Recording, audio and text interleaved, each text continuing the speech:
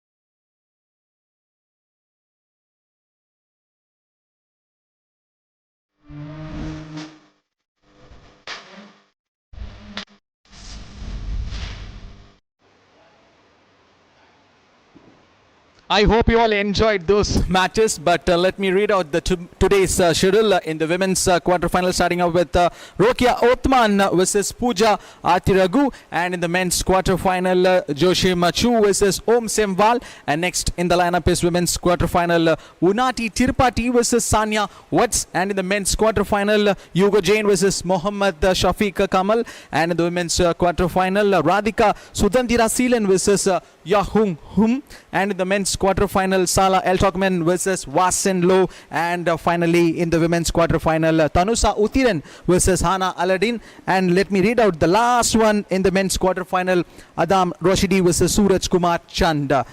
So next, it is time for us to give my heartfelt gratitude to all those big personalities. This prestigious tournament is hosted in partnership with the Squash Rackets Federation of India, with support from the Sports Authority of India and the Ministry of Youth Affairs and Sports. I also wish to extend my heartfelt gratitude to our partners, SDAT Sports Development Authority of Tamil Nadu and Dunlop Flying Tamil Nadu Squash Rackets Association, Monkey Eyes, and our venue partner, Indian Squash Academy. Are you ready to cheer for the champions who will light up these courts with their game? Watch it all live on HCL Enterprise and India Squash YouTube channel. So over to our commentator Piyush for live action.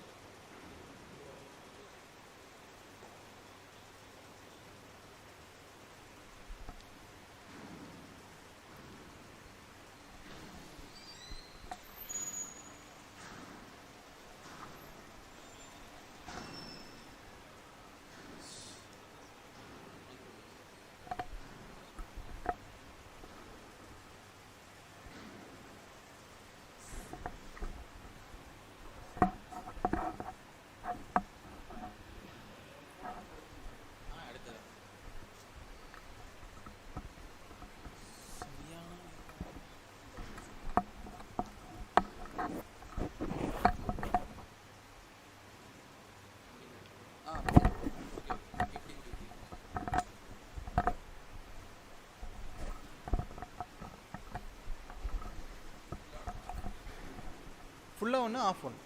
Full on off one.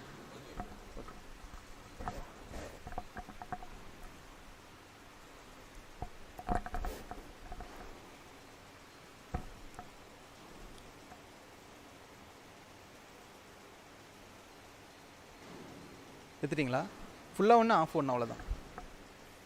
இந்த இது ஏதாவது தெரியுதா?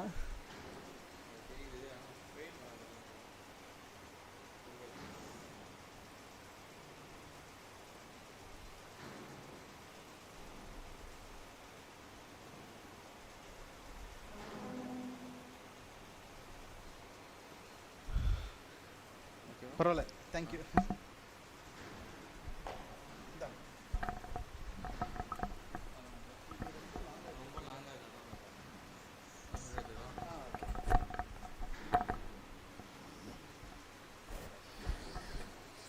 Right there, very warm.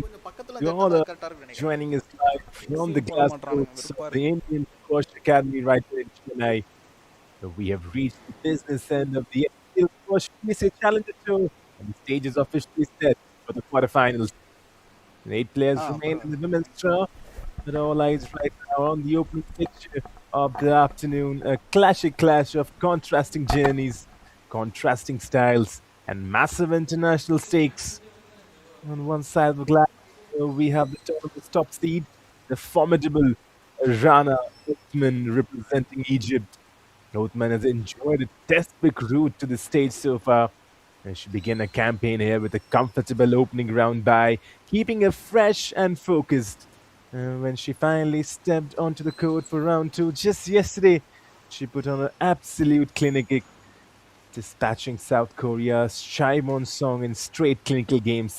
11-5, 11-4, 11-3. She's looking sharp, she's looking precise, rested, and heavily favored to dictate the tempo of this match. But facing her, in a way, is the ultimate local wildcard and the hometown favorite, India's own Pooja Aarti Raghu. If Othman's route was smooth sailing, Aarti's Raghu has been a pet fiery state content. She kicked off round 1 by absolutely dismantling Mahak Talati, dropping just 5 total points in an emphatic 11-3, 11-1, 11-1 masterclass. But it was yesterday's round 2 performance that sent shockwaves to the draw. Facing the tournament's 5th seed, Nirupama Dubey, Aarti Raghu showed tremendous steel. She held the nerve through intense rallies, utilizing brilliant tactical variation and lethal drop shots to pull off a magnificent 3-1 upset, taking it 11-5, 11-8, dropping the third 8-11 before sealing the match with a gritty 11-9 finish. It is Egypt's clinical top seed versus Chennai's surging giant killer. Can Aarti Raghu stride and ride the wave of local support to pull off the biggest upset of the tournament? Or will Othman's top-seeded class silence the home crowd? The players are warmed up. The rackets have been spinned. And the people have settled in. Let's send it down to the court for game number 1. About to begin really shortly. On the microphone for this game, my name is Kumar Satyam. We'll be throughout the thick and thin. 8 quarterfinals lined today, 4 in the women's category, 4 in the men's. There's going to be a day filled with squash, and it's a day filled with excitement, and we are just beginning. There's going to be an exciting day of course, exciting day of racket sports.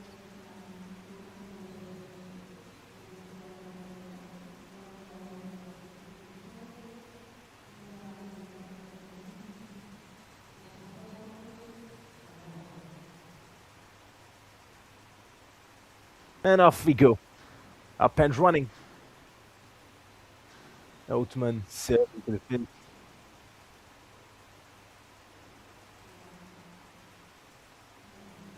And needs a decent start. Both of them need a start. Now Raghu to serve.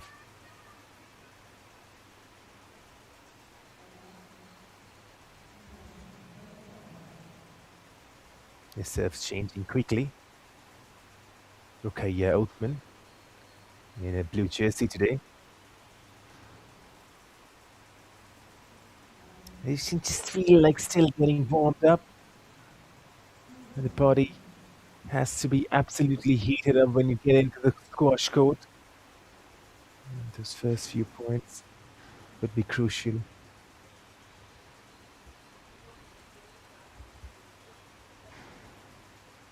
Oh, good one. Really good.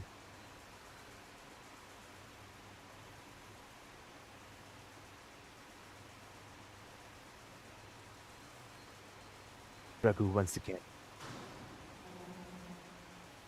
Starting to dominate early on. That's what she would have liked.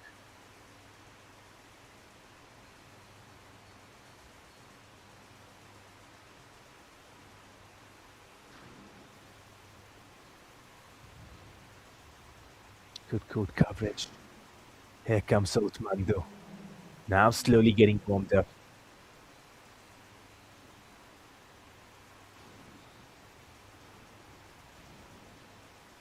Some decent backhand drives. That's where she's dangerous, Othman. Now starting to rally. Took her time, but she's back into it.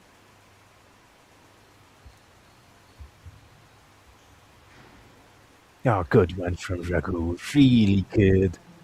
Just when you thought, okay, yeah, starting to get back in the game, Aarti Raghu. She needs to do that. She needs to keep doing that. This time around.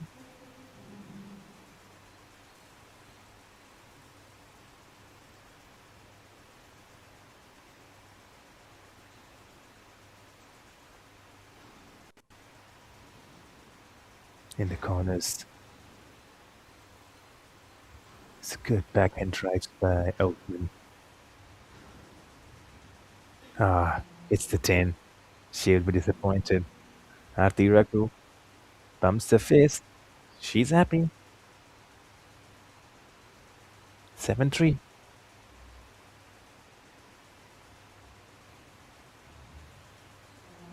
Nah, disappointed.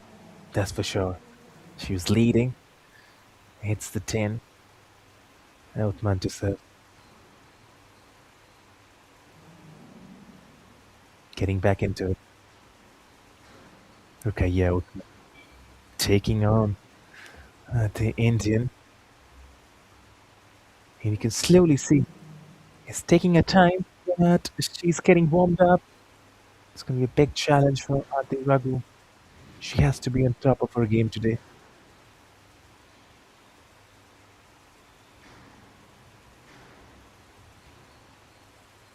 Decent rally. But she hits the 10 once again.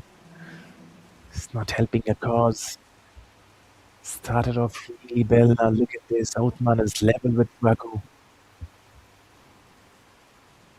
Tiny margins in this game. Tiny margins. And Ruqayya takes the lead. The Egyptian slowly getting into it. And now looking to kill the game as well.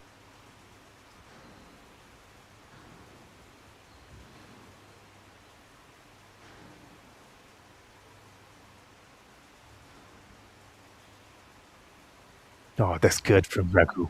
That's really good. She needed that. Gets one back. 9-8. You're going down the wire.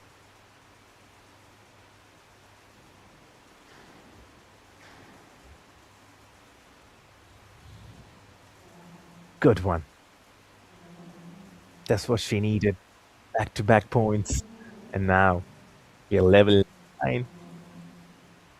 And the first quarterfinals, the first set is delivering. Ah, she's disappointed with that. Just when she starts pulling a comeback, that's a gift to her opponent, the Egyptian, who would now look to close this one.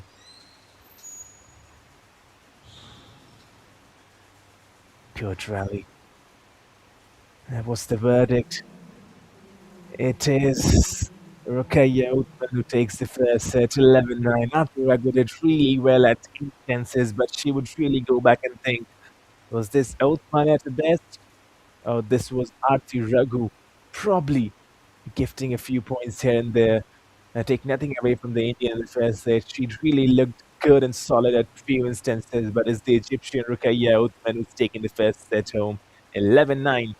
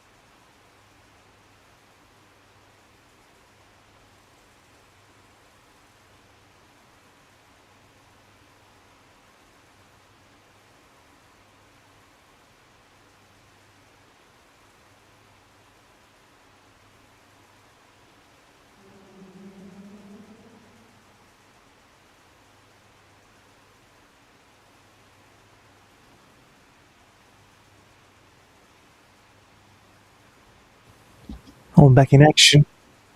Well, Uthman having a round one by and completely stress-free 3-0 sweep against Song means she enters this match with minimum physical wear and tear in a grinding squash tournament. Saving your legs in the early rounds is gold. Uthman taking the lead in the first set. There we go again.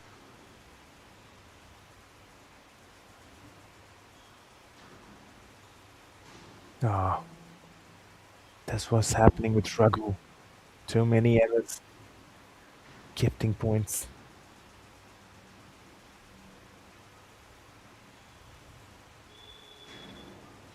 But when she's playing electric. And that's an example of that. Tremendous shot hitting.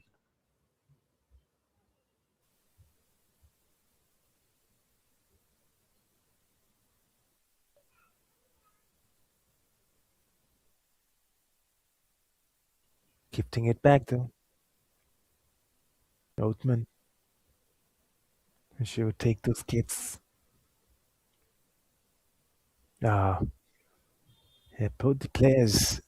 I think this is Ruqayya Othman's first time she hits the 10. Has to get on top of her game. She is on top of her game in this tournament, but to be honest, has not faced a strong opposition yet.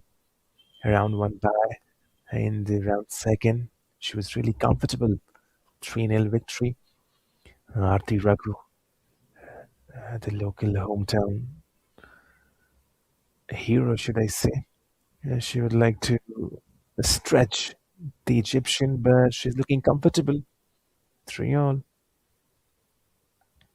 Oh, but that's brilliant. The kill. You don't have answers for those kind of shots.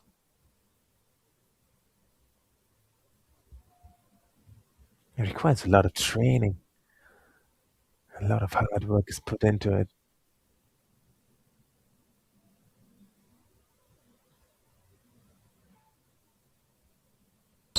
Ah, the deception. Brilliant. This is lovely. That's the kind of squash you want to watch. The high startup from Rukaya. And she's appealing. She wants a stroke over there. And the referee is probably not on the same page then. Oh, good one. Raghu, really good. Now coming back in the game, the Indian. 6-5. And narrowing the gap. Good shot, executed. And executed brilliantly. Watch that once again. Right in the nick. No one answers that. Essential that Raghu wins this. She has to win this set. Also a psychological advantage, but shots like those won't help her cause. And tried for that drop. Gets the 10 instead.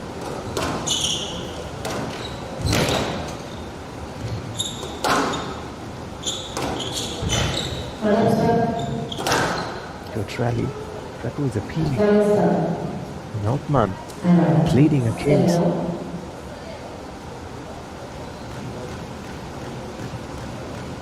7-all.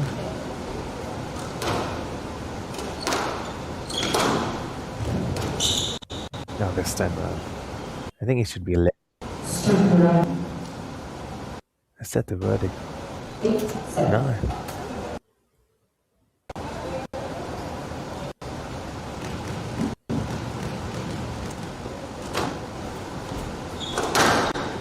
Who gets the point?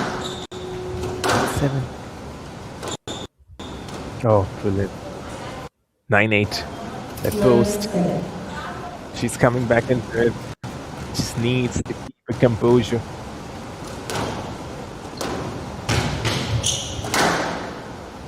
That old man. She's not going to give up so easily.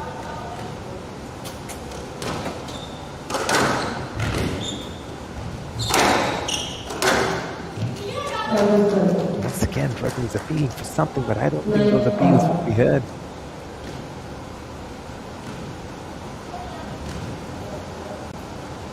It's 9-9.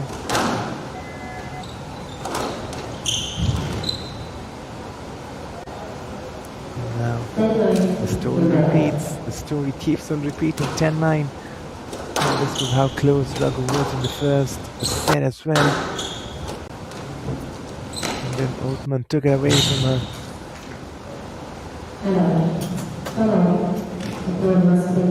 But not this time. She's staying into it. She's staying alive. 10-all. The Egyptian has to work for this. So has the Indian.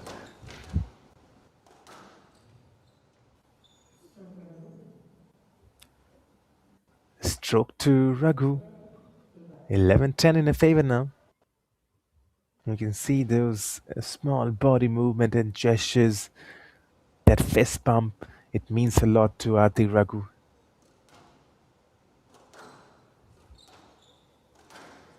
Oh, just genius from Othman. Absolute deception. Sent Raghu the wrong way. That's twice now we've seen that. The deception coming in. And they're also having a few clashes out there on the court. And the referee has to be on top of the game.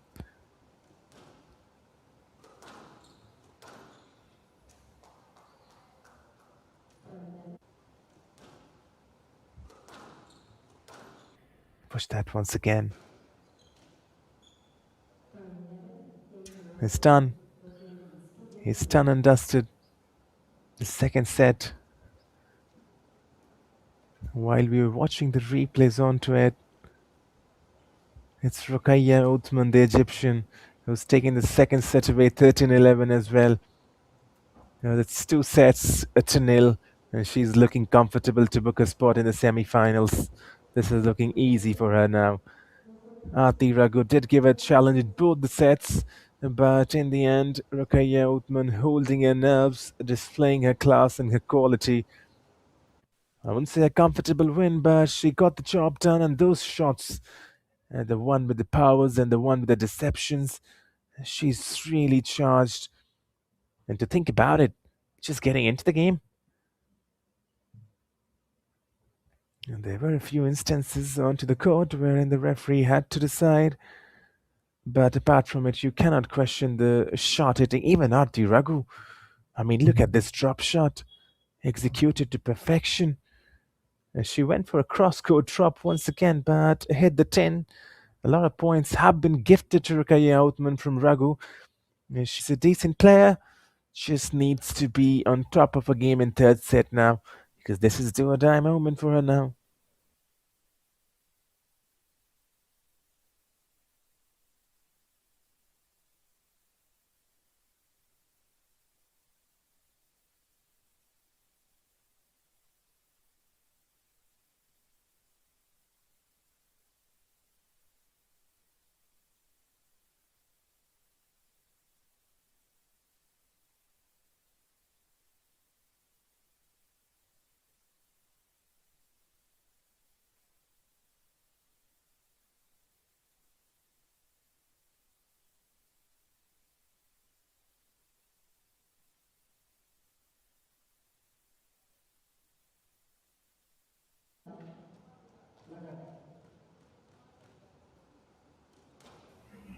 Back in action for the third set. Do or die. And she has to play like that. Oh, genius. Rukaya Outman. Now you feel like she's just settling in. And that drop. And displayed it. Raghu fights back though, 1-1.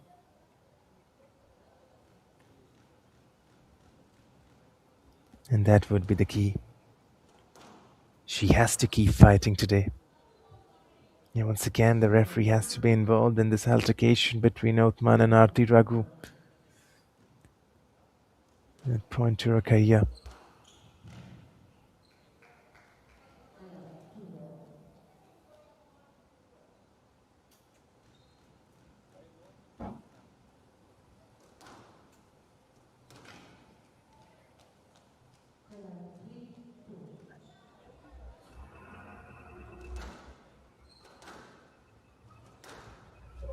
Good one. It's really good.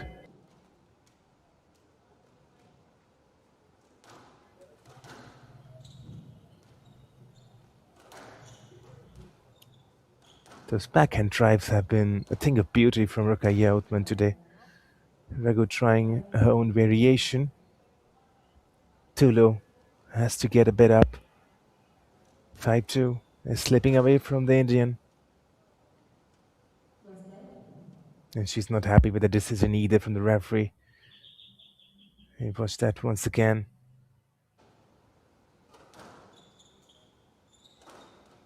Oh, just phenomenal from the Egyptian. There's no stopping her. And no answers to that.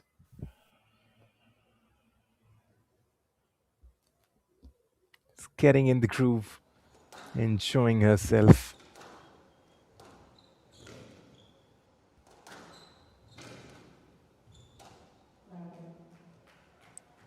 Raghu gets a break. 6-3. And now can she make a comeback from here on? Seems like a difficult task, but she has to do it. It is a do or die set for her. Down by 2. If Rukaya takes this home, she is into the semi-finals.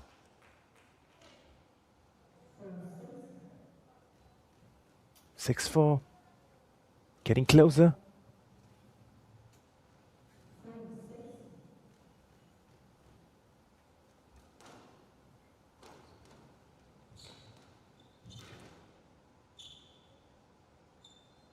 And once again, Othman is not happy with the decision. And the referees have to be on top of the game today.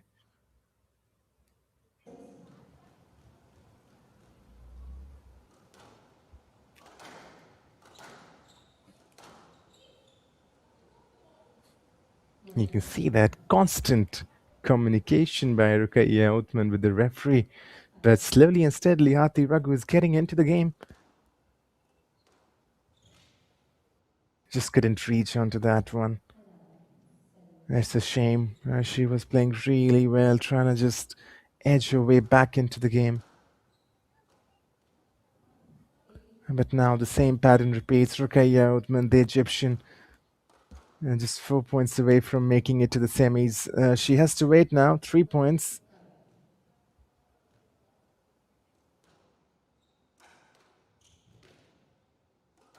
Now just 2 points.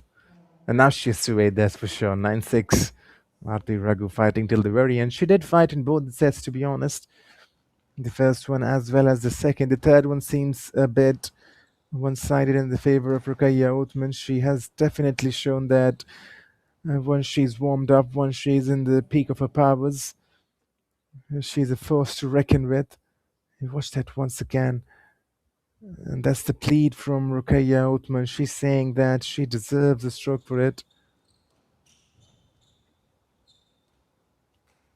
Good one from Raghu. Ruqayya Uthman was caught, couldn't make the movement. And then just the drop, gentle. She gave up the point, to be honest. I didn't even make the attempt, Uthman.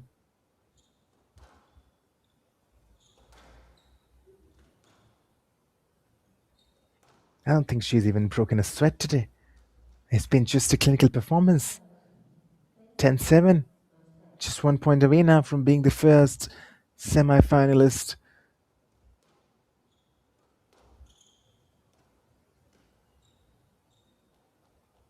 Well, she has to wait. Once again, looks at the referee. He's probably thinking that Aarti Raghu didn't give her the required space. 10-7, and the referee has decided that this is going to be a let.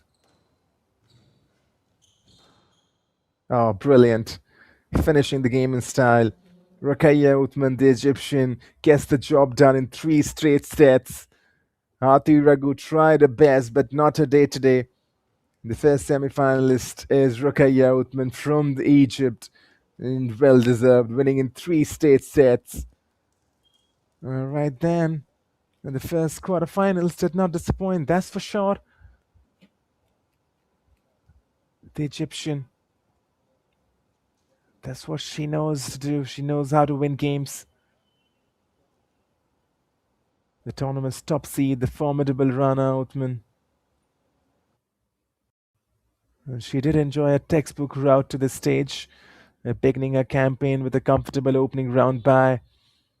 And that kept her fresh and focused. And when she finally stepped onto the court for round 2 just yesterday, an absolute clinic, dispatching South Korea's Shaewon Song in straight clinical games. And now today against the Indian, once again winning in 3 straight set games.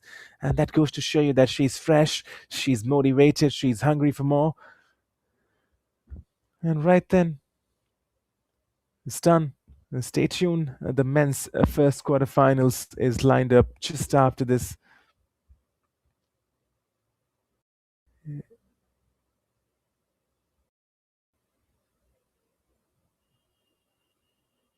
It's going to be the tournament's number 1 seed, Joachim Chua, representing Malaysia, versus India's very own Om Saimwal. That's going to be the men's first quarterfinals, and that's lined up really soon after this. Stay tuned.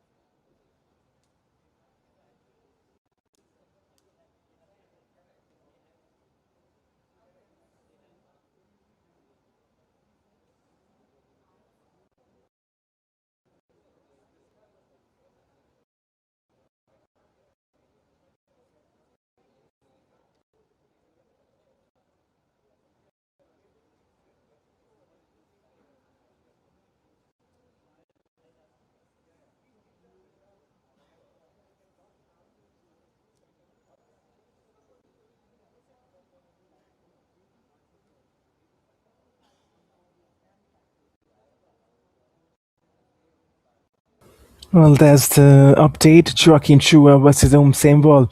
The Malaysian versus the Indian is scheduled to start at 12:45 after Rakaya Uthman dismantled India's Pujarthi Raghu. It's now chance in the men's division for Samwal to pick up some punch. He's facing Joaquin Chua. It's an interesting clash. 12:45, just 9 minutes away. Stay tuned with us. Live action continues. Do not go anywhere.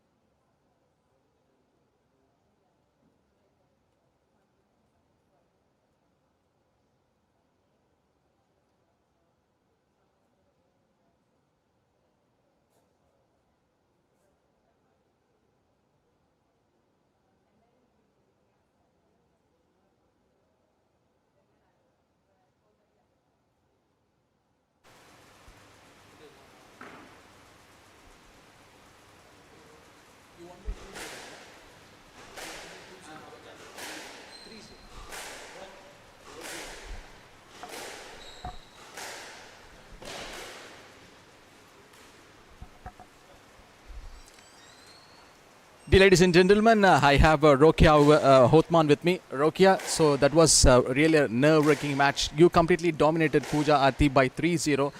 Just share about your opinions and thoughts on this match, like how happy you're feeling. I'm actually very happy, but I did not play very good today. But yes, I'm happy that I dealt with it. Now, from quarterfinals to the semi-finals, like what are the challenges that you face post during this match? Pooja's match. Yep. Uh, Pooja has a very good hand. She plays the ball very good, and she tries to take so much volleys. So I try to put her at my back to make my volleys. You already won your women's single title of this HCL squash PSA Indian Tour here in Chennai a few months back ago. So now you're looking forward for your next title. Like, Yes, I'm very looking forward to make this title also. a rising star like you, and you're progressing to the semi-finals. Just tell us about your game plan for your next match. I actually don't know the player, so I will go back and watch her to be ready for her match. That's it, dear ladies and gentlemen, and that was a wonderful chat with Rokia Othman.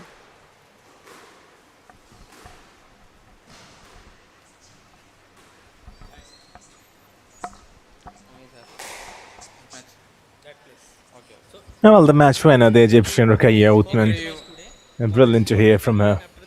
And now to begin Jacoming Kua versus Om Samewal. This is going to be an exciting contest. And we're about to begin just slowly now. And always good to see an Indian taking on the field.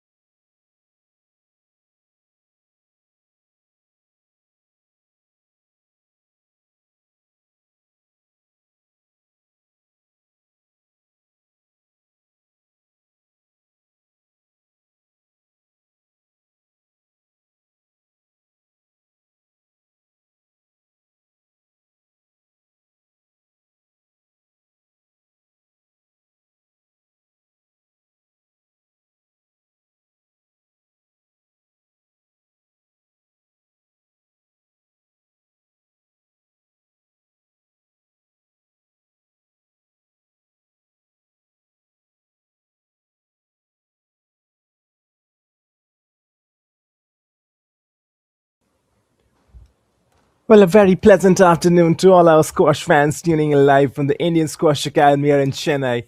And the temperature is rising and the crowd is building, and the stakes have never been higher as we kick off the first men's quarterfinal match of the HCL Squash PSA Challenger Tour. A fascinating battle of attrition ahead of us. A top seeded international powerhouse taking on one of India's most resilient, tactically astute home favorite. It's Joachim Chia versus Om Sainwal, Malaysia versus India in this SCL PSA Challenger Tour Chennai 2026. Already a disappointment for India in the previous encounter. Ati Raghu giving it out against Ruqayya Othman, but the Egyptian just too good, winning in three state sets, and now Om Sainwal Responsibility lies on his shoulder when you're playing in your home country. It's a big ask. Of course, people are watching you, and definitely Om Sainwal would like to take this encounter against Joachim Chuao. But stepping onto the glass court first is the tournament's number one seed, Joachim Chuao, representing Malaysia. Chuao entered this week with a massive target on his back, and he's carried that pressure with absolute poise. And after earning a well deserved opening round bye, he got his first taste of the Chennai courts yesterday in round two. Facing a very tricky young challenger in Egypt's Youssef Taleb, Chua put on a masterclass in front court control. He pinned Taleb deep and executed cleanly, marching into the quarterfinals with a ruthless straight games victory 11-7, 11-7, 11-3. The top seed is rested, he's finding his targets, and he's playing like a man on mission. But standing across him is a player who knows exactly what it takes to grind out victories on these exact codes. India's very own Om Sainwal, the tournament's seventh seed. Sainwal's road to the final eight has required a completely different level of mental fortitude. Like Shua, he also benefited from an opening round bye, but his round two encounter yesterday was an absolute physical and tactical war against Sri Lanka's Shamil Wakil. Sainwal found himself in immediate trouble, dropping a highly competitive opening game, 7-11 to the Sri Lankan. But what we saw next was a masterclass in tactical adjustment.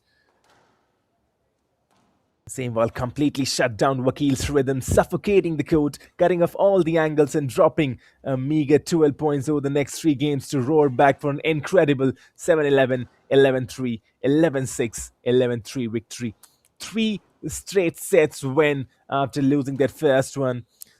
So there's the narrative. It is the flawless clinical precision of Malaysia's top seed versus the unrelenting defensive grit and adaptability of India's seventh seed.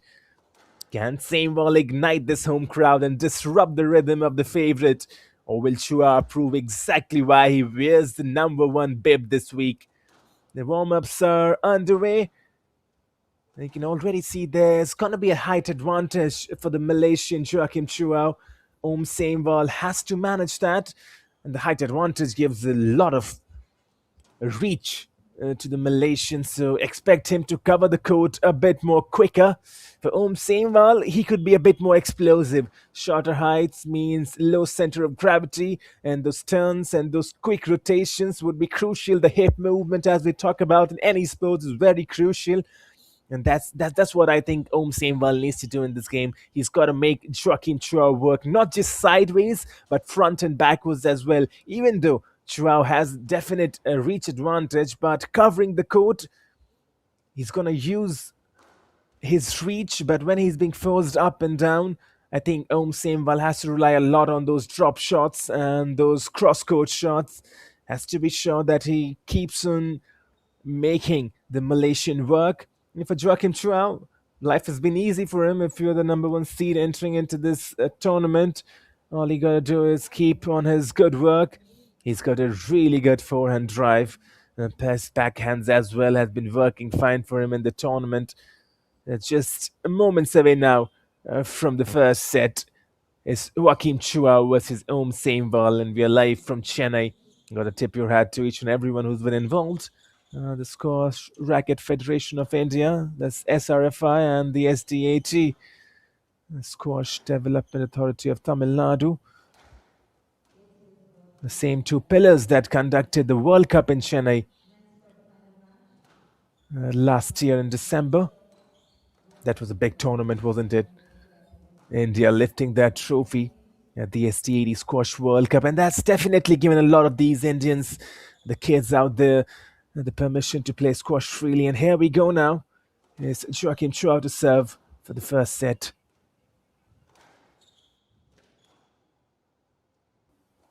Some really good backhand drives. And Om Sainwal takes the first point. The Indian would be mightily relieved by that. First point's always crucial in any squash game.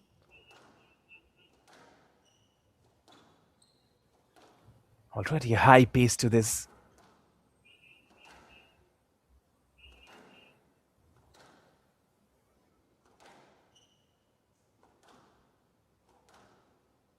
Good rally. But just measured. Both these players. Cautious start. It just feels like we're still in the warm-ups, and there's the drop from Seinwald. Making Joachim Chua comfortable, and then that sudden drop.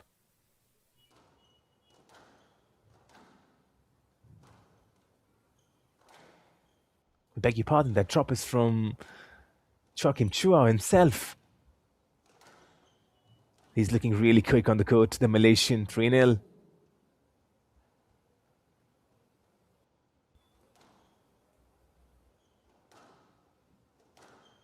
The 2-1 was the correct score.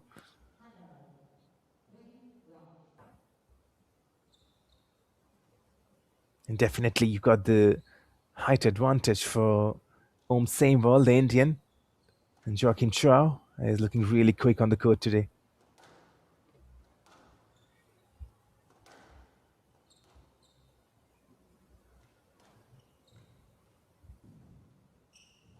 Excellent drops coming in from both the players. They saw the example and the glimpse of what these two talented players can give on the pitch. 4-1 though for the Malaysian.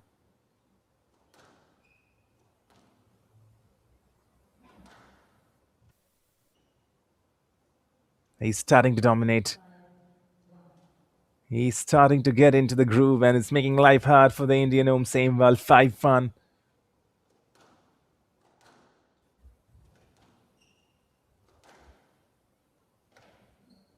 Once again, right in the neck. Seinwald is facing all kind of troubles lifting that ball up. Has to make sure that he's probably okay to continue.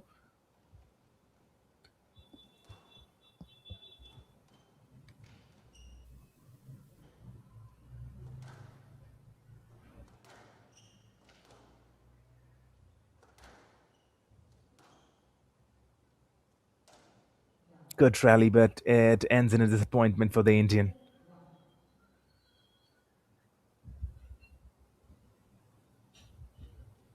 Seven-one. One-sided so far in the first set, and there's a bit of gift from the Malaysian. It's the 10 chance now for Seinwald to get on the serve going.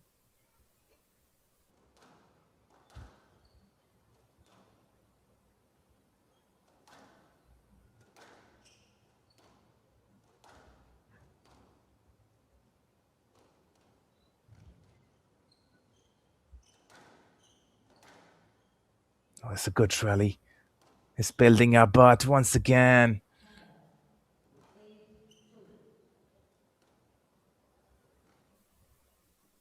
there have been decent attempts from Seinwald, but Joachim Chua has just been too good in this first set.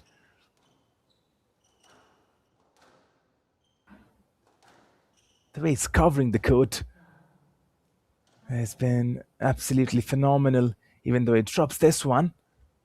Joachim Chua, the Malaysian, still leading very comfortably, and Seinwald, for him to make a comeback from here on is a difficult route. It's an uphill task.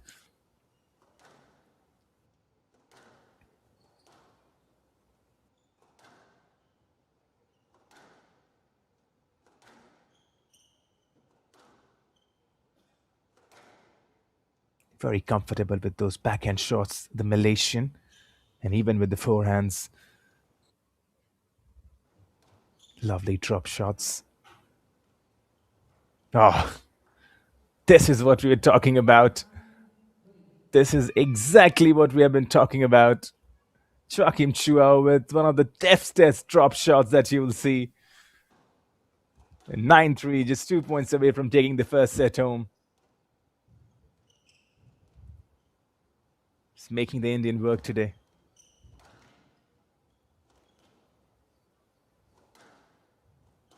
Seinwald though. Good rally from him, but once again, deception. You see Seinwald trying to get into the game, but there's Joachim Chua with almost something unbelievable. This feels like a bit ahead in the game. Ready from those warm-ups. And it's definitely proving out to be the better player in the first set. 10-3, just 1 point away now. And he's done it. And he's done it in some style. completely dominating his opposition. The Malaysian Joachim Chua takes the first set 11-3 in his favor. Sameval had no answers to what's happening on that court right now. He's still staying inside, trying to practice his shots. Does not need a break. And I think he has to move out because there's going to be a court cleaning procedure. Sameval definitely is not happy. You saw Joachim Choi immediately leaving the court, but Sameval still wondering what has happened over there. It's a clinical performance from the Malaysian Joachim Chua, takes the first set 11-3.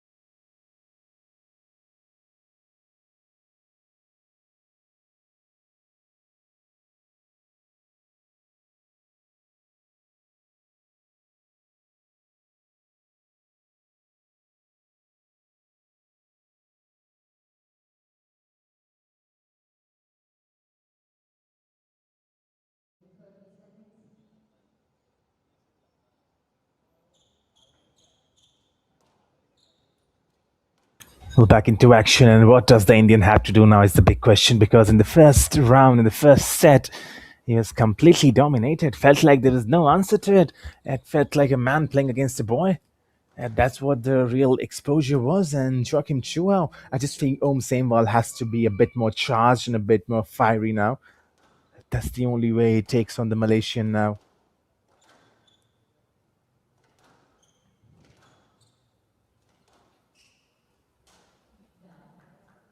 First point. There's a start. Has to build on this start and has to keep on moving positive, moving confidently. Although you got to say that it's let off. Joaquin Chow. He does not make those kind of errors, but it's a let off. Noam Samewal has to profit from it. Some really good hitting out there on the court, but it ends with a disappointment, to be honest.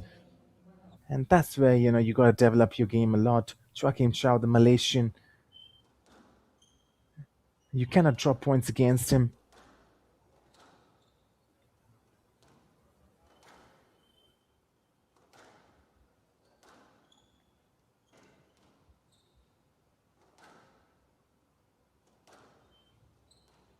The rallies have been good from both the players. Samewal, and not afraid to get into a rally. But it's Joachim Chua who out of a sudden produces something brilliant out of those rallies. He's just got a sort of deception into him.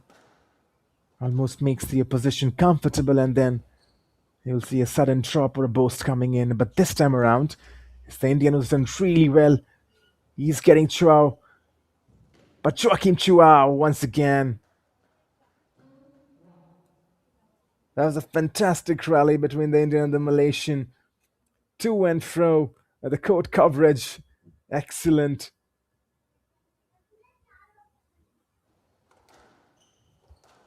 2-1 for the Malaysian, though. Look at him, the stretch. Even though not able to keep the point, but the effort to rescue that point was top notch, and the Indian gives it straight back. Joachim Chua back in the lead. And that's what we saw in the previous game as well. Arti Raghu hitting a lot of times, hitting the 10. Those errors, gifting points to the opposition. And when you're playing a top seed opposition, right, you cannot give points to them. And that's where Samewal has to learn. And of course, the second set has been good from him.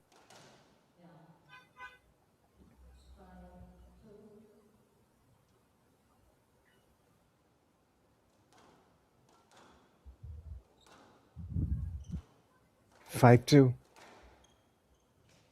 Oh, that's brilliant. The court coverage from Joachim Chuao. Samuel throwing everything he's got, but look at the electricness on the court today. Drops after drops. Oh, wow. Airborne Joachim Chuao. What has Samuel got to do to stop this man? He's everywhere. Oh, there's the trick shot. Just brilliant. What a rally. Something's got to give up now. It's still continuing between both these players. Incredible athletes on display. And once again, Joachim Chuao. Oh, this has to be the point of the day so far. Look at those stretches. Oh, you love to watch that, don't you? You love to watch that. The trick shot in the middle was the cherry on the cake in between his legs. That's like a tennis shot, isn't it? Joachim Chuao is definitely the most talented prospect on the HCL squash tour in Chennai right now.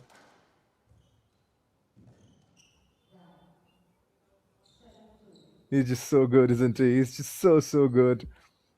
Samuel also has to be given credit because he was involved in a great rally. He throwed everything, didn't he? Drop shots, post, tried to go for the kale, but Chow is just too good. He's just showing it continuously. He's just too good, this lad.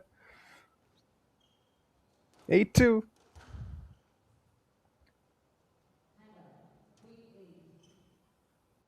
Samuel, though, showing that he's still got a bit of life in him. Good drop. Oh, now he's got 2 points back to back. The Indian trying to claw his way back into the game. He's good with the drop shots.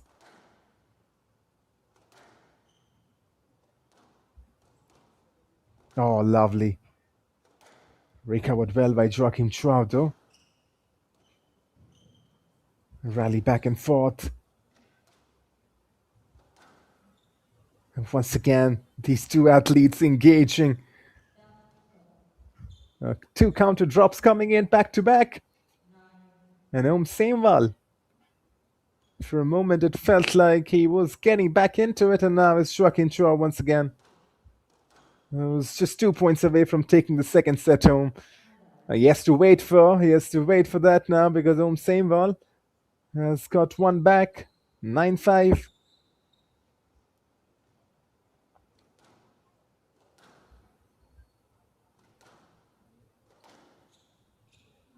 Oh, hits the leg of Samuel.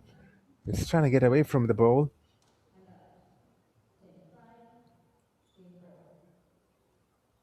Not what he would have wanted. 10-5, just 1 point away.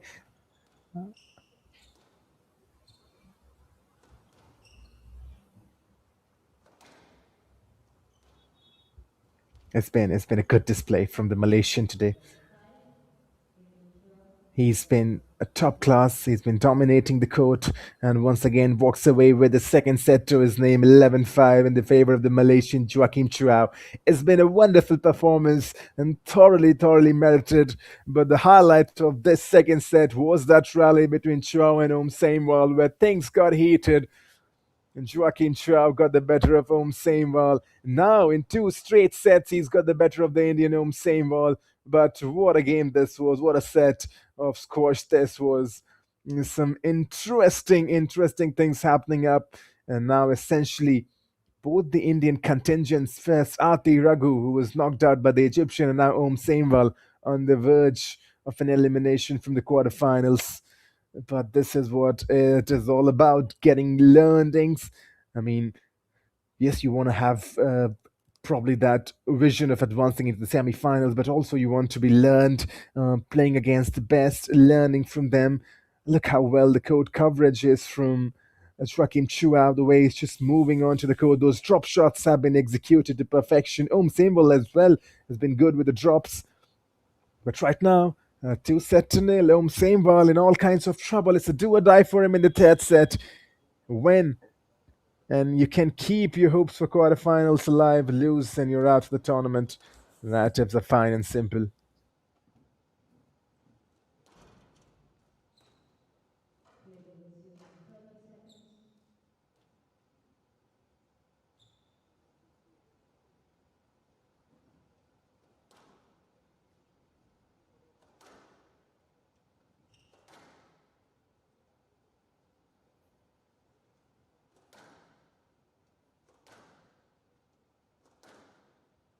Well, back on the court, and you got to ask the question: what does Om Sainwal need to do to get the better of Joaquin Chua? Because in that second set, he did throw some good shots at him, but it's just that the more you throw at the Malaysian, the better he gets.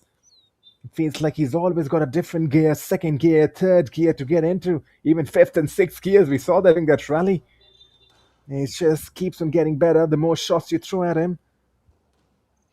A cautious start by Om Sainwal.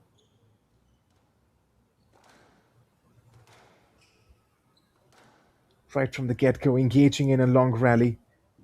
The drop shot, and then the kill. No way Om Sainwal's gonna get that. It's Joaquin Chua at his very best.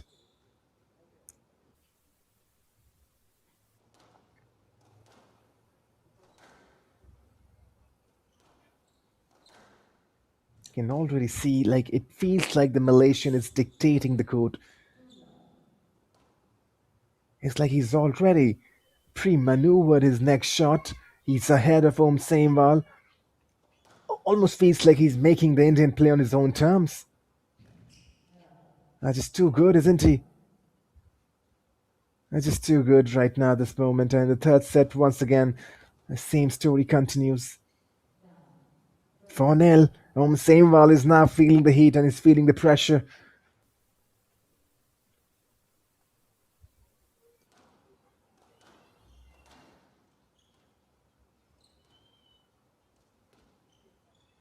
It's been one-way traffic so far.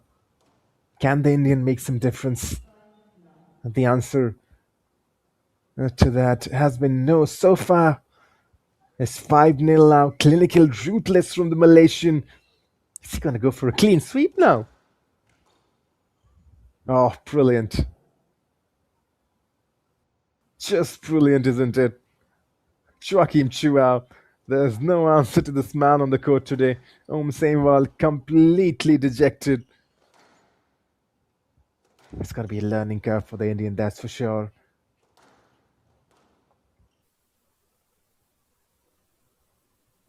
And once again, that stretch coming in from Chua. And then a drop. Oh, immediately responding to that. And then Om Sainwal hits the tin. And so this is the point where Om Sainwal should have won this. He was dominating. Joaquin Chua was probably out of control in this one, but still, he gets the point and it's 7-0. And gets one now, Om Sainwal. So at least he's not going to go down without a point. 7-1, he's get the serves in his favor now. Can he rally? Can he get 2-3 points on the trot? Oh. Oh, what was that from Joaquim Chua? Watch that once again. Ah, he's trying something cheeky, wasn't he? I was going for the fake, I believe. He indeed was trying that fake shot, Joaquim Chua there on that occasion. Sainwal slowly and steadily rallying from behind, 7-3. Well, everyone loves the comeback story, don't they? Sainwal could he have his letters written today?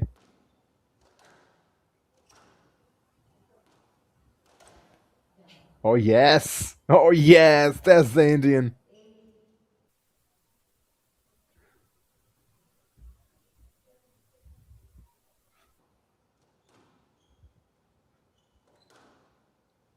And even though he tried doing the kill, but Joaquim Chua gets the point. For a moment, you felt like it's Sainwal who's they got the point on the previous occasion. It must have hit the 10. Yeah, once again, those drops coming in. That Sainwal will benefit from it this time around.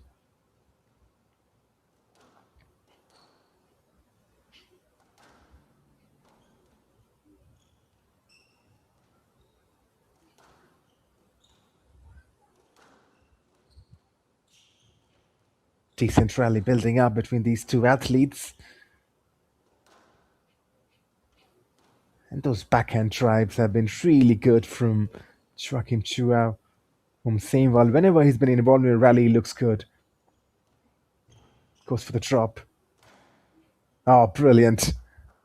That's what the Indian can do, and that's what we have not seen him do too often in this three sets that we have witnessed.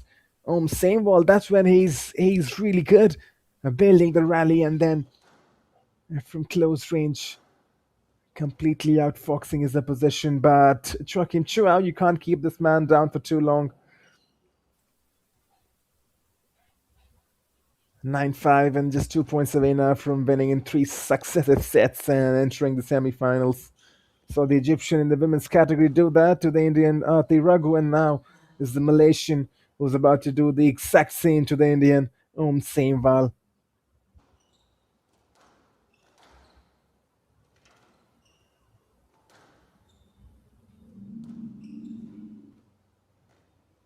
Gentle drops coming in.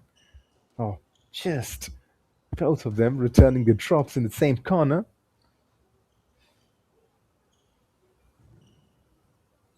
Good court coverage by both the athletes out there.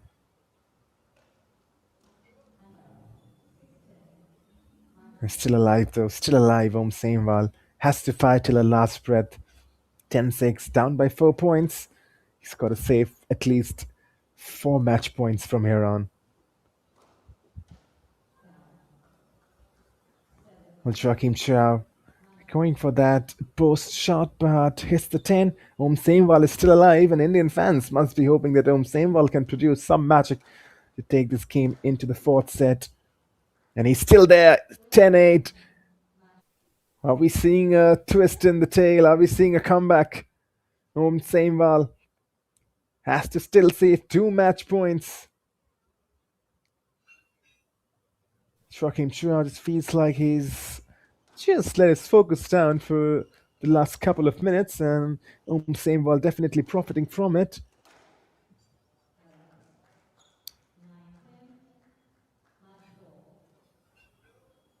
It's getting close. It is definitely getting close. 10-9. That was Sameval at his absolute best. Took a long while for him, but in this third set, just the last few minutes, he's come alive. 10-9, has to give everything to save this now. But the answer to this is Joachim Chuao wins it in 3 successive sets after Sameval nearly pulled the crazy comeback in that last set. Joachim Chuao sees it off 11-9, winning the third set. Sameval in the first 2 sets he was completely being dominated, but in the third, at one point he was down by 7 points, and then that rescue act brought the game to 10-9, but just in the end, it slipped away from Sameval. The Indian has to go back. He's eliminated from the HCL squash tour. Joachim Chua moves forward, the Malaysian. He's into the semi-finals. A clinical performance over the 3 sets of squash we've seen on the court today. Sameval, slow to get go, but at instances and at moments he was really good, especially in those long rallies wherein he was engaging Joachim Chua, but in the end, just too good. The Malaysian, his court coverage, his drop shots, the lobs that he was playing, the backhand drives, the forehand shots. I think everything came into fruition. You can see how good he was with the deception as well. Even tried the fake shot on the court. Just too good with those slices, with those chips today. That deserves all the credit, the Malaysian, and definitely now in the semi-finals. Worth watching. He's going to sit back, he's going to relax, and he's going to take a sip and keep on a close eye on the games that are about to transpire in this court today. Right then, this one is done and dusted. 1 quarterfinals in the females division, 1 quarterfinals in the male division, but we still have plenty of squash action to come. I mean, it's going to be a day that's going to be filled with squash. The third game of the day would be the second women quarterfinal, and that's going to be Unnati Tripathi from India versus Sanya Watts. It's 1:30 Indian Standard Time, and both Indians facing out each other. Stay tuned for that. Joachim Chow, the Malaysian, in this first men's quarterfinal, gets the better of Sameval, winning in 3 successive sets.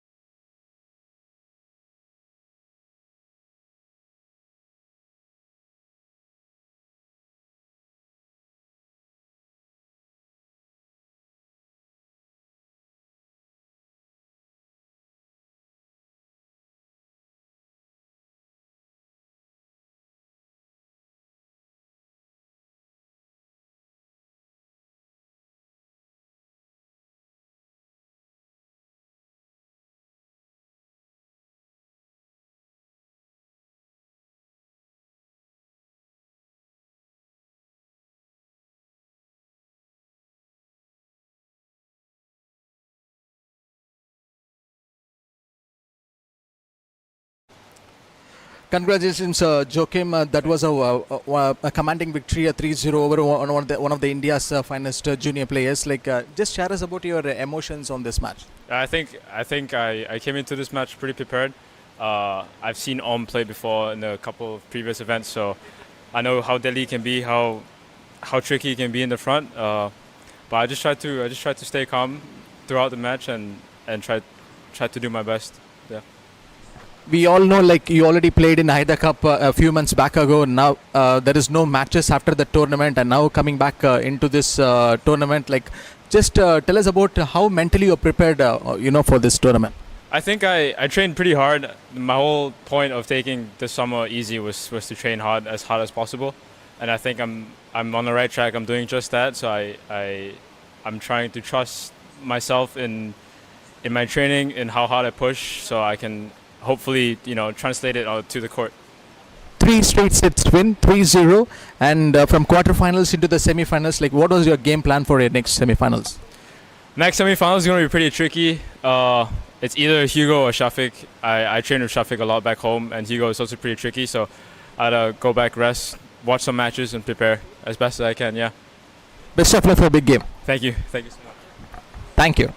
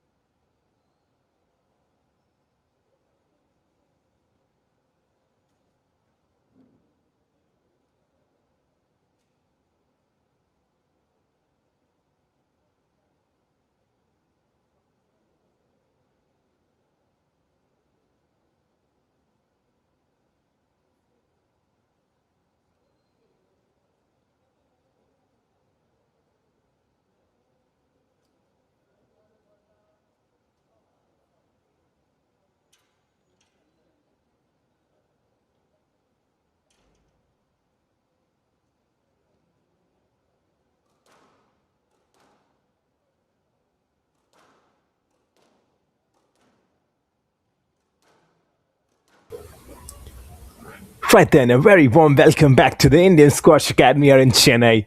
If you love elite tactical battles, you're in for the perfect place and you're in for the perfect one because the second women's quarterfinals of this HCL Squash PSA Challenger Tour is an all-Indian blockbuster. Two national stars who know each other's game inside out are about to lock horns on this pristine glass court. Let's look at our fourth seed, Sania Watts, representing India. Watts has looked every bit the top tier contender this week. After watching from the sidelines with her opening round bye, she stepped onto the court yesterday for round two and delivered what can only be described as a statement of pure intent. Facing the highly experienced Lisa Aitken, who had just survived a grueling 4 games battle in the opening round, Watts put on an absolute masterclass in suffocating squash.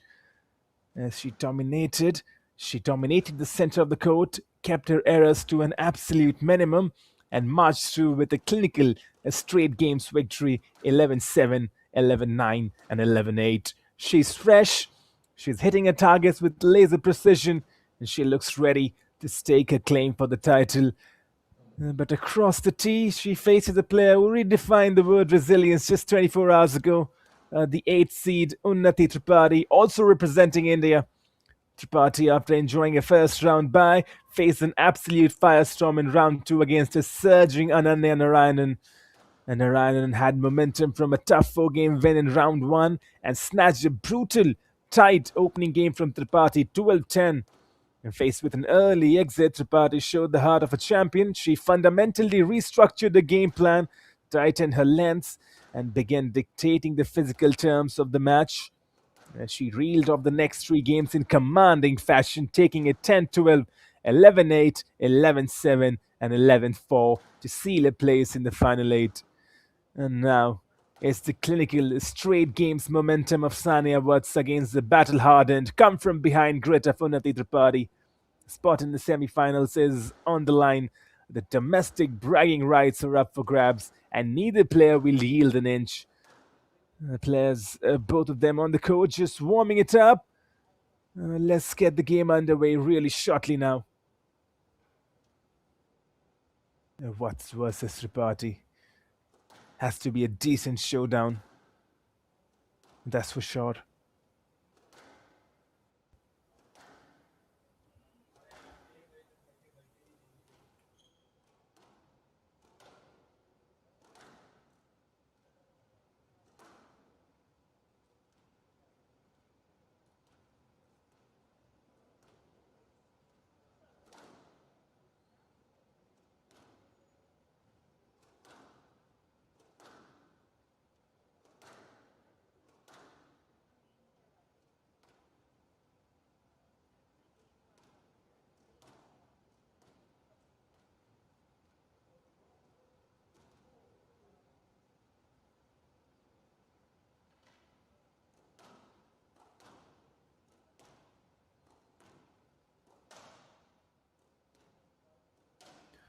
Well, Unnati Tripathi definitely, after coming off that strong victory just 24 hours ago, she's gonna be a bit charged up. Just 18 years old, born November 1st, 2007. Sania Watts, 24 years old, born on the October 18th, 2001.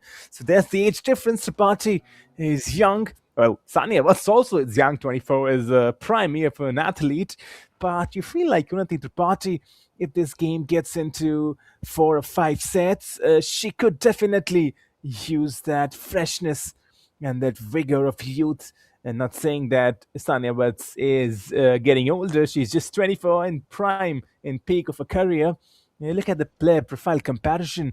Unnati Tripathi, 162 centimeter, 5'4". Sania Watts, 156 to 157, roughly around 5'2 to 5'3 on the court. So both the players probably same heighted. Not much reach advantage or height advantage over there. They probably Tripathi probably is a bit lighter when it comes to the weighing scale. Comes from Dehradun, Uttarakhand. Unnati Tripathi, Sania Watts is from Gurgaon, New Delhi, and both of them definitely would like to get a good showdown. Of course, Sania Watts is the more experienced campaigner. She started the PSA Tour, debuted in 2018, Unnati Tripathi in 2024. And that's going to be an important clash for Unnati Tripathi. India's junior number one emerged as the top ranked player in India for the girls under 19 category during the 2026 national selection trials. And she's going to be crucial. Here we go, though. Tripathi versus Watts is up and underway. An Indian showdown. And the first point definitely goes to Tripathi.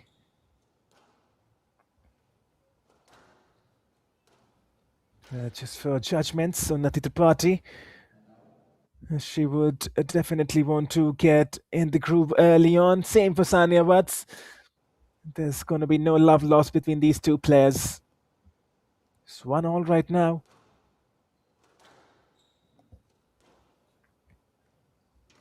You can already see there's a bit of calmness and composure about Watts over there. Probably a bit too calm over there. Hits the 10, gives the point to her counterpart. And Tripathi will take that. She'll take everything that comes into her favor. A semi-final spot on the line. Probably you got to have a few less of the errors that we have talked about. Pooja Aarti Raghu in that first game against Othman. I mean, she was playing really good, but the Indian, owing to a lot of errors, hitting the 10 quite a lot of times in all the three sets, to be honest. And Tripathi over here, taking the lead. And she needs to keep doing that. Good post from her. I just couldn't reach onto it. Sania Watts. I watched that once again. Just unable to pick that up. Identical heights for these two players. Hits the 10 though, Unnati Tripathi. Well, she does not. She does really well on that occasion. I felt like that was straight into the 10. But she's taken the point to her name. Oh, that's close and that's brilliant.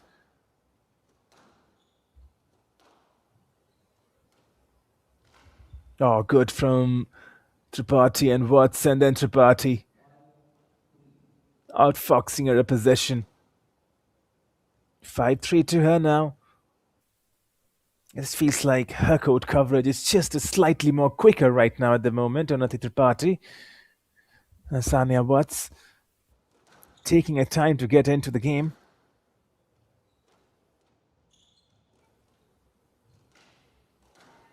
Oh, brilliant. No answers to that. And that's where she's so good, when she goes for those power shots. With the angle she generates onto it, Sania Watts is definitely appealing. A 5-4 dragging the game back.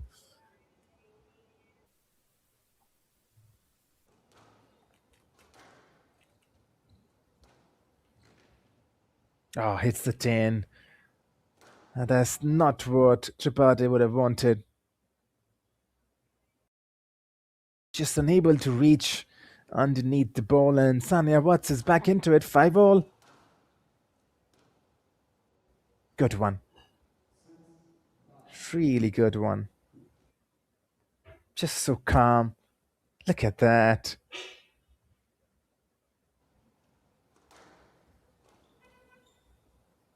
And now she's starting to just turn up the heat.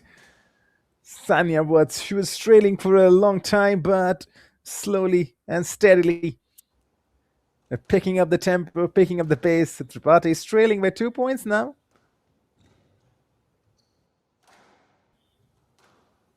Good rally. And it still continues. Disappointed, that's for sure. Would be really disappointed by that. I watched that once again. Too good. Sania Watts would be disappointed.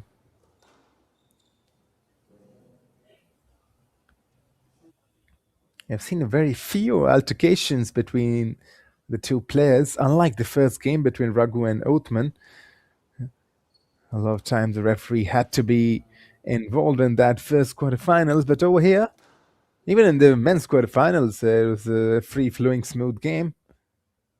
Push that once again. Unnati Tripathi. And those errors would not help her cause, to be honest.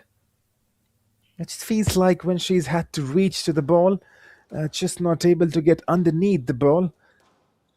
Probably just a small lack in judgment or the skirt, though. But Sania Watt's skill set, that's for sure. 9-6 in her favor. Watt's heading towards the first set win.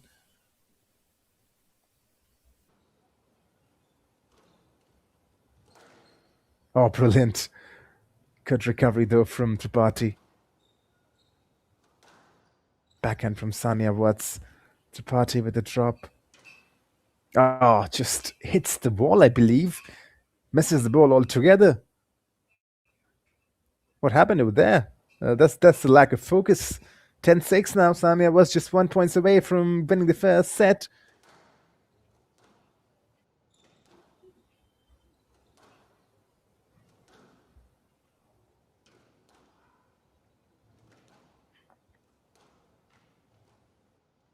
Oh, she's done it. She's done it in some fashion. Sania was takes the first set home. At one point, felt like she slowed to start off the game, but once got into the groove, no response from Unnati Tripathi. 11-6, the first set belongs to Sania Watts. And Tripathi has some hard work to do, and she's got some questions to solve and needs answers. But Sania Watts, free flowing from her, is showing why she's got all the heavy metal and she's got all the reputation. 24 years of age, and playing the 18-year-old Unnati Tripathi. And she's definitely got the first set, got the better of the youngster. Well, that's the highlight from the previous game. Definitely one to watch for. Definitely Om Sainwal conceding that one against Joachim Chua, but Sania Watsawaya winning the first one. And she's back onto the court very soon, does not even need a break. And Sania Watts celebrated as the former under-19 India women's national champion and securing consecutive third-place finishes at the Women's Senior Nationals in 2019 and 2020. Also claimed the bronze medal at both the 2018 Asian Junior Under-17 Championship and the 2019 Asian Individual Junior Under-19 Championship. And just to add to her success, she has competed at the top tier of US collegiate squash for Drexel University, consistently earning all conference honors and driving pivotal teams winning the CSA Team Championship. And if you look at the tactical style clash as well, Tripathi's game plan, the young star from Dehradun, relies heavily on clinical baseline length and intense momentum. Showcased in a flawless 2026 junior trials, she plays a remarkably clean, error-free game. But today, there have been a few errors from Tripathi wherein she would want to work. She likes to choke the opponents out of the tee with deep rails, and that's what she has to do in this second set against Sania Watts, who has dominated her in the first. Now, Sania Watts would like to keep on carrying the momentum and would like to keep on doing the same that she's done just in the first set right now. Already taking the first point to her name with the serve, Sania Watts.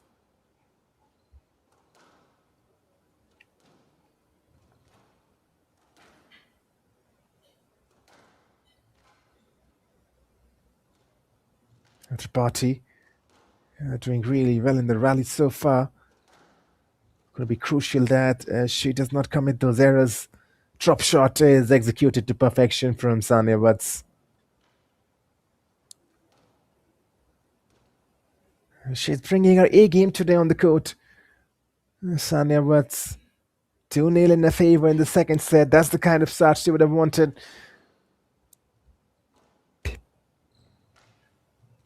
Picking it up from where she left.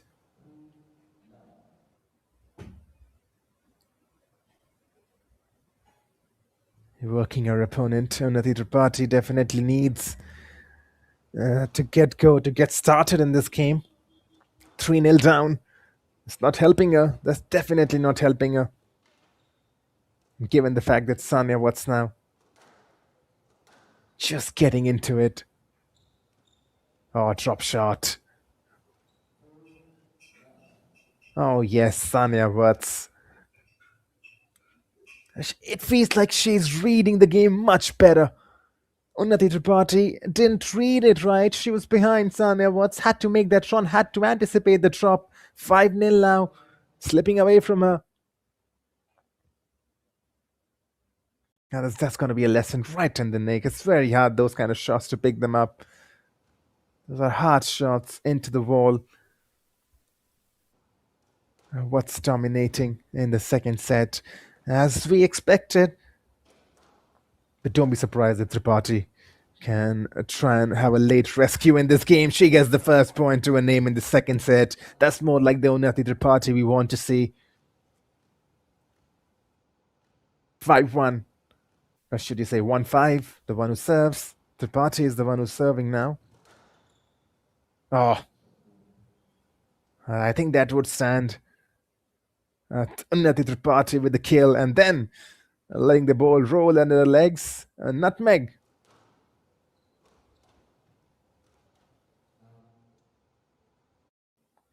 But that was given as a stroke to Sanya Watts, I believe. Yes, it was. 6-1 was the scoreline.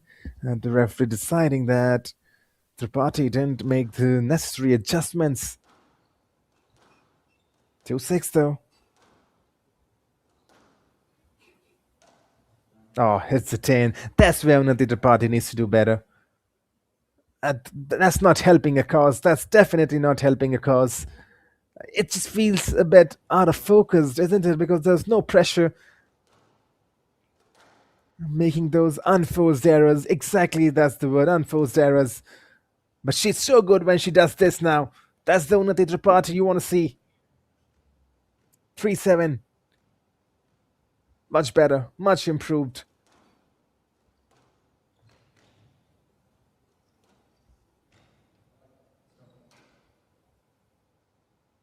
Sanya Watts has to make sure that there's no hiccups from here on, because Tripathi is trying to cover her tracks. She's down by 5 points. She's doing good.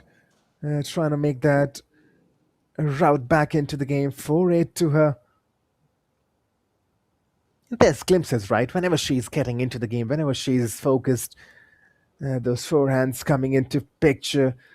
Whenever she's reading the game, that's the most important thing. You got to be 2 steps ahead of your position. She's not, because Sanya Watts is definitely reading the game much, much better.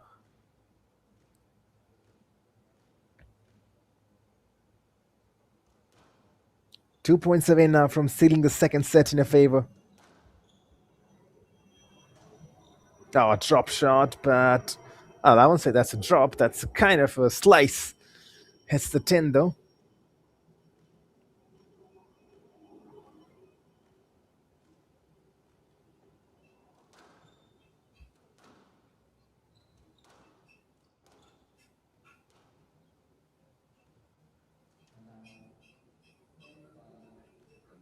Getting closer. Closer and closer is Sanya Watts now. I'm sure she's going to kill this. She does not need second invitations. Watts. Look at that game reading, already on her toes, anticipating what Tripathi is going to throw at her. Just not able to pick this one. What has the referee decided on that occasion?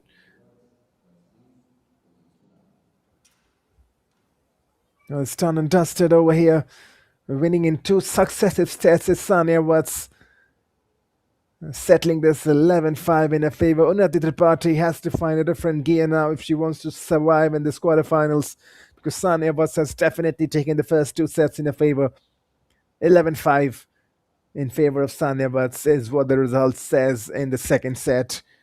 It's going to be a really tough ride in the third set for Tripathi if she wants to stay alive. But Sanya Watts take nothing away from her. Her game reading, her positioning, the way she's used and maneuvered the court today has been top-notch, and definitely the scoreboard does reflect that. Third set to play for. It's going down the wire for Unnati Tripathi. For Sanya Watts, she's happy, she's comfortable, and she's just 1 set away from punching a ticket into the semi-finals.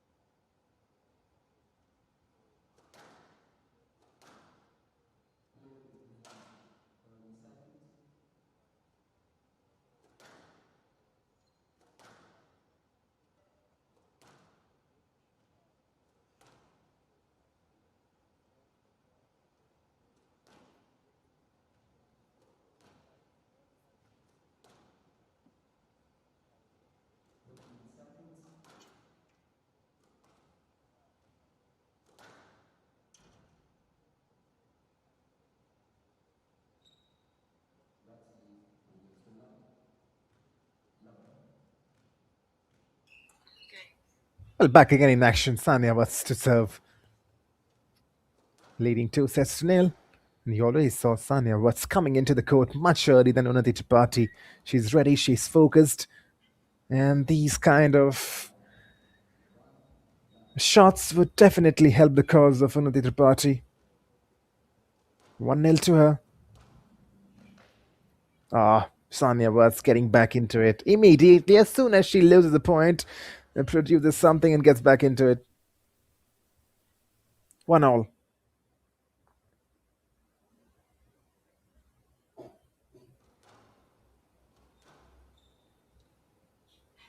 I already feel that her anticipation and reading of the game is much better than her position, but Unnati Tripathi, when the game is on the line, it's going to be crucial to watch how does they respond. Leading currently is a slender lead, 2-1.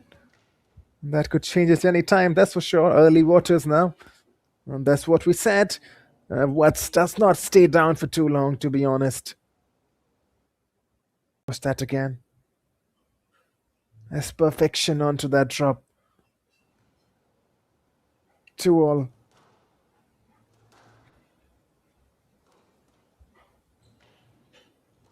And making the party work hard.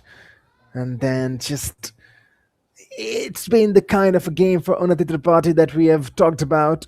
A usually associated kind of a player that does not make a lot of errors. And you can see in her face, as the head just goes up and she's like, what am I doing?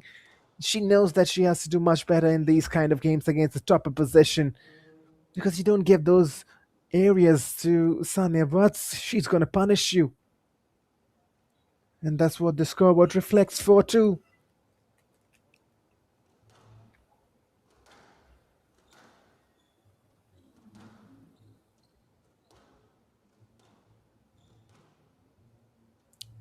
For the first time, I'm seeing Sania Watts reach out to it. Tripathi definitely trying to make her work.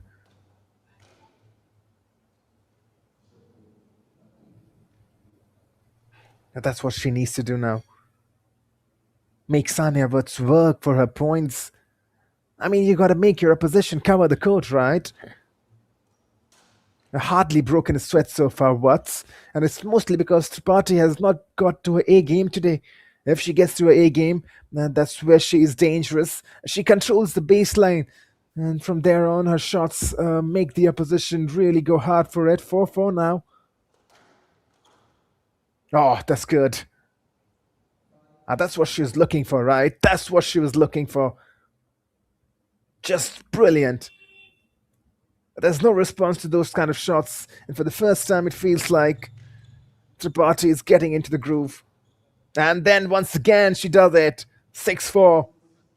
Momentum shifting in the favor of Unnati Tripathi. What a response to that drop. And it just feels like Sania Watts was not ready for it. And she anticipated a counter drop from Tripathi, but Tripathi definitely goes for the forehand drive with power.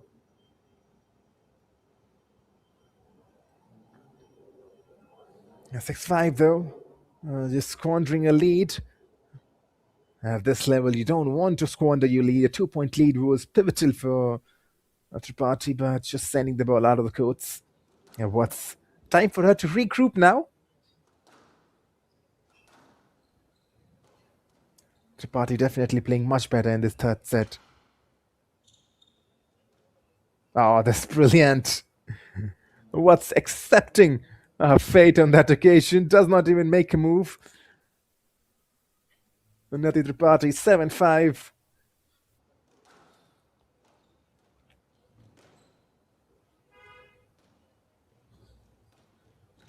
Running much better on the court now, Tripathi.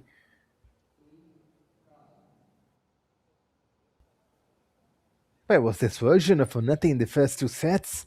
It feels like now she's coming back, taking the game late in the second round as well. Lost the first set, then took it late. And now she's got a lead. A healthy lead, I would say.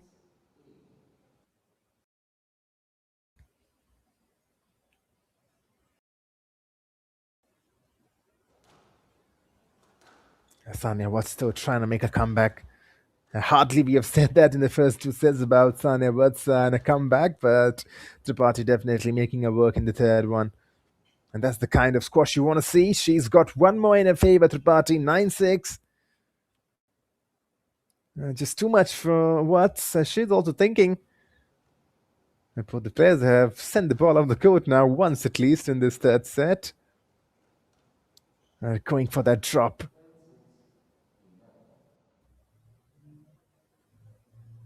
And executing it. Just 1 point away from taking this game into the fourth set is Unnati Tripathi. Oh, what is the referee deciding over here? Well,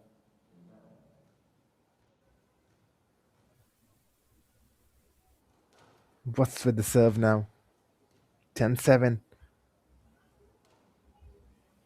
And now getting back into it. Watch that. That's good. That's really good. And first from the side wall, then the front. Not finding a response for that was Ananya. I beg your pardon, Unnati Tripathi. Gotta get her name right. She's playing so good in this third set. But it's 10-8 now. And now gets the job done. That means only one thing. Unnati Tripathi winning the third set, taking the game into the fourth. She's alive and she's rescued the set. After losing the first two sets, it's Unnati Tripathi who takes the third set home, defeating Sania Vatsa 11-8 and keeping the game alive for herself, keeping the quarterfinals alive for herself, and keeping the hopes for a semi-final alive for himself. It's going to be a really interesting watch as we head on into the fourth set. The first time in the quarterfinals today. And both the quarterfinals, the first men and the first women's quarterfinals, were done and dusted in 3 straight sets. So Tripathi is a exception right now because she's taken this game. At one point, it felt like she's gonna succumb once again to Sania Vatsa in 3 straight sets as she has done in the previous 2, but this time around made a really good comeback. Felt a bit better. Her gameplay today was in the third set a bit better because she was moving freely and also making Sania Vatsa work. That's what we have not seen in the first 2 sets. Vatsa was moving and Tripathi was moving much better, anticipating the shots. You see those drops coming in at the bursts, and it was harder. It was really harder for Sania Vatsa in the third set, but I think Vatsa also dropping a bit of momentum. I felt like she took it a bit more easier. It happens when you've won 2 sets. You feel like the third one is probably going to be an easy ride, but Tripathi is showing definite grit over there and definitely taking the game into the fourth set. Something that we have associated this young talent with because in her previous round 2 game as well, she was challenged, but that's when she gives the best performance. Whenever she's challenged, she comes out.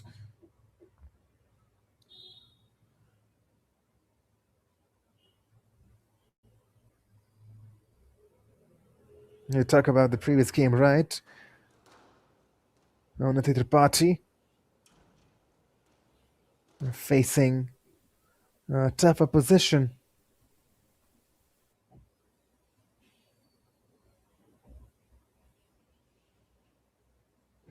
So that's the story so far. 11-6 and 11-5. Sania was dominating the first 2 sets, and then Tripathi coming back 11-8 into the fourth set now. It's still a do or die for Tripathi. She has to win this to take the game into the 5th set. For Sania Vatsa, winning this set will essentially set her into the semi-finals. Good first rally to begin with, though.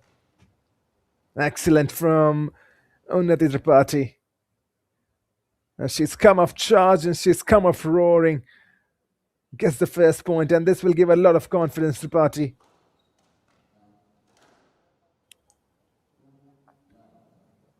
Needs to keep doing that.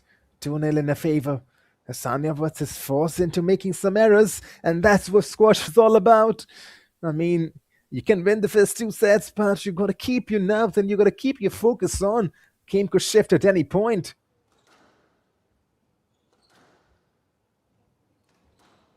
And Tripathi definitely moving much, much better. But as you said that, you watch that once again and knows that she could have done better on that occasion. You can just instantly tell when Tripathi knows she's playing her best squash. Even she knows it. Look at her. Look at her hand movements. Look at her body gestures. She knows that whenever she drops the point, that's not her level. That's not who she is. She's a much better player. And in her when she's on song, really rarely makes an error onto the court. But once again, after taking a good start, oh, this is probably unwanted. Tripathi making life harder for herself. I mean, going for that, just a backhand slice, I would say, or the backhand drop. Definitely not helping a cause. Oh, hitting the 10 is Sania Watts.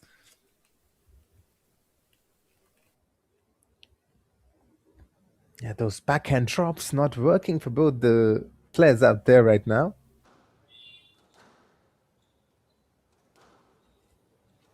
Sania Watts, a really talented left-handed player. A bit of chaos on the court right now, to make sure she saves herself. Watch that once again.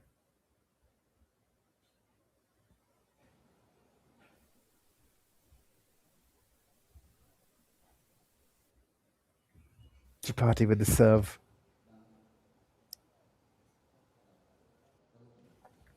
And Watts asking some questions from the ref. 4-3 for Tripathi.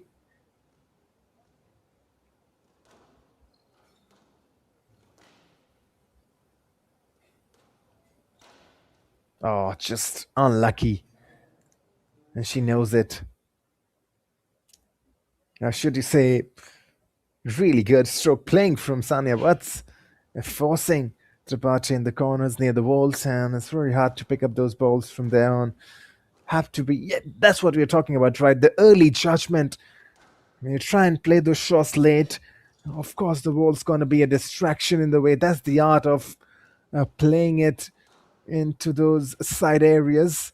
And once again, you can see that Sania Watts definitely knows a trick or two about those zones wherein she is making life really difficult for Tripathi. And now plotting a comeback. Does not want to go in the fifth set, that's for sure. There you go.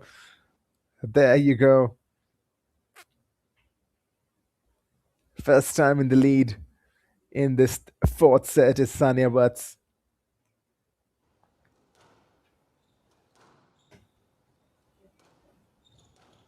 And Tripathi once again feeling a bit of heat. Good movement from Sania Watts, and now to finish. Yes, she does.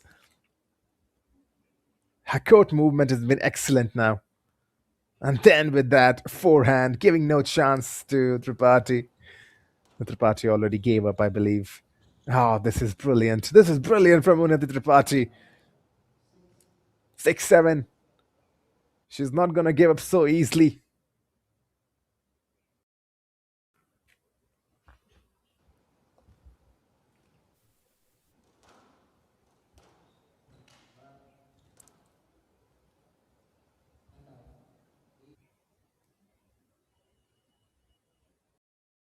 Sania Watts definitely would not want this to go into the fifth set, and that's why she's leading 2 points and make that 3. 9-6 in the favor of the Indian. Sania Watts just 2 points away now from sealing a semi-final berth. Tripathi started off really well. Oh, this is good. Now this is what you call a shot. Right from the serve. Look at this. And that's what she was trying to attempt for a long time, but kept on hitting the 10. At this time around, that was executed to perfection.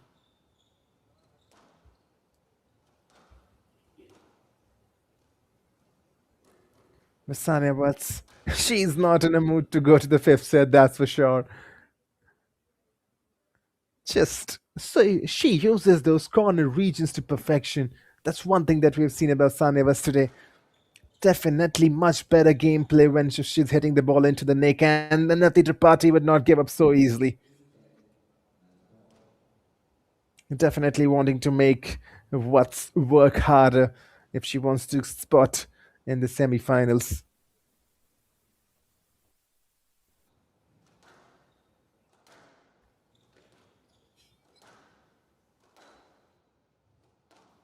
Some power shots between the two athletes. Watson Tripathi, and it's done and dusted. Sanya Watts takes the game, and Sanya Watts books a spot in the semi-finals. Anati Tripathi did give her a strong challenge in the third set, but just too good, winning in the fourth one 11-8, and Sanya Watts winning 3-1, booking a spot in the semi-finals. Clinical display from the Indian, and she's definitely deserved it. Another Tripathi, for all the hard work, for all the grit, felt like she was not on top of her game today. And you can see that from her body movement, from her gestures on the court. Felt like she could have done much, much better. But it will serve as a learning curve for the 18-year-old from Dehradun. For now, is Sania was the 24-year-old Indian who's booked a ticket into the semi-finals of the HCL Squash PSA Challengers Tour.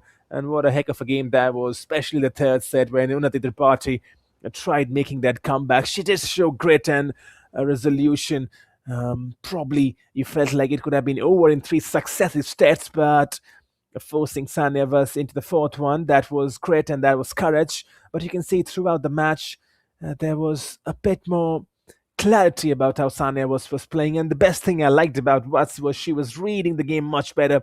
And you can always see a bit frustrated Tripathi of Watts showing no signs. Even when she was losing points, there was no sign of, frustration or anything that could be given out from her body language. She was very calm. She was very composed. She was reading the points well. And in the end, I think the court movement, the court maneuvering. In the third set, Tripathi did really well when she was down by 2. When she came into the third set, I think her gameplay was top. She was reading the game in the third one, making Sanya Watts work hard. But to be honest, in all fairness, apart from that third set, in the 3 sets that Watts won, she hardly broke a sweat, nearly controlling the game to her liking. And of course, using those corner areas to her advantage, the walls, the nicks. She was good, and she's totally deserved it, Sanya Watts. And definitely, we're going to hear from her, the semi-finalist, the winner, Sanya Watts.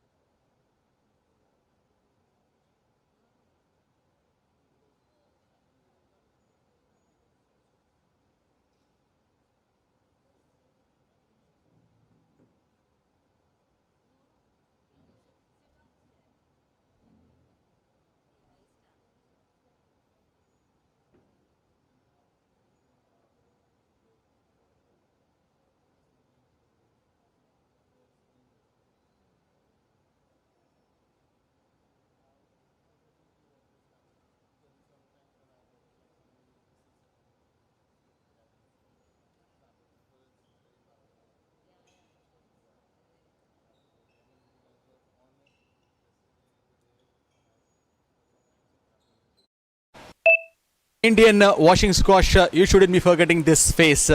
Yes, it's Sanya Watts is with me. Sanya, first of all, a very hearty congratulations. You are an under-19 former India national champion, and you've got your rival, Unnati Tirupati. You already faced her 2 straight wins, and then third goes to her. Finally, on the fourth, you got your momentum back. Just tell us about your emotions on this. I'm just happy to make the first semis of a 9K of my career so far. In the third game, I lost a bit of focus, but in the fourth, I was able to get it back. How mentally you prepared for this match on facing Unnati Tirupati?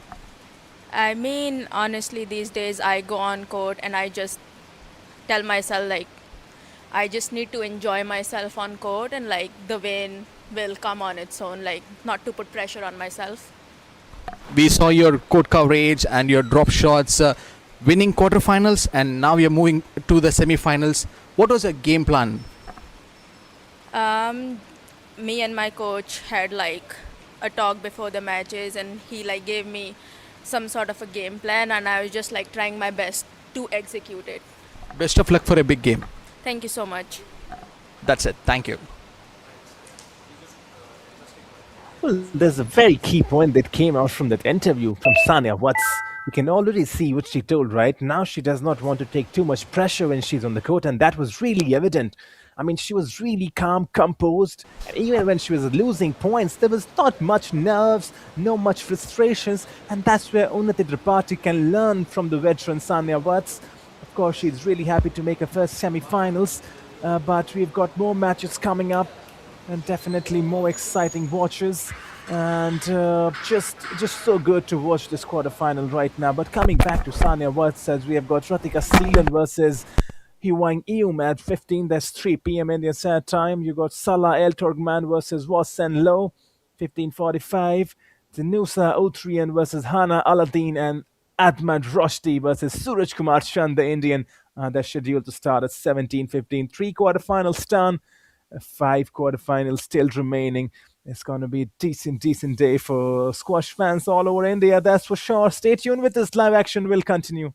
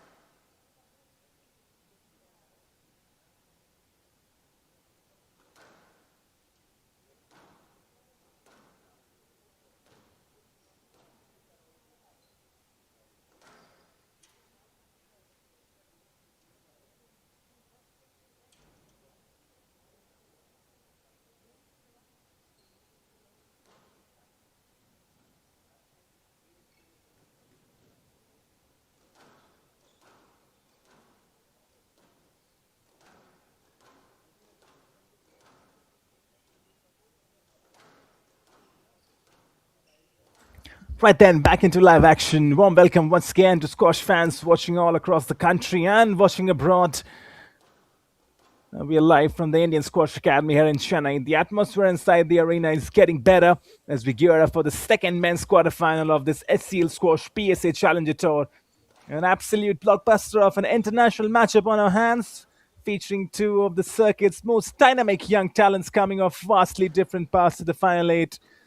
Stepping onto the court first is the tournament's number 3 seed, Mohammad Saifi Kamal, representing Malaysia. His Malaysian counterpart is already in the semi-finals.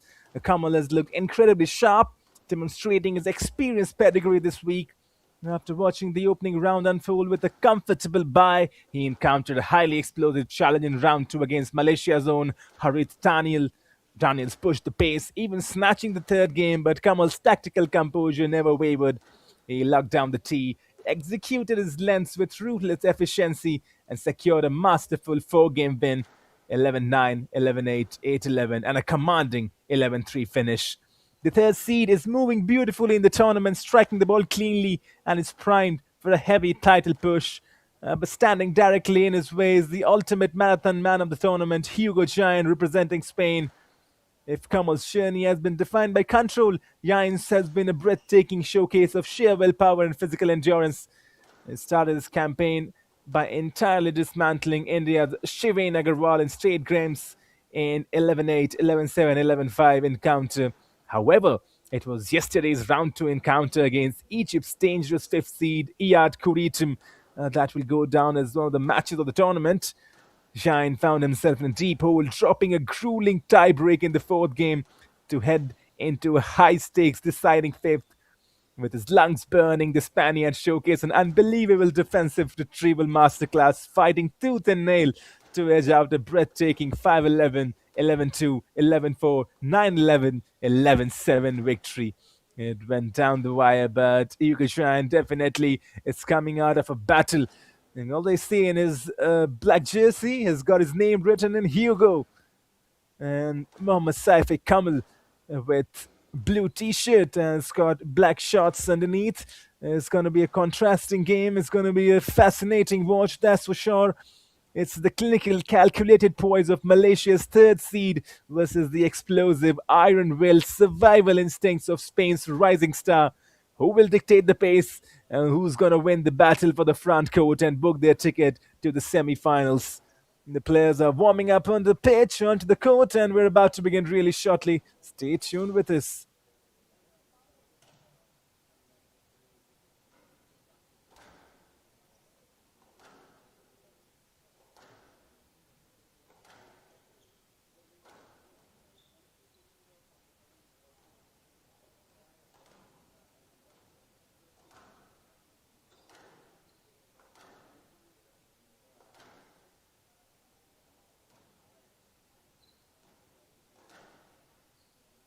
If you look at the two players on the court today, I mean, definitely Hugo Trine looks like he's going to enjoy a height advantage.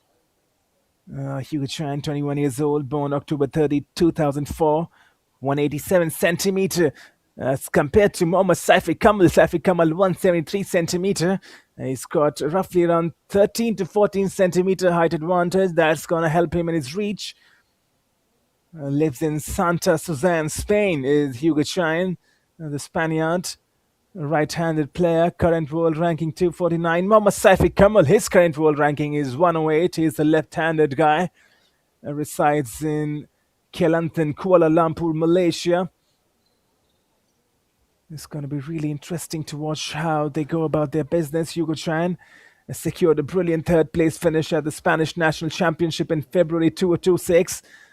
Defeating seasoned domestic rivals along the way, has accumulated 4 PSA closed circuit titles during his rapid development phase, and also represents the Spanish national team on the European stage, featuring in highly competitive team fixtures across the continent. Mohammad Saifi Kamal is not a surprise contingent. He was there for Malaysia during the SD80 Squash World Cup in Chennai.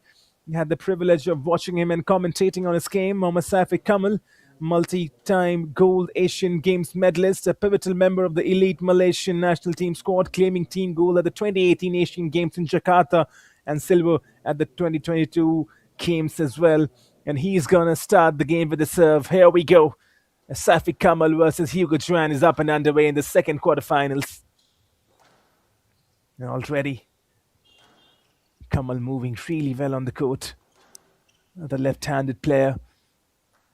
And definitely, as you expected, gets the first point to his name.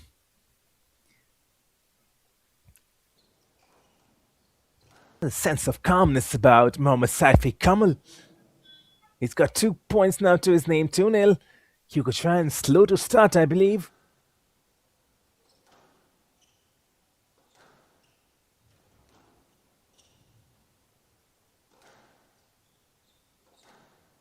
Watch those backhand drives from Mohammad Safi Kamal. He's so good with it. Watches the ball till very late and then... interestingly, no drop shots so far from Kamal. Keeping his moves in his locker. Yeah, there's Hugo Chuan with the drop. Kamal with those forehand drives. Forces Hugo forward. This is an interesting rally. I think it would be on the referee's decision. Hugo Chuan is not happy with that. He was probably wanting a stroke for himself.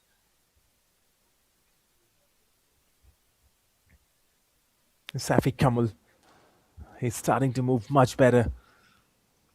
He's got that in his arsenal. Even in the SD80 Squash World Cup, he was an interesting talent to watch.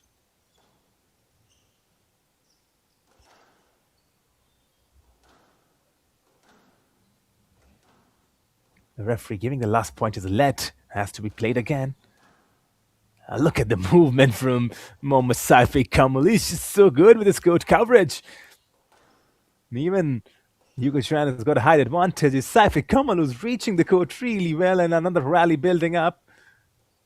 Probably the longest rallies we have seen in just like 3 points right now, right? And the longest rally we have seen in this quarterfinal day today. And that's fundamental to... Oh, good one from Hugo Chuan. The Spaniard. He was quick to react onto the drop. Forcing Safi Kamal back. And definitely earning a point for himself. Long rallies would be a feature of this game, is what we are predicting from the initial few exchanges. Hugo Chuan slowly getting into the game. Kamal trying to go for the drop, but here's the 10 instead. 2-all now. The scoreboard needs to be updated, that's for sure.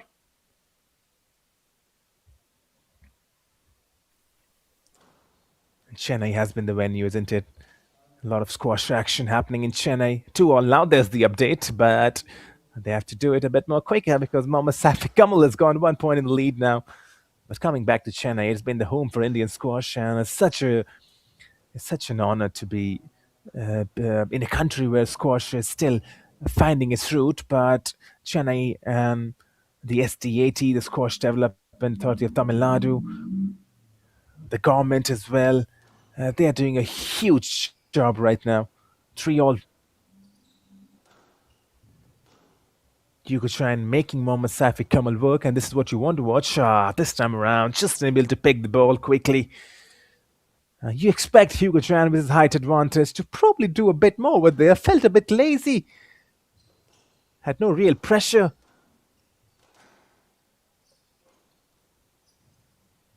Good post from Safi Kamal.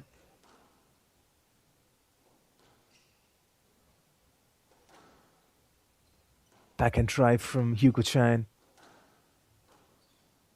And now the forehand boost. The drop coming in. Incredibly, the rally is still alive.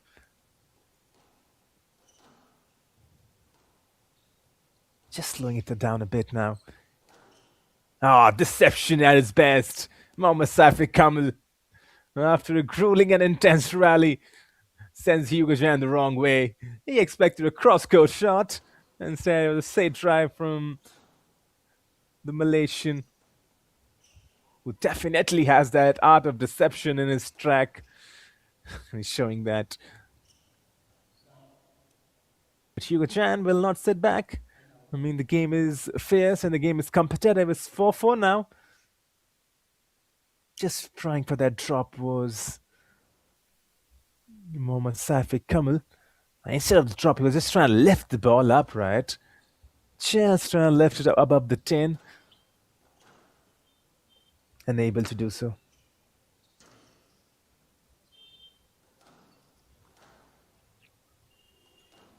I'm really impressed by the way Hugo Chan is approaching this game, the Spaniard. He's definitely facing a much more experienced player in the form of Mohammad Saifi Kamal, the Malaysian. And once again, a long rally, intense rally, and Hugo Chan. Watch that once again.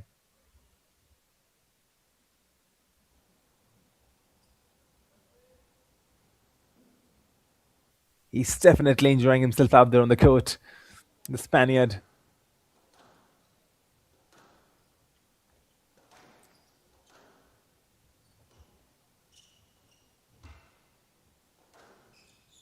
Oh, look at that from Saifi Kamal.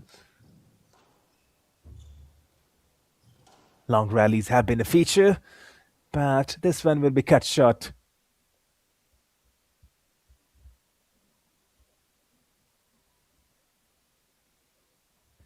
Sends the ball sailing out of the court.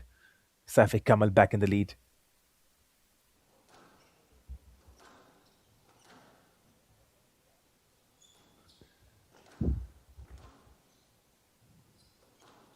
He uses the drive a lot. Saifi Kamal, the straight drives and the cross-court drives, wanting to make his opposition work. But there you go, the example of the drop shots. And Hugo Chan unable to cover his track. Saifi Kamal, the Malaysian, showing why he's one of the favorites to win the tournament out here. 7-5 in his favor.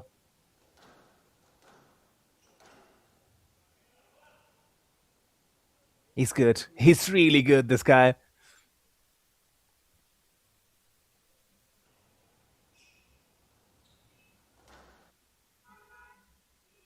Doesn't even look at the ball sometime. He's just so nonchalant and gives no eye to his opposition. Makes life difficult. That's what we talked about, right? The art of deception. Bends his opposition backwards now.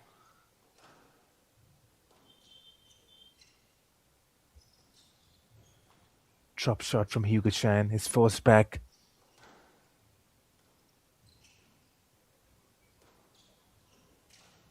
Oh, drop from Saifi Kamal, but hits the 10. Right idea. The execution was not the best. Well, it does not hit the 10. He's got the point in his favor. Saifi Kamal has got the point. Nice that. It's Hugo Chan who's got the point.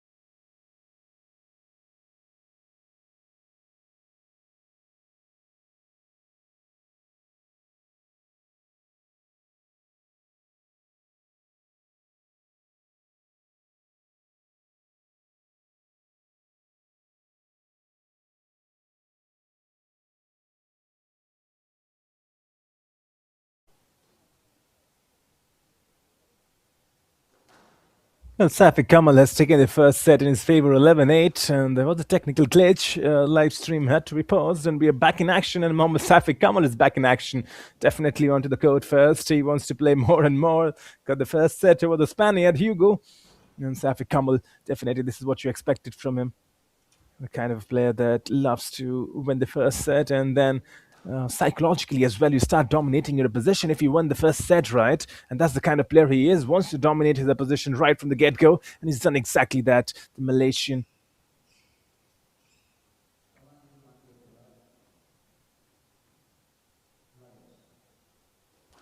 Here we go for the second set is Mohammad Safi Kamal.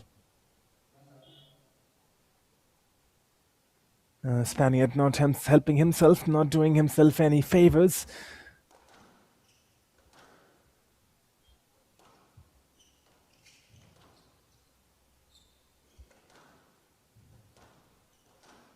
He's a tall lad, and now he's got to dig deep in this quarterfinals against Mohammad Safi Kamal. Good rally, though. This has been a feature of this game. Probably the longest of the rallies that we have seen so far in all the quarterfinals combined. A drop shot. And drop once again. Picked up by Safi Kamal, but has he hit the 10 in the process? If you could try, and he's really good with his drop shots. It was Safi Kamal's drop which was picked up. 1-all. Hugo Chan does really well, though. And Mohammad Safi Kamal. Hugo Chan is probably indicating something. Says he probably couldn't see that point on that previous occasion.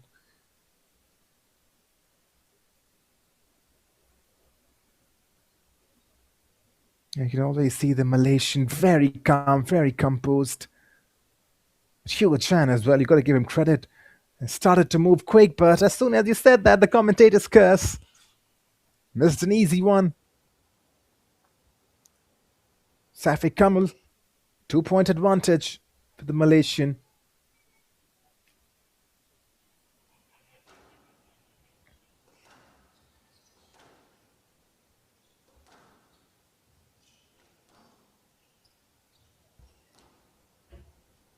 Both of them really good with those backhands, and the deception once again from Mohammad Safi Kamal.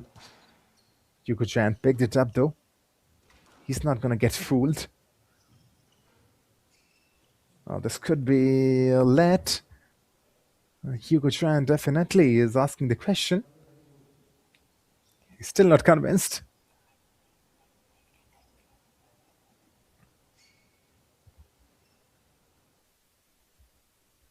Safi Kamal to serve. He's got the point in his favor. Referee sees nothing wrong onto the last one though. That's what Hugo Chan was talking about. Goes for the kill.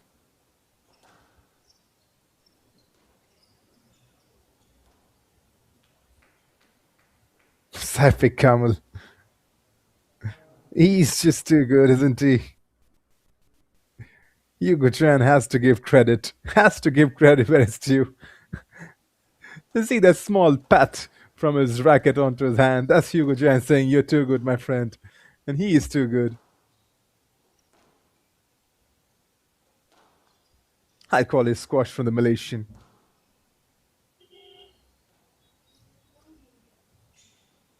Now there's the lob. Trying to pin his opposition back. The way he picks up those shots so quickly, the Malaysian. Hugo Chan trying his really best. Once again, the lob forcing Hugo Chan backwards. And then that forehand, where he's so good with the left. Also, you never know when he's going to go straight and when he's going to go cross-court. Mohammad Safi Kamal, terrific rally once again building up between the Spaniard and the Malaysian. And it's Hugo who has to suffer once again because Mohammad Safi Kamal is too good right now. Just so good. Sometimes you just gotta watch the games and just admire. That's what you can do at your best. You can't analyze, you can't break down, you just gotta analyze. Because when a player like Mohammad Safi Kamal is on the pitch, who's got the potential to probably win this tournament out here, you gotta just enjoy a squash of the highest order. Goes for the drop and executes it. Hugo Chan is now suffering. Safi Kamal is talking to the referee a bit. Probably wants a bit of wiping under the court, I feel like. Yep, exactly. That's what he was talking about. And there comes the help. Well, so far so good for Mohammad Safi Kamal, who's looking to book his tickets into the semi-finals, where he would face his counterpart, the Malaysian, who's already into the semi-finals. So it's going to be really exciting. Malaysian versus Malaysian, isn't it?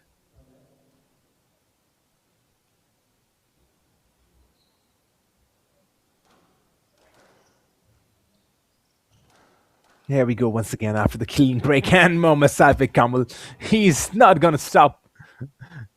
Right from where he left, picking up quickly. He's in a hurry to finish this one, that's for sure.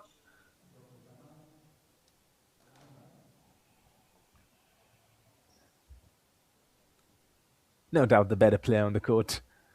Absolutely no doubt to anybody. And Hugo Chan also knows that he's facing a top opposition. As much as you can learn from these players.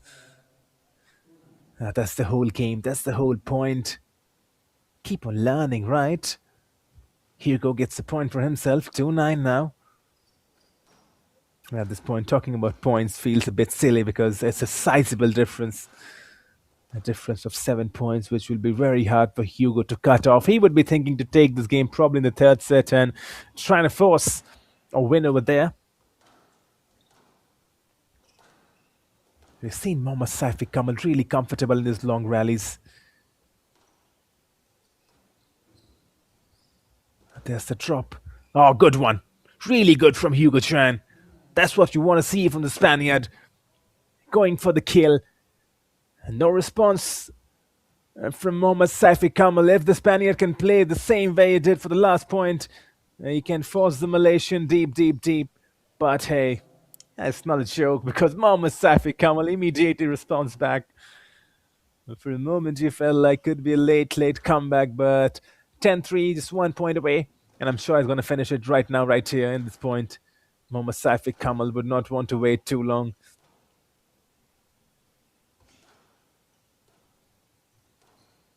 Good deception, but good recovery from Safi Kamal. Exchanging a few drops, and then it's done and dusted, I believe.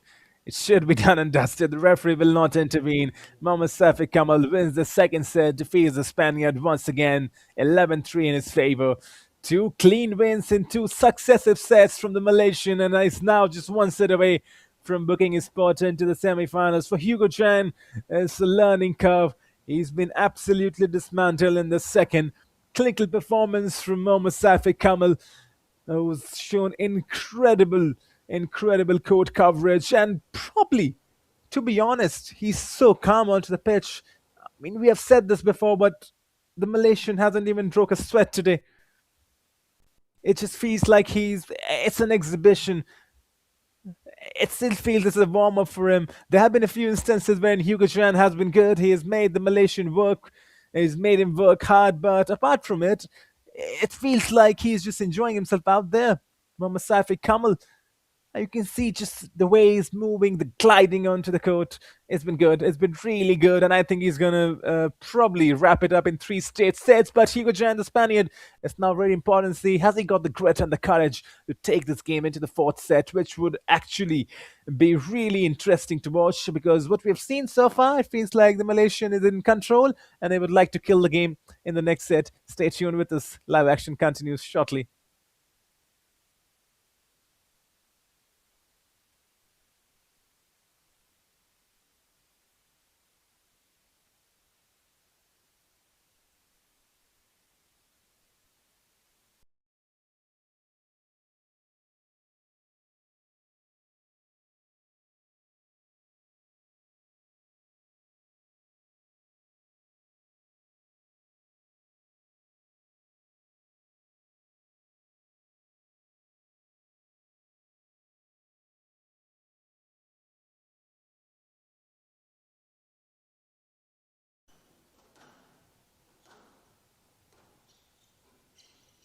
Back in action.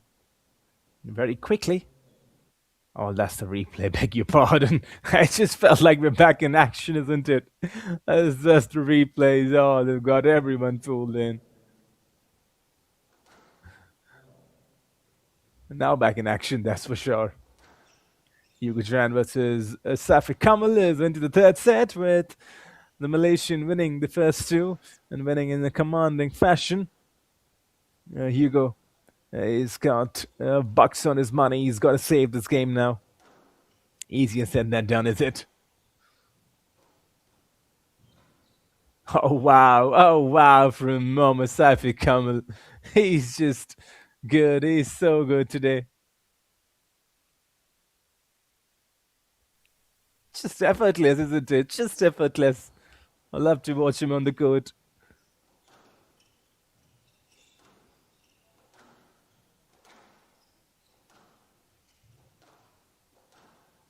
Hugo bringing the heat in this third set.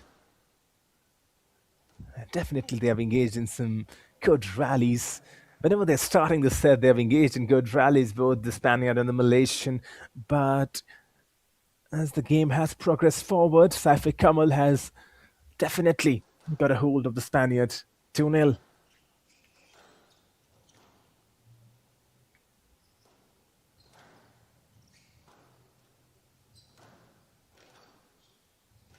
Working hard, the Spaniard, and I'm making sure that he makes the Malaysian work hard in this third set.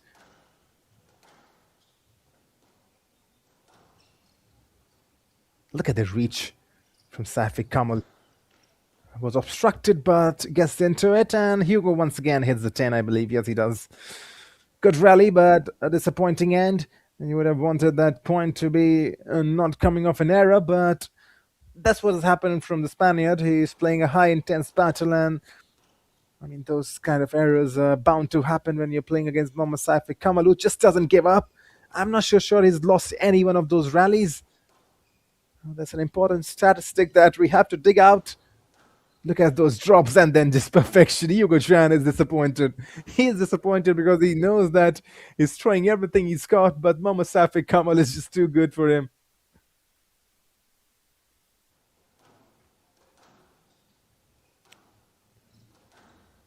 That's also a bit of beauty about the left-handed players, as Jain once again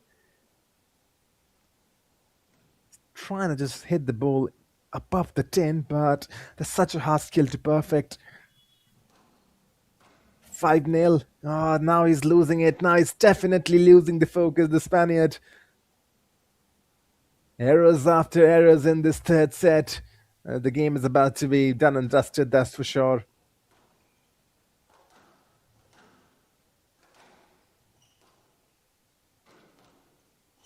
Safi Kamal with the volleys. Gives away 1 point, I believe. This would be Hugo's. It is Hugo's, definitely. Went for the volley. Could have let the ball bounce, but it was still close to the wall. Decided to take it on the volley. Oh, good one. And then a good recovery from Safi Kamal. And then a good recovery from Chen as well. Good rally, decent rally. And to finish it is the Spaniard. If the referee allows it to be, though, there's a bit of immediate look from both the athletes onto the referee, but I think Jan has got the point. Hugo. What a rally this was, though. That's where the Spaniard is good. Yes, he's got the point, but then Mohammad Safi Kamal immediately gets back, and look at Hugo's body language. He knows that he's not happy with himself, but I mean, you cannot deny that you're playing against a good player.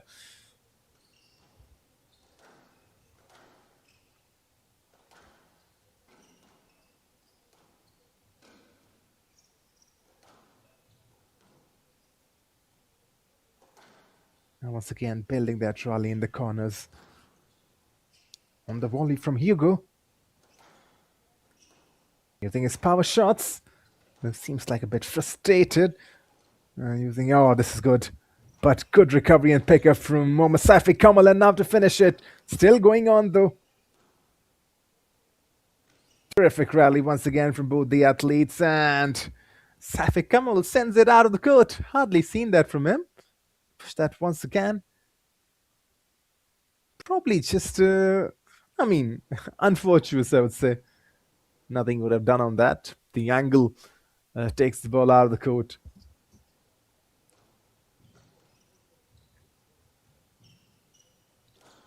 Good pickup from Hugo Chan. And then on the volley, but Mohammad Saif Kamal is too good. He's too good. That's what you say to this player. He's just too good. Hugo Jan is doing everything he's got in his capacity, but Mohammad Safi Kamal, look at his body language and his facial move. He doesn't give anything from his face. You cannot predict anything on his face. I mean, even if he wins the point, there's nothing. And forces the ball backwards. Mohammad Safi Kamal now with the drop. Picked up by Hugo. Good rally building up. And Hugo is asking the referee a question once again, but I don't think he's going to get it in his favor. I think he stopped for the point. He should have gone for it. Already see any body languages. If there's anyone, a young athlete watching, body language is very crucial. You can see Hugo and his body language. He's conceded defeat. There's a bit of questioning. There's a bit of frustration that's creeping in. And definitely that happens when you're playing against a top player. But contrary to the body language of Mohammad Safi Kamal, he's giving away nothing. And he gives away nothing even when he's losing. It's not that when he's winning, right? He gives away when he's winning as well. Gives nothing away. And once again, he's got the point in his favor. After a long and grueling rally, Mohammad Safi Kamal. Probably blindsided Hugo. He was not so sure where that ball is going inside the court. 9-3, he's 2 points away now from winning it in 3 straight sets and booking a spot in the semi-finals of the HCL Squash PSA Challenge Tour. A good drop and then a good pickup from Hugo, and I think he should get the point. And probably he's asking the referee once again involved in that discussion. See Hugo Chan raising his arms and saying, what kind of that? Watch that once again. Picked up really nicely. And he does get the point.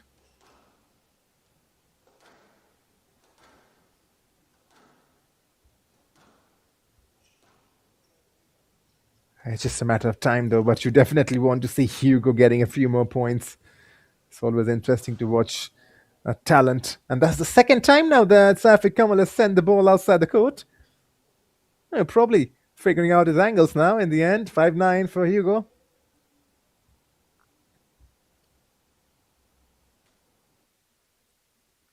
Watch that once again. Hugo is good with those drops. That's Mohammad Safi Kamal just sending it out. Probably too much power onto that one.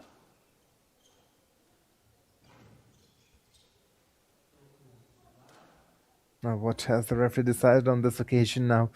It was Hugo Chan is talking animatically to the ref. You see the difference now. Mohammad Safi Kamal doesn't even speak to the ref. He's saying, you know what, whatever the decision is, I'm going to oblige. Not even going to argue with them. 10-5, it's in his favor. He's going to finish it right now, right here. The Malaysian. Oh, well, that's the third time now in this head that the Malaysian has sent the ball outside. Well, that's definitely something that has drawn just a slight bit of reaction from him. I'm not so sure what's happening. That's the third time in this set. I would like to finish it, that's for sure, but he has to wait. Is this the start of a comeback? And can Hugo somehow pull something? Because if you look at the story narrative so far, 3 times Safi Kamal has sent the ball outside the court, so could be a possible chance for Hugo, but no, the chance is ruptured, and his chance for a spot in the semi-finals is ruptured as well, as Mohammad Safi Kamal in 3 straight sets defeat the Spaniard Hugo and has a word with him at the end.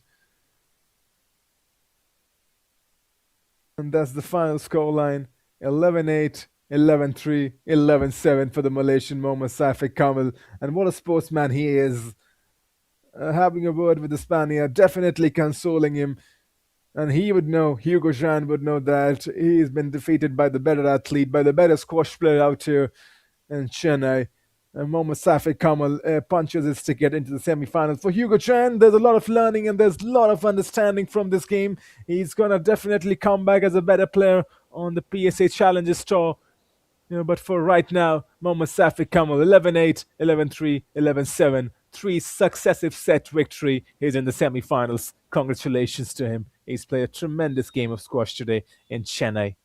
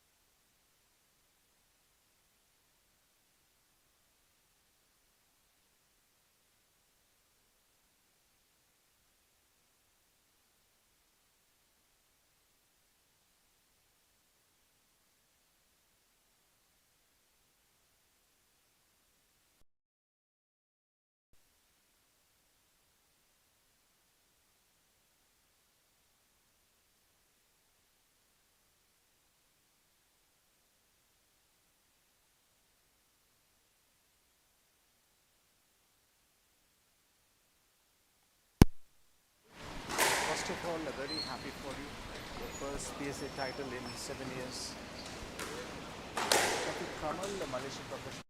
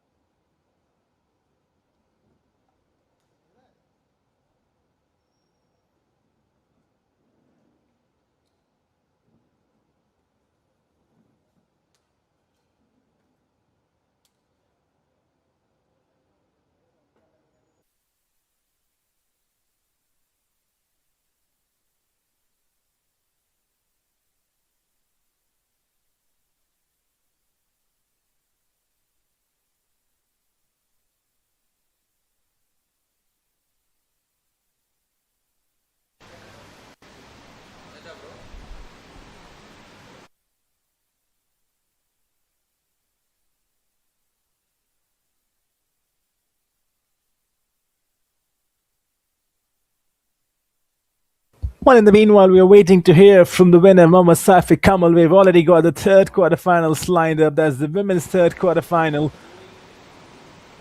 Very warm welcome back to the Indian Squash Well, Academy. And here we success have- don't come tasting that grind. It's always a special feeling.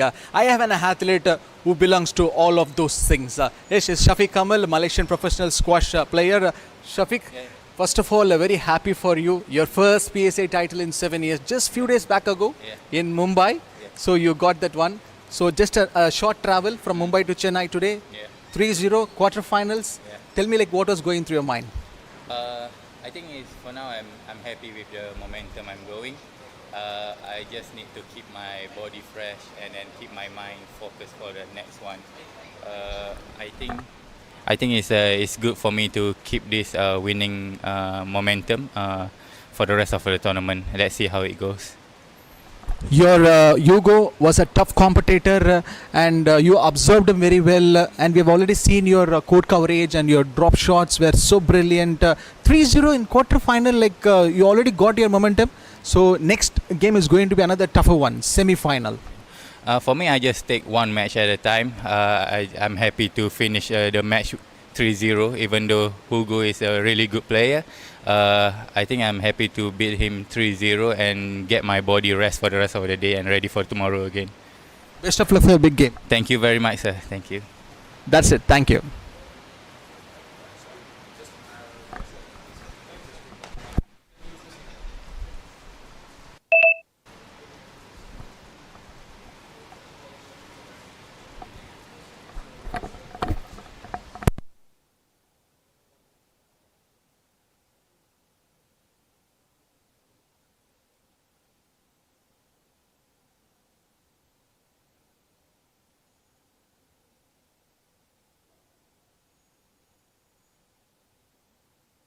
Right then, this has been the scoreline so far. Ruqayya Uthman, the Egyptian, defeating Pooja Artiragu 3 in 3 successive sets. Then came Joaquin Chu of the Malaysian, who defeated the Indian Om Sainwal in 3 successive sets. Unnati Tripathi versus Sania Watts was the only game that has gone in 4 sets. Sania Watts winning 3-1. Hugo Jan versus Mohammad Saifi Kamal ended in 3 successive set victory for the Malaysian Mohammad Saifi Kamal. We just heard from the Malaysian just a few moments ago. He said he does not prepare for too many games at one time, one game at a time, and definitely is happy to reach into the semi-finals, winning this one 3-0 against the Spaniard. Right then, the third women's quarterfinal and the fifth quarterfinal of the day is up and ready, is set.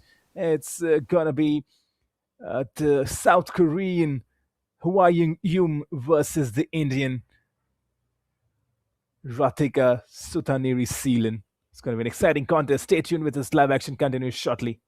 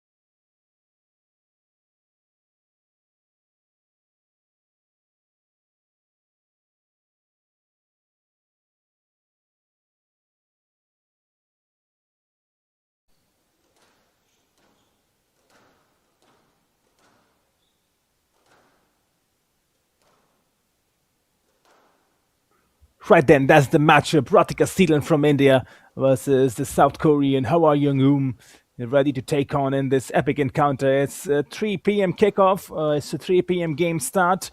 About to begin really shortly as the players are on the pitch warming it up. Stay tuned with us.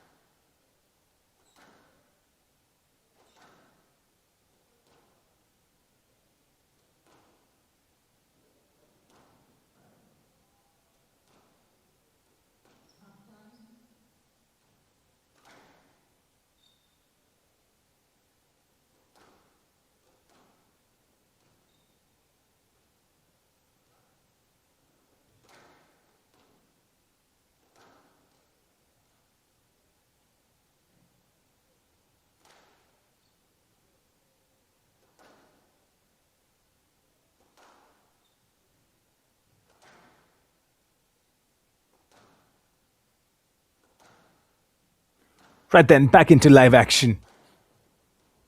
A very warm welcome back to the Indian Squash Academy here in Chennai. We are flying through the afternoon session of this HCL Squash PSA Challenger Tour, and the energy in the arena is absolutely reaching a crescendo. And it's time for the third women's quarterfinal. We have a mouth-watering continental showdown on our hands. The tactical mastery of South Korea clashing directly with the unrelenting grit of home field defense. Stepping onto the glass court first is the tournament's sixth seed, Hwa Young representing South Korea. Has looked like an absolute machine this week after observing the opening action via first run by. She stepped onto the court yesterday for round 2 against Malaysia's Rachel Jean.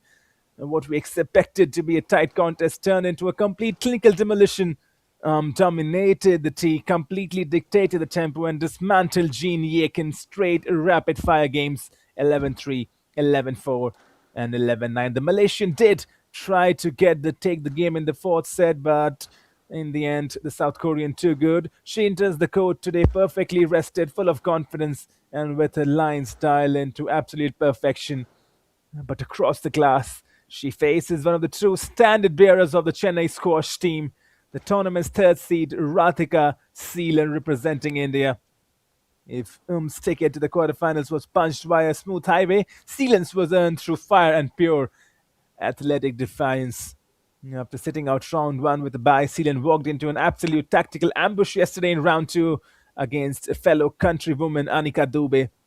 Dubey played with massive aggression, taking the opening game 11-9 and matching Seelan stroke for stroke all the way into a heart-stopping fourth game tiebreak. Trailing 2-1 in games, Seelan stared down match pressure, dropped an agonizing fourth game 10-12, but refused to break.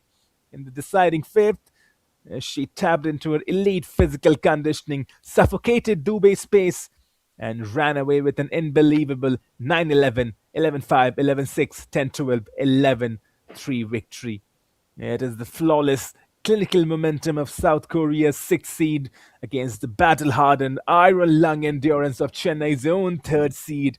Can Seelan shake off the physical fatigue of yesterday's five-game war to defend her home turf? Or will exploit the opening games to march into the semis? We are ready. The players have done the warm-up, the toss is done, and they are back into the court. It's the South Korean Hwa Young versus the Indian Radhika Seelan. It's going to be an interesting battle, and we are ready for it. If you look at both the players, Radhika Seelan, she's 25. The South Korean she's 30. Seelan, 169 centimeters, slight height advantage. And here we go. Gently, just cautiously starting off the few starting blows. Oh, this should be a point to the Indian. Yes, it is. She started off well. Her hometown is Chennai, Tamil Nadu. Definitely would love to win her hometown. Started off really well. 2 points for the Indian. The South Korean chest measuring herself early on. No real pressure for her. She knows that it's a game that's going to go and stretch long, especially how Radhika Seelan played in the last game. She's got lungs and she's got the endurance to play big and long sets. Good rally building up to really good. And forcing the South Korean in the corner is Radhika Seelan. Takes 3 points on the trot. That's good to watch.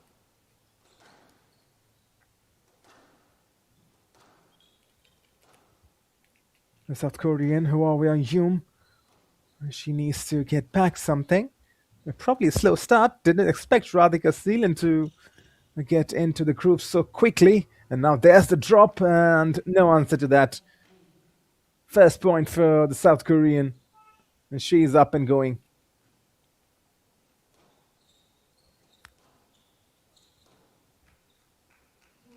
Decent one. A few supports and claps for the South Korean as she tries to claw back into the game.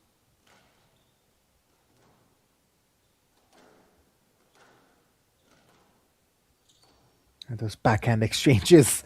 And once again, those backhand exchanges works in the favor of the South Korean. And from 3-0 down, she's come back 3-all now. Really good with those backhand drives. Look at that. Forehand boost. And then picking up the drop from Radhika Seelan. Another drop and is not recovered in time. Was probably asking the question.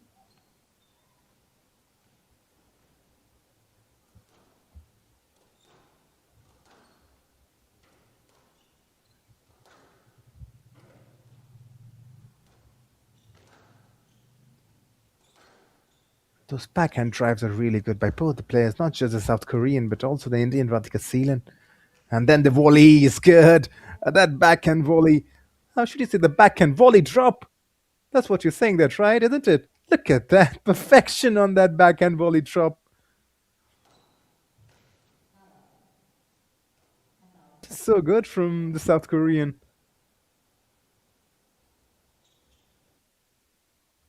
Why Young Hyun? Radhika Seela is not giving up so quickly. At one point, she was 3-0 up. It's 4-all now. And that's the kind of encounter we expected over here in Chennai. Good recovery and good stretch. Seelan now just tightening up the screws.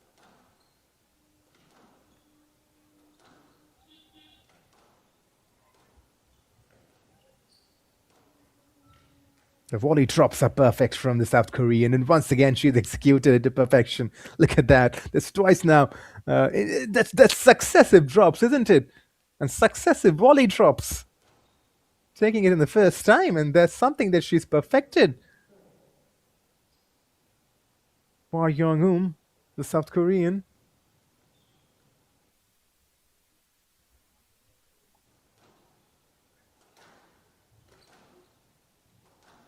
Radhika Seelan has dropped a lead now. She's gone down by 2 points.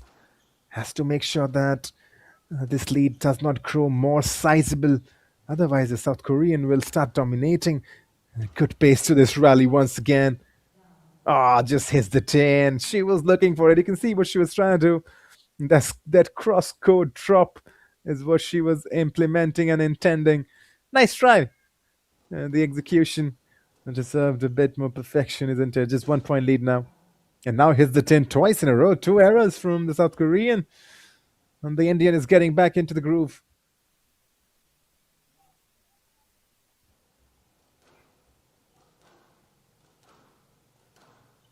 Oh, that's not what you want. That's definitely not what you want. Going for that forehand drive with the power, probably was going for the kill. It's not working in a favor. The ball goes out of the court. Push that once again. She definitely knows that. Seelan has got the lead now. Oh, she's just squandered a lead. She cannot believe it. With the serve, hands on head moment. She knows it. And both the athletes now just sending the ball out of the court. So something's happening out here. We saw Mohammad Saifi come on in the third set, sending the ball out of the court twice. And now back to back, both these players have also done the exact same. Is it the ball or the racket? Good rally, tremendous rally once again, building at a rapid pace. Time to just slow it down now. Oh, good one from Radhika Seelan. She's forced back. A South Korean with a delicate touch. That's what she does. Oh, yes. That's as delicate as you would have liked. Her backhand drops are just perfect, isn't it? And once again, trying to execute that. Good volley from Radhika Seelan. She was surprised. Being stretched right now, but matching her opponent. Oh, goes for the kill. Good recovery. Ah, this time around, does it. The game at 8-8. Radhika Seelan executes a perfect forehand. That's the perfect straight kill that you would have wanted. Even the South Korean knows it. Seelan takes the lead. Fascinating watch.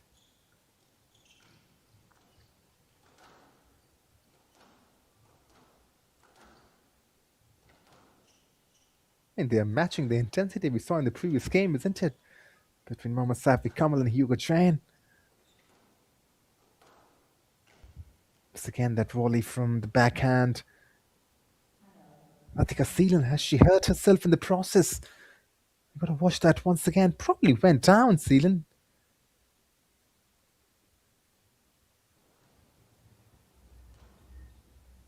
She's good to continue. And once again, now from the service, it's the South Korean who sends the ball out of the court. There's something out there. There's something happening, right? Because, to be honest, I've not seen much of those balls flying out of the court in my experience. And Seelan is now in the lead and it's just 1 point away from taking the first set home. Must not mess this. She must be thinking to herself, probably not sending the ball out of the court once again. That backhand drive. And then using the forehand boost, the drop coming in from South Korean, so gentle. And then she finishes with that backhand once again. She's so good on that backhand, isn't she? Watch that how she sets it up. Sealand's in the corner and then on the volley. Just so calm and just so composed. That's the 4th point now, I think, that the South Korean has won from that backhand volley. She's good. She's still good. 10 all now. And more of this to continue. Oh, once again was trying that. She was trying for that, looking for it. Probably too far out, I believe, just from inside the service box. That's a hard skill to execute, to be honest. Seelan is back in the lead. Oh, the drop is perfect. It's just perfect. This game keeps on continuing. 11 all now.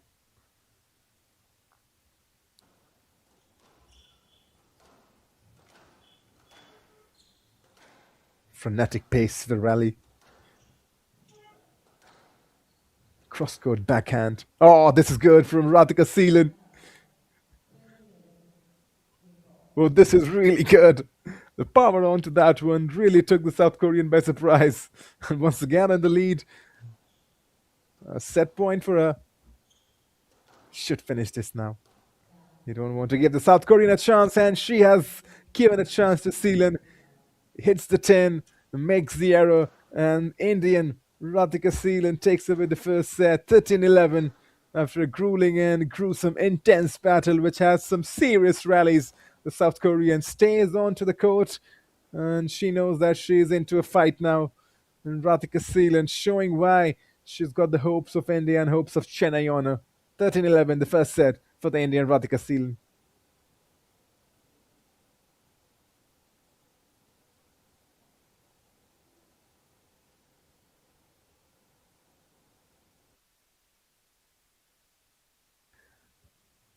Well, the game started with Radhika Seelan definitely taking a 2-point lead, but then the South Korean Wah Young-eum make that comeback.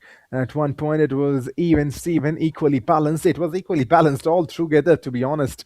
10-10, we had to go to extra points, and Seelan, but one quite impressive aspect of the South Korean her game was that she was using that backhand volley to perfection, and not just the backhand volley, but the drop shots from those volleys. You can always see her backhand is a strong feature of her game, and to win points from the backhands, it's a very, very interesting. And if you have that right, mostly you want to win points from your forehand. You do win points from your backhand as well. There's no denying that. But with the consistency that we have seen from the South Korean Wah Young-eum, the way she's winning points from her backhands, once again you saw that right, so delicate, so precise. And I think in the second set she would like to pull it back. For the Indian Radhika Seelan, definitely everything is working. Radhika Sutanitra Seelan. At 25 years old, definitely age is in favor. Wah Young-eum, 30 years old, born in Incheon, South Korea. Radhika born in Chennai, Tamil Nadu, both of them right-handed players. You look at the career achievements for the Indian. She's a PSA Tour finalist. And now she's showing why into the second set now, and it's Radhika with the serve.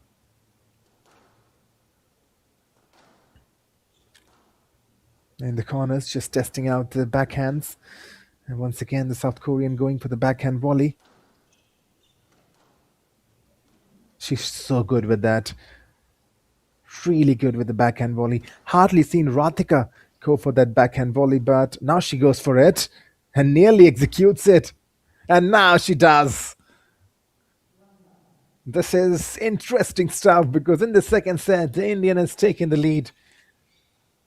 Might be just 1 point, but that's a psychological advantage. And she's showing why Is she the top contender for the tournament? And just as I said that, Ratika was not taking that backhand volleys. We saw two from her. And in the first point, the went to the first point, that was really crucial, that backhand volley.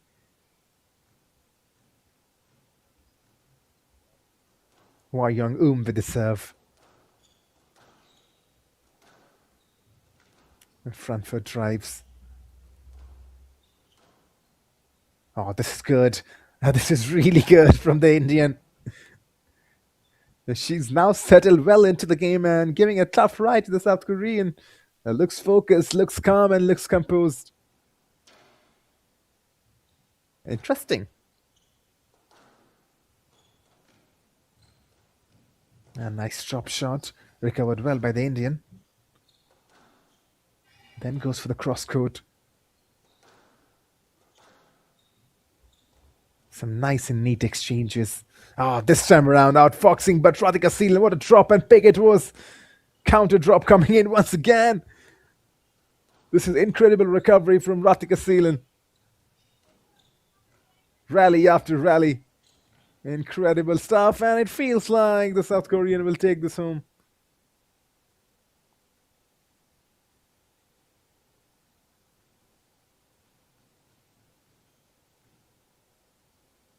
To all now, this is definitely what each and everyone would have wanted watching home.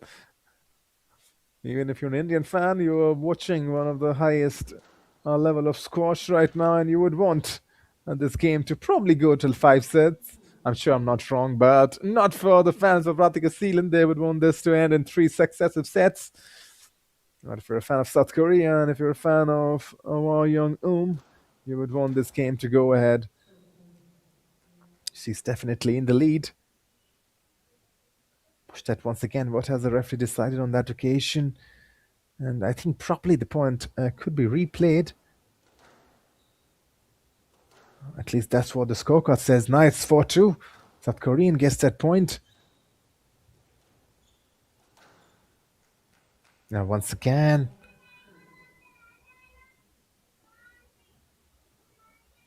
Hwa Young now getting into the groove. 5-2 in her favor. Turning on the tide. Seelan trying to go for that drop.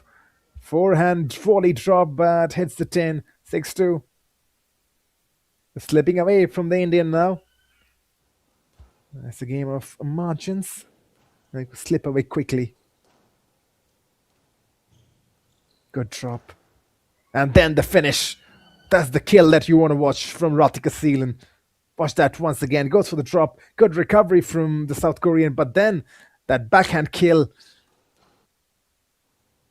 Probably the South Korean was expecting a delicate touch, but she's there.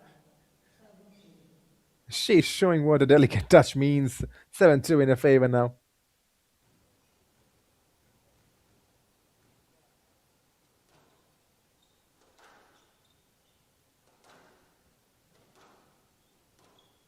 Once again, attempting that backhand volley.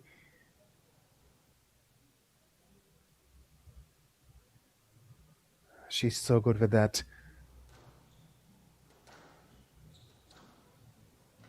8-3. Make that 9. Make that 9. And the moment that ball was released from the racket, I mean, I didn't need to think twice. It was screaming 9-3. Oh, yes.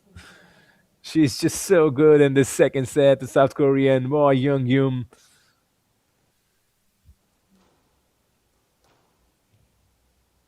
Unable to pick on this occasion. Chance and a lifeline maybe for Radhika Seelan. That was a good executed forehand. Oh, good one now, good one.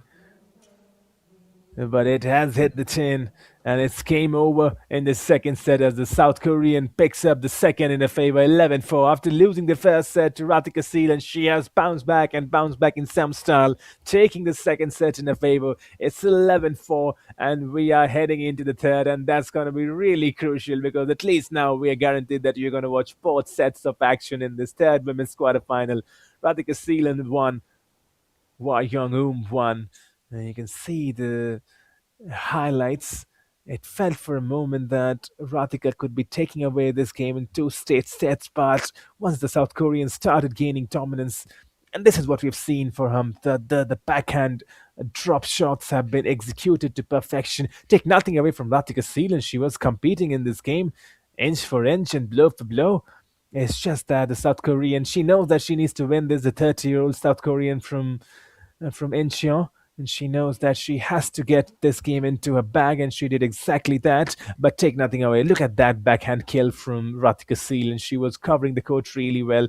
But it's the South Korean who's taken away the game. Stay tuned with us. The third set is coming up really shortly.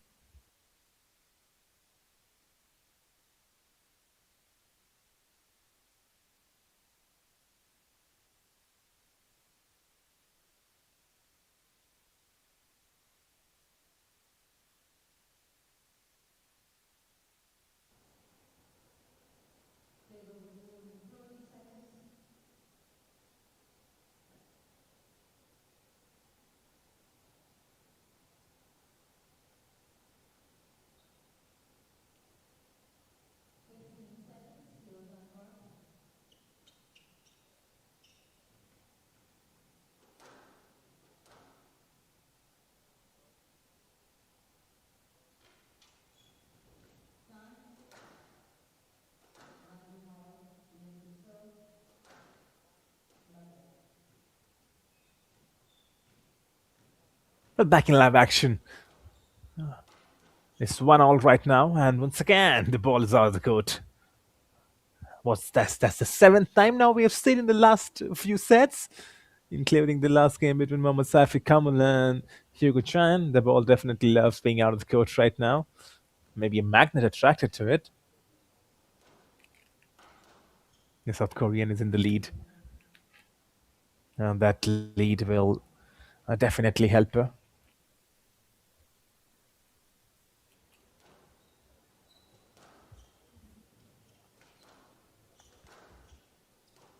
She's so good with the backhand. And that's reflecting each and every time she's going for the backhand. Once again, just impeccable placement.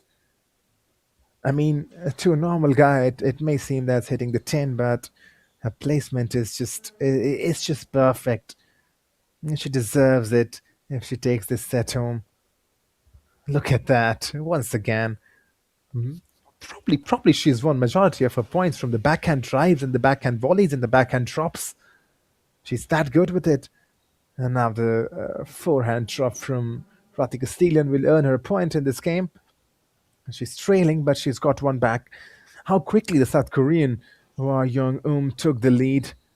I mean, in just a matter of time. Even the scorers are feeling it difficult to get it on. But that's how quick she gets points to her name. And then those drop shots. That's been a feature of her game today.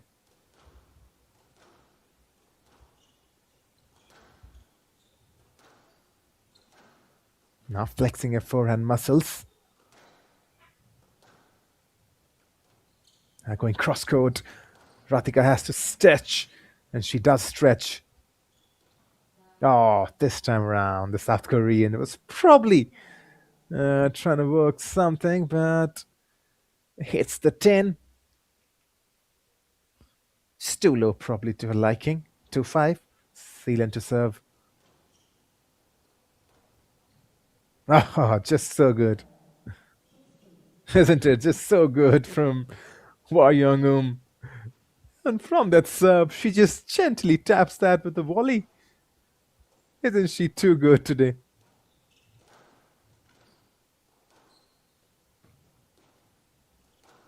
Decent rally building up.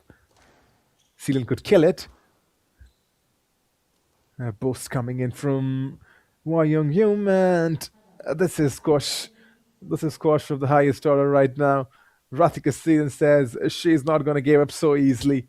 She's here to play. She's here to fight. 3-6. You definitely would not want to lose this set. But she's forced into the corners from Hwa Young too much. There's the cross court. Oh, good one. And then the coverage could finish it now. Oh, Radhika Seelan. She would be disappointed with herself. There was the chance. It presented it to herself. All she had to do was keep a shot above the 10. Easier said than done. 7-3 for the South Korean Hwa Young-um. Oh, now she hits the 10. Does she? No, she does not. That's perfect. For a moment, it felt like that was in the 10, but she's perfect. Oh, that's so good. Those gentle drops that she's played today. Oh, this time around, that's for sure. There's a noise. I'm not going to be fooled by it. There's a clear noise. The ball hitting too low. A definite noise, isn't it? 4-8. Sealing to serve. Oh, this is good. And then the drop. Picked up really well. Why Young-um, she's electric on the court. But Radhika Seelan definitely showing that I'm not going to give up so easily. 5-8 to her.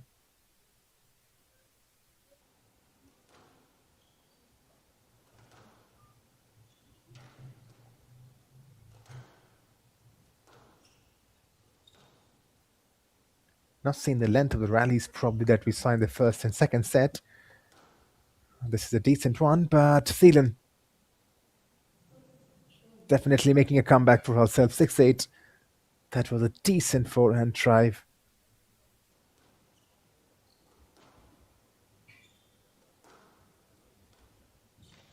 Now the backhand volley once again. And now the forehand. Working her position really well. This is a decent rally. And the pace. Something's got to give up now.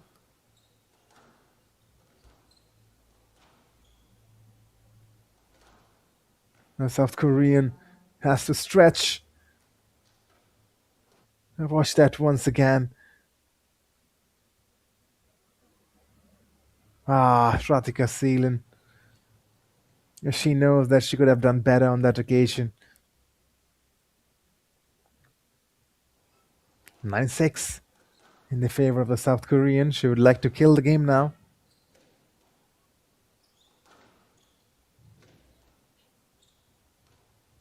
Oh, that backhand is once again working in her favor. It's definitely working in her favor. 10-6. Just 1 point away from sealing the third set in her favor and going 2-1 up in this quarterfinals is the South Korean.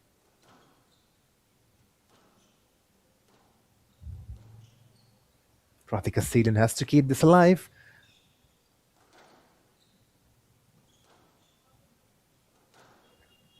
The forehand drive from South Korean and then pinning in the corner.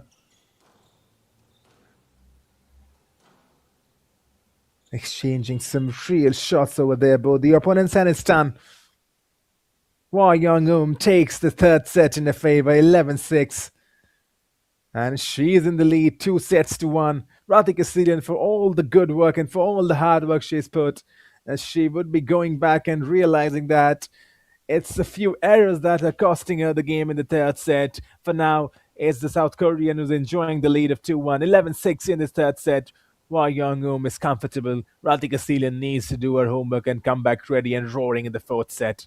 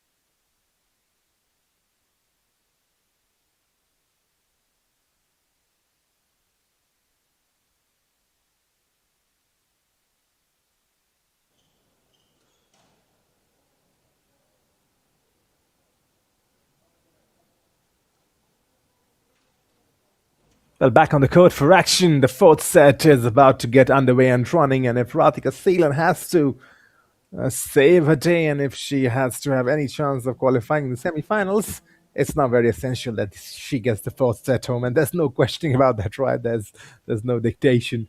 South Korean winning the third set has put herself into a comfortable spot, and here we go. Oh, really good to start off with, the Indian. That backhand is working well in her favor now. We've seen some great exhibition of backhand point matchmaking from both these athletes on the court today. And now Radhika Seelan showing that she's got some forehand spice into her as well.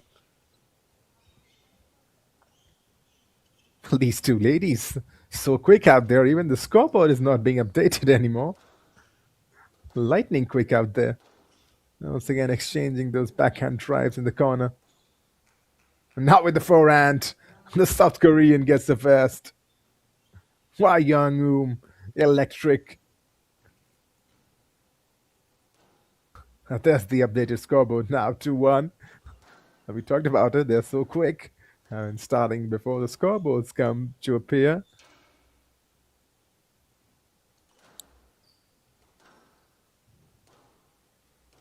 Good rally, and then that backhand volley that we have been talking about definitely deserves some praise from Hwa Young-eum.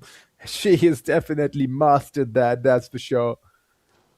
The precision onto it, the softness and the depth touch that she applies. And now the Indian with a drop of her very own. Forehand drop to get a point. 3-2 for Radhika Seelan. Very high serve. I'm probably calling a lob, isn't it? And backhand exchanges have been a feature of this encounter. This time around, what has the referee decided? I think it should be a point to the South Korean. She did give the space to the Indian to reach over there. Should be a point to South Korea. The Korean.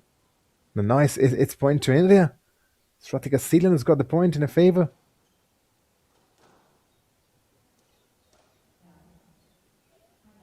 Hits the 10. She's disappointed. She's definitely. We talked about it, right? That's one area of the game wherein Seelan has to make sure that she steps up, commit less errors, and that would definitely not help her cause.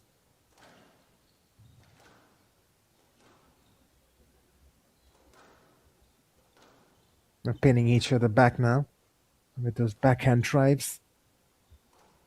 They're trying to use the entire length of the court, and then it is something that we have seen her perfect through and through her career. Hwa Young-eum, and probably it feels like now at 30 years age, she's definitely in the peak of her career. And once again, was trying to go for that backhand cross-court try, but hits the 10.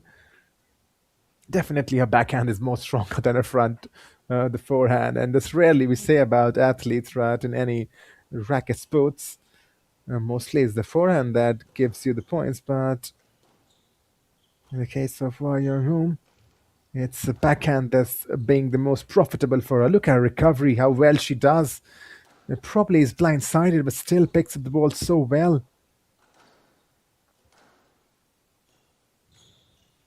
Good rally, incredible rally, but Radhika Seelan in the end probably stretched a bit too much. Hope she's okay though.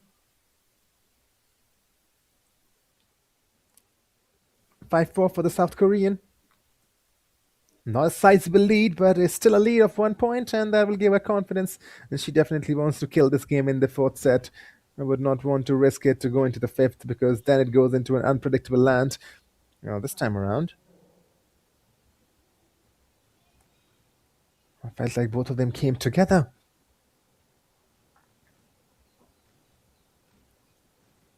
Hwa Young-eum with a serve now once again. Oh, just catching Seelan by surprise. Good recovery by her though, and then not able to pick up. 6-4.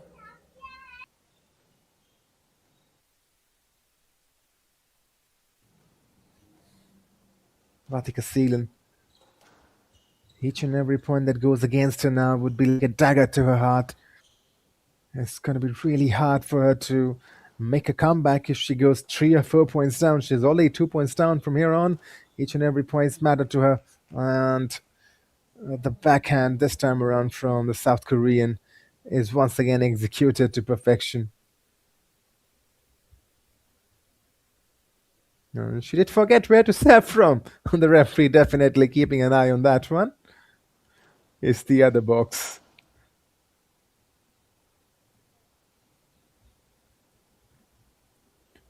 And definitely now inching closer. I think Radhika Seelian is feeling the effects of something that she caught on her leg. You can see her just holding her toes, maybe her ankle. That is something that has probably been a feature of this game. We've seen her hold that right leg, I believe. Could this be a safety let given? Because Radhika Seelian did. Well, this is the point to Seelian, the Indian. The referee deciding this to be a stroke.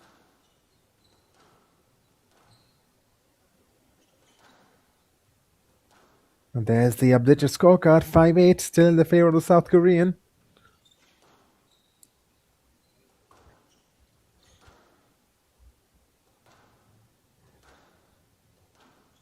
Some powerful exchanges out there in the corner. It's been an exhibition for backhand drives today, isn't it?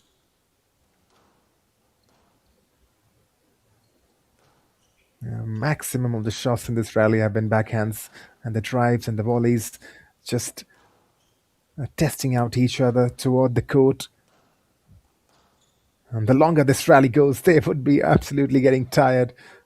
And now this is probably one of the longest rallies we have seen in this game so far. And keeping them in the corner pinned in, there's the cross-court backhand drive. Now the forehand cross-court. Seelan and Hua Young-eum is going for an intense battle. And I think the point, much to the frustration of the Indian. And she's still asking the referee about it. Definitely frustrated, definitely not. Oh, now the South Korean is probably thinking. So I think the referee has changed. It's both of them now asking the referees what's happening out there in Chennai. Well, definitely it's working in the favor of the Indian. She would want to keep herself alive and she would want to cut that deficit. But what a rally that was just seconds ago. And now they're building it up once again. I'm very comfortable on that backhand.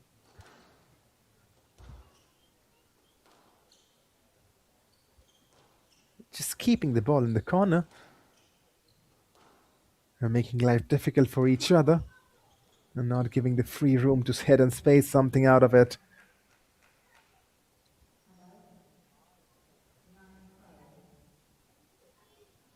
The South Korean is just 2 points away now from winning it. 9-5 in a favor. Oh, brilliant. Just brilliant. Nonchalant and so effortless from Hua Young-eum. 10-5. She's serving for the match.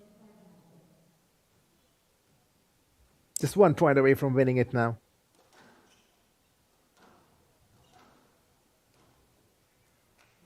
And there it is.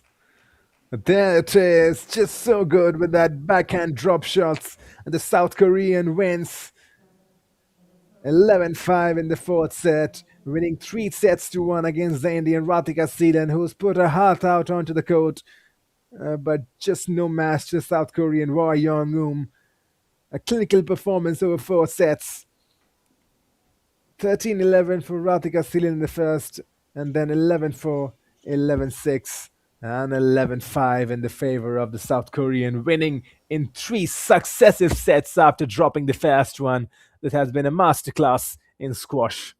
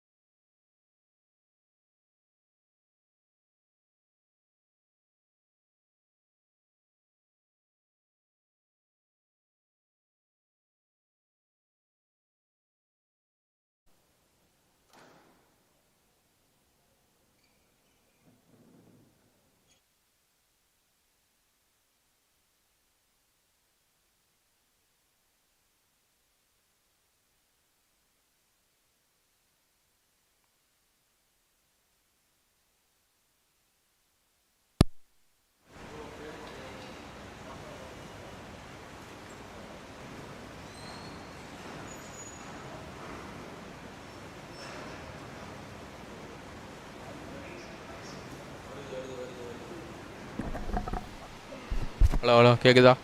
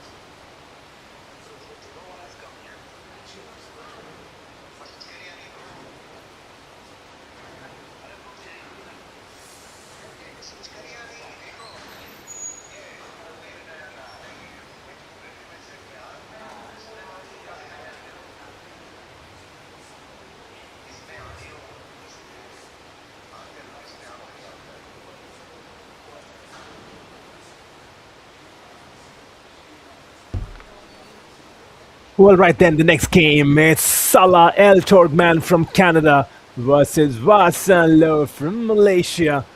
And the third men's quarterfinal. It's going to be an epic clash, that's for sure. Canada versus Malaysia. Salah El Torgman versus Wasan Lo coming up next really shortly from the glass court.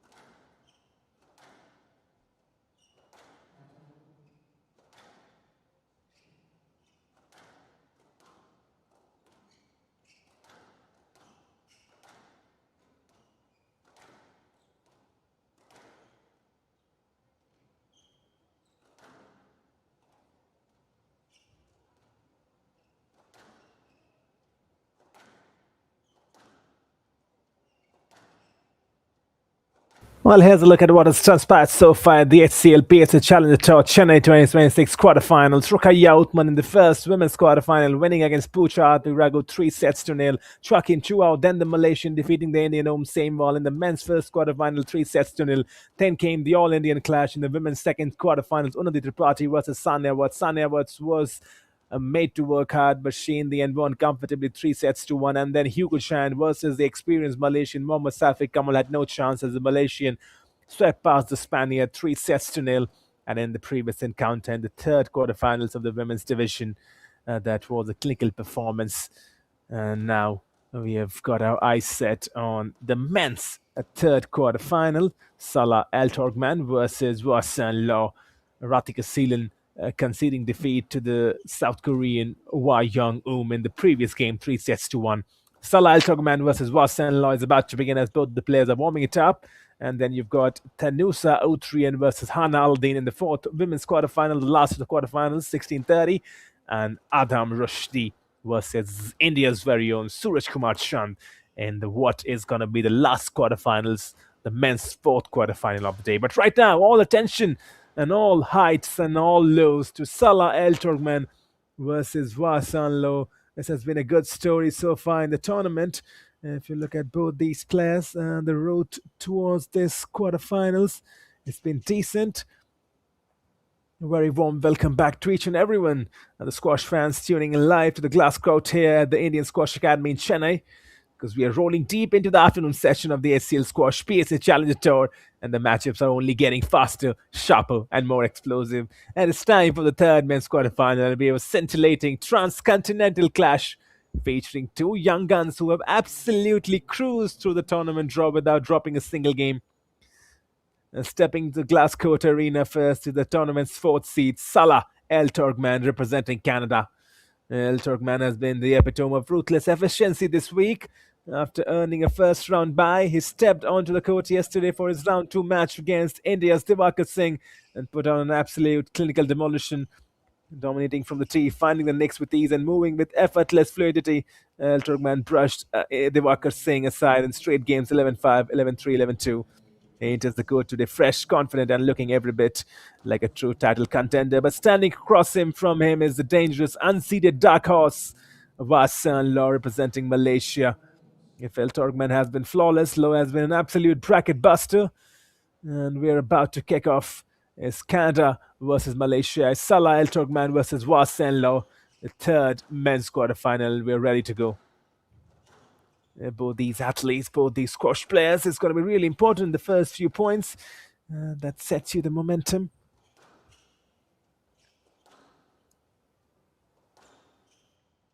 Testing out each other. The left-handed Vasan Law versus the right-handed Salah El Turkman. It's always a fascinating battle to watch a left-handed player, because they are so good. I mean, there's something about the left-handed guys, isn't it? Vasan Law, definitely. It's really quick. And Malaysia is definitely dominating in this HCL PSA Challenger Tour. Already got 2 semi-finalists in the men's edition from Malaysia. Joachim Chuao alongside Mohammad Saifik Kamal. There's the match graphic, which needs to be updated, that's for sure. This is Salah El Turkman versus Vasan Law. If anybody's confused, this is not Radhika Zealand versus Wah Young. There we go. There we have the updated scorecard. Salah El Turkman versus Vasan Law. It's the men's quarterfinal. That needs to be updated as well. The players could take a bit of criticism to that. Salah El Turkman versus Vasan Law. Women's quarterfinal, definitely that's not the case. It's the men's quarterfinal out there. That's for sure in the HCL PSA Challenger Tour. So if anybody's confused, we got that confusion away. I suppose these athletes will once again look to depict a strong first set. It's going to be really crucial. They have to be on top of their game. It's 1-1 right now. Goes for the drop, but recovered really well. I think it's the 10.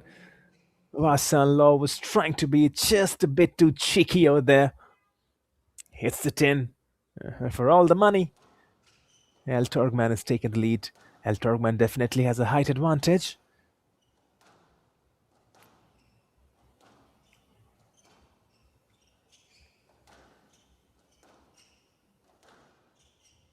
That's a good backhand cross-court drive. Probably the longest rally that we have seen so far in this game. It's just starting though. A nonchalant shot hitting from both these players out there. Oh yes, it keeps on going. A test of stamina and endurance for both these players out there. Yet to see a kill though. Just testing out each other cautiously. The longest rally maybe of the entire quarterfinals now. Something's got to give up. Wow. Now we know what's going to give up. After probably the longest rally that we have seen in the game, Vasan Law takes a point in his favor. And it's courtesy of Salah El Turkman's error. And I thought something's got to give up. It's the Canadian who gives up.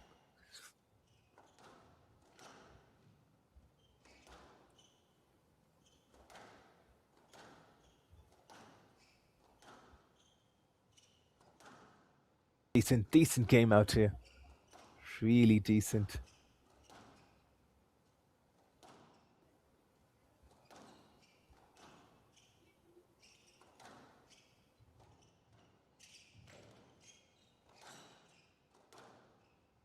And once again, long rallies are a feature of this first set that we've seen so far.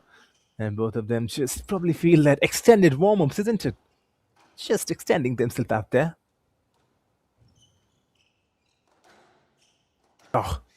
That's hit with power. And now goes down Vasan low. This would be probably a point in the favor of Salah Al Turkmen.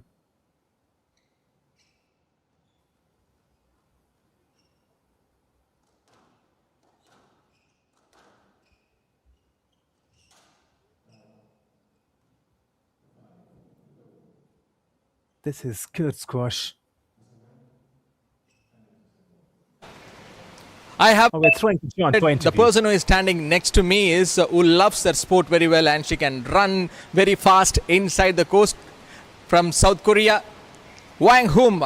Wang, how was this game as become a big experience for you, losing the first set and then coming back with the three straight wins? Just tell us about your preparation on this. So the second set, I'm focusing in my match, so I can won 2 seconds. I can won. Next game is going to be a semi-final. So what was the preparation? So my first time in 9K in semi-final, so I will do my best in my match tomorrow. So I will do my best. Best of luck for a big game. Sorry?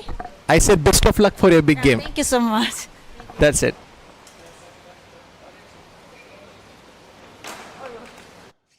Well, back in live action, there's the ever smiling John with our interviews. He's doing a really hard job out here, making sure that he makes all the winners stay onto the mic for a bit too long.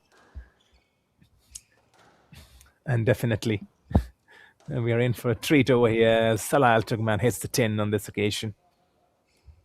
Vasan Law is crawling back. 5-6. Oh, it's 6 all now.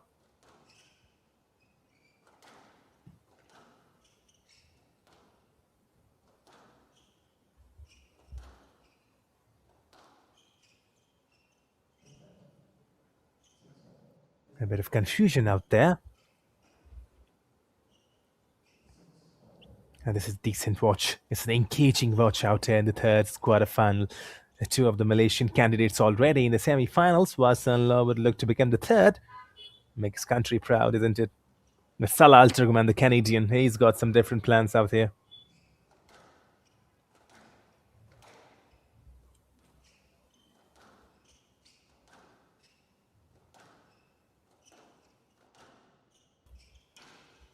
Long rallies have been a feature this time around. Al Turkman just unable to pick it and probably was surprised by the bounce of the ball. 7-all.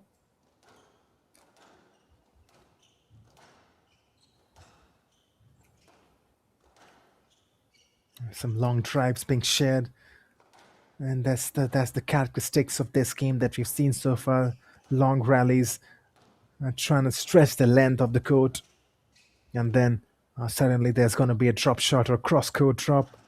Maybe a cross-court drive. The backhand drive from Vasan Law. And then the backhand cross-court. This is interesting. This is engaging. It's also a test of endurance for both these athletes out there. And when the rallies goes for so long, there's ain't no more squash. It's all about who's the better athlete. Or a drop from Vasan Law and then the kill. Good recovery from the Canadian. And still going on though. Wow. This is the best rally. Oh, airborne Vasan Law. Now the finish. Still recovers well. And now still going on. Wow. What has the Canadian gonna do to kill this game? Because he's everywhere, the Malaysian. Oh, this is fanatic stuff. Has he got the point in his favor? Yes, he has. This is just brilliant. Oh, yes. Oh, yes. Oh, more of this, please. This is squash of the highest order, and they've played for so long that they need code servicing. Oh, what have we just witnessed out here? Vasan Law versus Salah Al Turkman. The best point so far in the quarterfinals, no doubt about it. Oh, yes. Oh, wow. Vasan Law, there was at least 3 or 4 times where he had no right to come back in the game. He was dead and buried, but somehow he made those points for himself. Oh, just sublime. He's got the commentators up on his seat, that's for sure. Vasan Law, the Malaysian. There's something about those Malaysian players, that's for sure. They definitely know how to recover points and never give up. Fantastic. Salah El Trogman would be thinking how would probably did not pick up a point from that occasion. Well, that's squash for you, and that's Malaysian squash for you. 8-all now. It could be the first game that goes down to 5 sets, maybe. You've seen a maximum of 4 sets so far. The 6th quarterfinal and 3rd men's quarterfinal. Oh, this is good from Vassan Law. It's just a nonchalant shot, right? I felt like he was bored and he said, you know what, let me kill the game now. 9-8.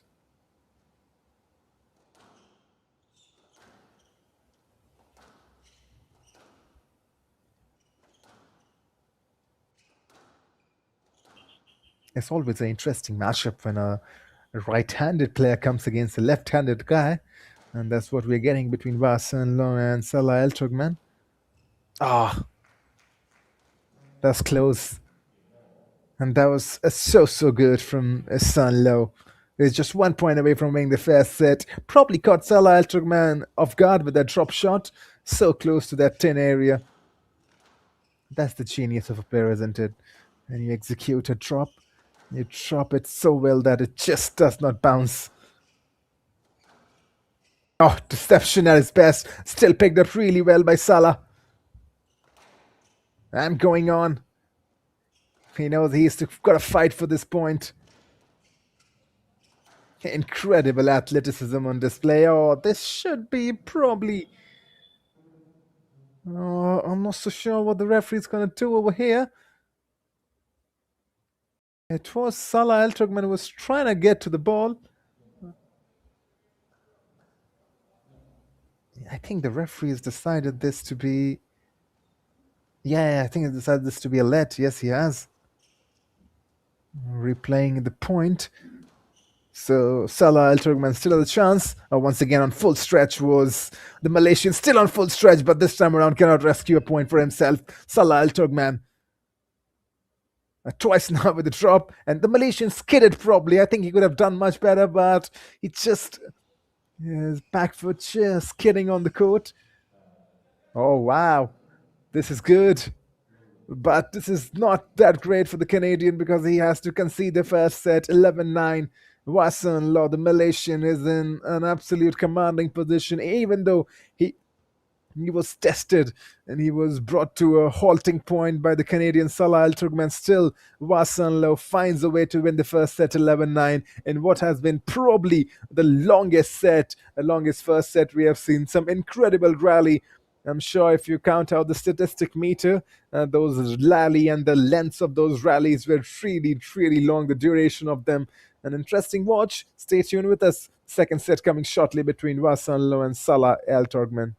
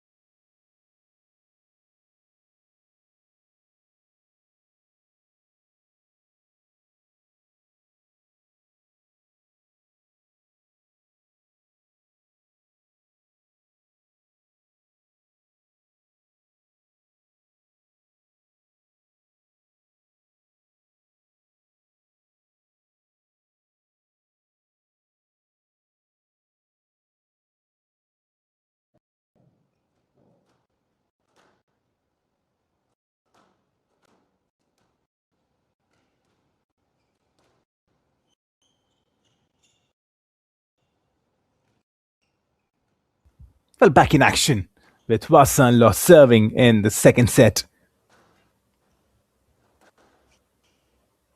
Winning the first one 11-9 in the men's quarterfinal. Oh, this is good, but still, Vassan Law is electric on the court today. Look at him jump for that point. And now both the players just probably thinking that maybe the court needs a bit of servicing. And now they're good. They say okay to continue. Salah Al Turkman with the point on that occasion. But Wassan Law definitely is so athletic. I don't think I've been excited this much for any player so far in the quarterfinals as I've been for Salah, beg your pardon, Wassan Law as Al Turkman hits the 10. It's 1-1 now. Certainly, Barcelona is definitely a one to watch for in the future. Even if you look at both the players, there's a difference in their playing style. Salah Al Turkman is 23 years old, Barcelona is 19. And the Canadian 192 centimeter, definitely enjoying a height advantage. Barcelona is 176 centimeters. Salah hits the 10 on this occasion. Salah Al Turkman, born in Cairo, Egypt, but resides in Toronto, Canada. Wasan Law, Kuala Lumpur, Malaysia. That's where he comes from. Both of them really interesting players. Wasan Law is a left-handed squash player. Salah Al Turkman this time around cannot reach with the right-hander.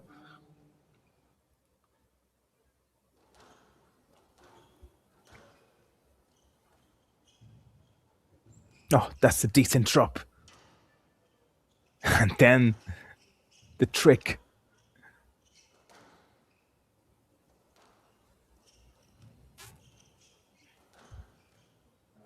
Reaches on to absolutely everything, Wasan Law. There's nothing that you throw at him and he does not reach at you.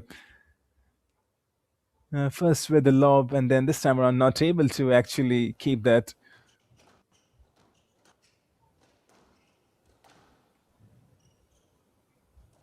Salah Al Turkman definitely facing the heat. Wasan Law. It's so hard to play against him. He's just a force of nature, isn't he? So good, so entertaining on this court today. I love to watch him play squash.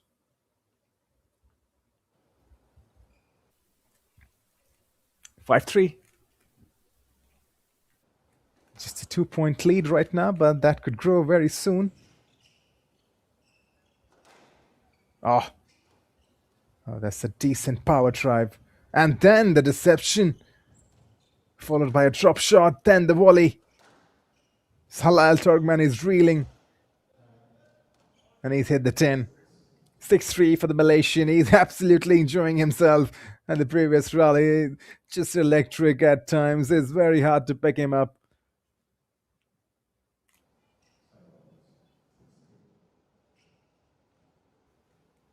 And to serve once again. This is the Malaysian.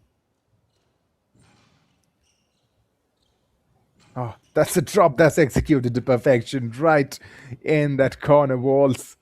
I mean, how do you pick that up? The answer is no, you cannot pick it up because Wasan Law has perfected that skill. And this time around, the commentator's curse, maybe. Salah Al Turkman gets the serve. 4-7, still in the favor of the Malaysian.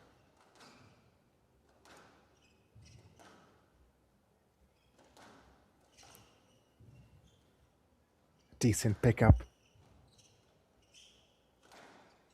Salah with the cross court. And then picked up once again. Oh, this time around. It's good from Salah Al Turkman. For the first time, you saw Wasan Law not able to pick up one of those power shots. And definitely Salah Al Turkman is growing in the game. 5-7 now, 2 points away from equaling the Malaysian.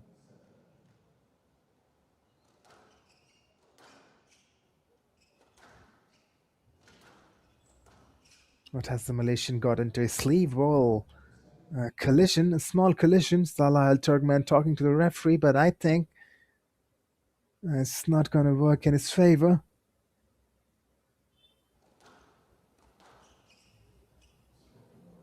And once again, this back-to-back.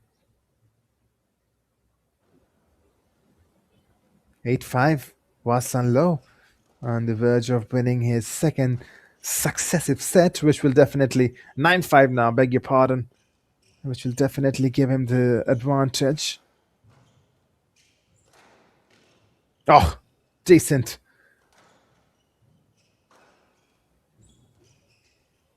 And now forced back out of the court. Washan Law is just 1 point away from winning 2 successive sets, but he was so good in this. And the way he's covering the court, those little movements to get away and to cover, is just so good. And now probably will finish. Look at the stretch on display. Salah Al Turkman has done everything possible. This time around, Washan Law slips in, definitely. If not for the slip, he would have got that point to him. 6-10, Salah is still alive in this second set. He has to save 4 match points at least to stay alive. Oh. Still alive. 7-10. 3 more match points to save. Or set points, should you say, isn't it? Set points is a better verb. 3 set points to save for Salah Al Turkman. Not easy against the Malaysian, who's been in peak of his powers in this game. Look how quick he is.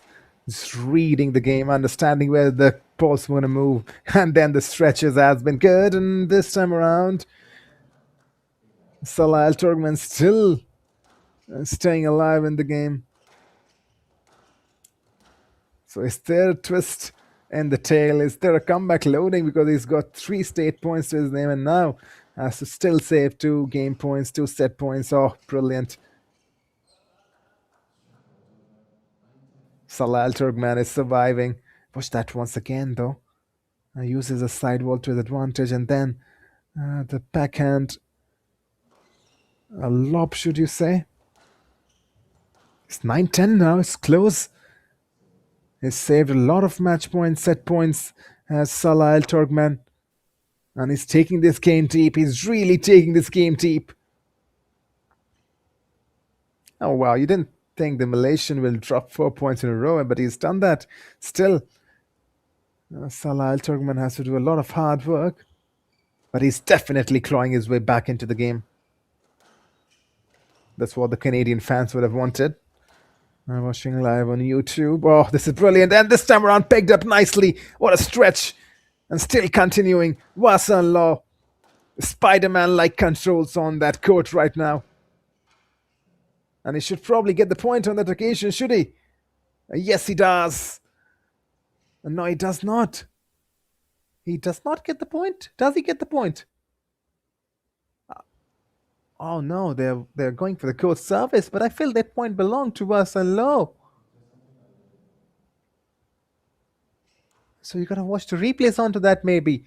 As we head into the court service, but take nothing away from the Malaysian and the Canadian, putting out an absolute display on the court today. I mean, it's been one of the best performances we have seen in the quarterfinals so far. It has to continue. Salah Al Turkman, surprisingly still alive in it. He is showing ultimate resilience and grit. And Washan Law definitely has got that quickness, that sprint power, and the way to maneuver inside the court. He stretches really well.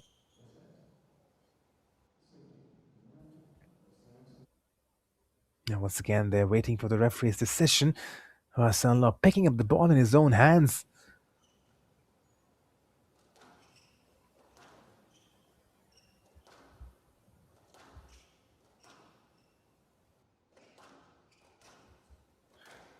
It's that part of the game wherein you've got to be really decisive. This is where we talk about clutch, right? And now what has the referee decided on this occasion? Should be Washan Law gets the point. But there would be appeals from the Canadian. Look at how quickly he picks that up. I mean, goes falling down. Oh, it's 10-10 as the Canadian has got the point. So I think it must have hit the 10. Or maybe a stroke given to the Canadian. But he's still alive. He needed 4 points to keep this game alive, and he's got those 4 points. 4 set points lost by the Malaysian Washan Law.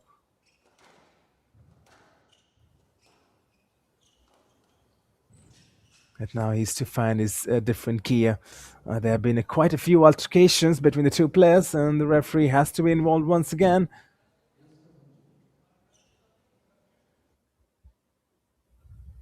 What's that? It feels like Wasan Law is not able to reach there in time, and that's what he was asking the ref.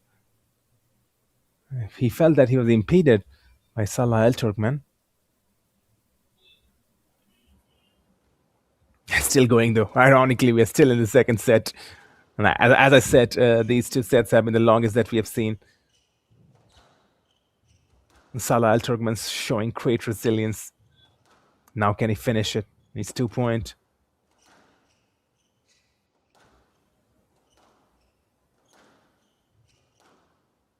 Some neat exchanges.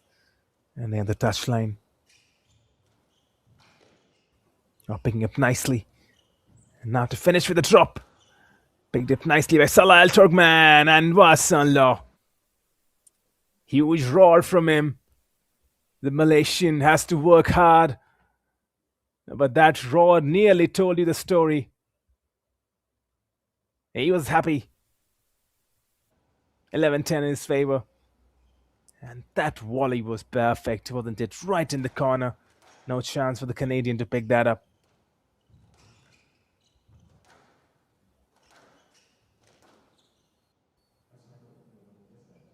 Now, what has Salah Al Turkmen decided on that occasion?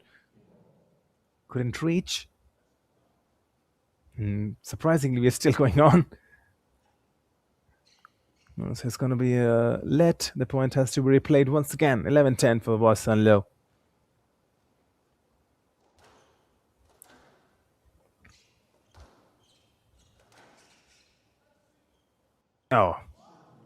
Oh, the point has been given. Stroke. And Wasan Law gets that point. Much to the disbelief of the Canadian Salah Al Turkmen. Wasan Law takes the second set as well, 12-10. The Canadian cannot believe it. Still looking at the referee in shock. And after a tight and grueling and gruesome second set encounter, is Wasan Law, the Malaysian, who's won it once again 12-10 and wins the second successive set. Take nothing away from the Canadian, though. Salah Al Turkmen, he was really good. At one point, he needed to save 4 set points, and he did exactly that. But in the end, the Malaysian just too quick, just too smart, outfoxing his opposition and winning 2 successive sets. Just 1 set away now from entering into the semi-finals and thus becoming the 3rd Malaysian to do so in today's quarterfinals. Pulsating watch, gripping watch. It will continue very soon. Stay tuned.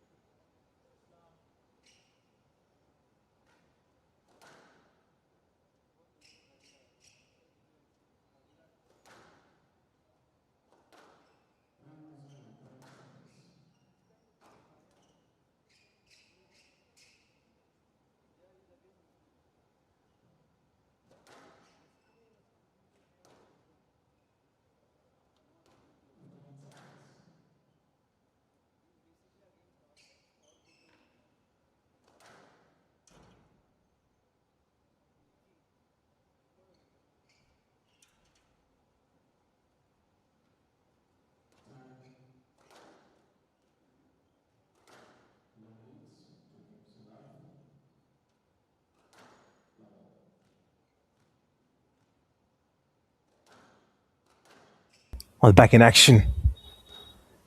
Leading 2-0. The Malaysian would now like to kill the game. Very different story for the Canadian. Oh, this is good. Just talking about a very different story. He needs to come on top pump in this 3rd set. And he's done exactly that by winning the first point. I'm still really amazed by how quick Wasan Law is onto that class court today. He's usually quick. He's down by 2 points though. Salah Al Turkmen starting this 3rd set as he means to finish.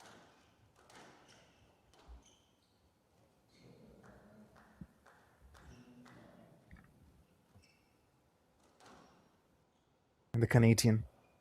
Still with the serve in his favor.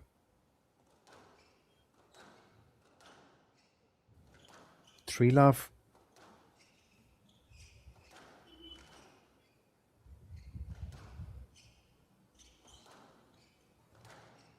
Some decent stroke playing by both these players out there on the glass court.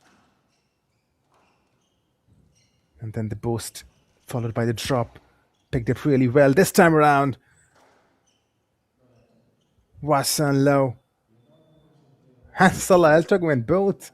Yeah, well, there's just too much altercation with the referees in this game. I mean, a lot of questioning, a lot of eyebrows raised. Take nothing away from that pickup from Wasan low. He's good. This lad is really good. He knows how to maneuver his way in the glass court. Salah Al Turkman is still not happy with the decision. I think Wasan Law is trying to indicate the referee that he could replay the point, maybe. That's what he's indicating. No, that's certainly not what he's indicating. It felt like with the action, couldn't it? 1-3. We'll make that 2-3 now.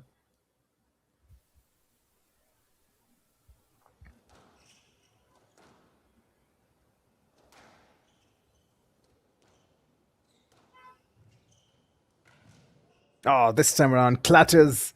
The Malaysian is trying to recover that point, and they're looking onto the court with some disdain out there.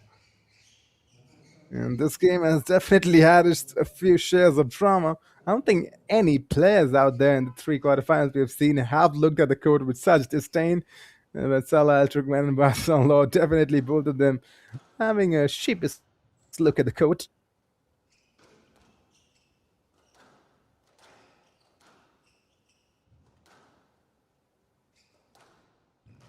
Three all now.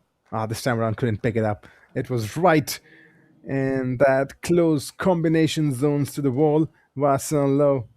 He tried his level best even when there's all athleticism and everything coming together.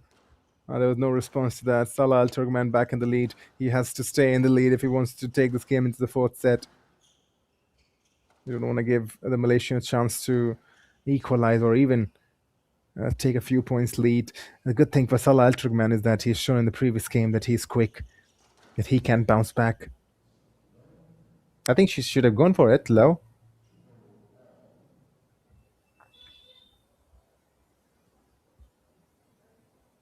He left it, and it's going to earn a point for himself.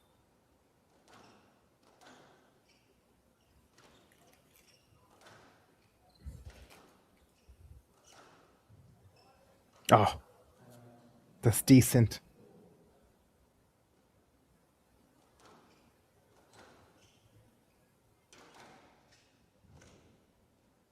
One thing that's impressed about Wasan Loy is his incredible pickups, the way he stretches his body to reach onto those balls on the glass court.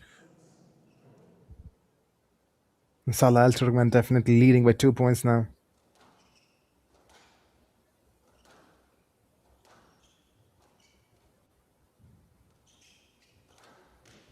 Oh, not able to reach. The Canadian now with a fist bump. He knows that he's getting back into the third set. 7-4.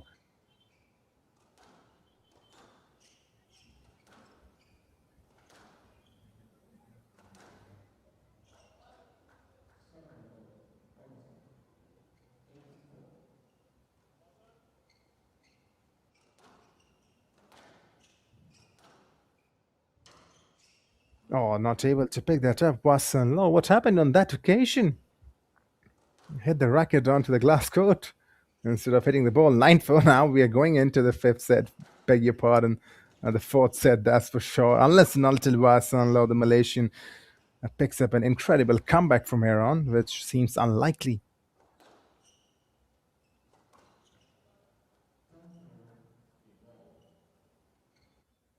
And the replays definitely of that rally will clear the equation.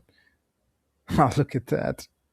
He's just so good. 10-4, the Canadian now, showing his quality, dismantling the Malaysian in this third set. And this ball probably does not, is above the 10. Here's the 10, and that's it. And the third set is the Canadian Salah Al Turkman, who takes the better of the Malaysian Wasan Law, winning 11-4 and keeping the game alive. So it's 2-1 now. The first 2 sets belong to the Malaysian Wasan Law, but then Salah Al Turkman in this third set, absolutely ruthless. He came onto the court and he meant business, dominating Wasan Law right from the get-go. His shot making was decision making. Everything on this third set was decent, more than decent, I would say. He was quick, he was sharp, dominating the tee, and also making sure that his movements on the court is brilliant compared to his opposition.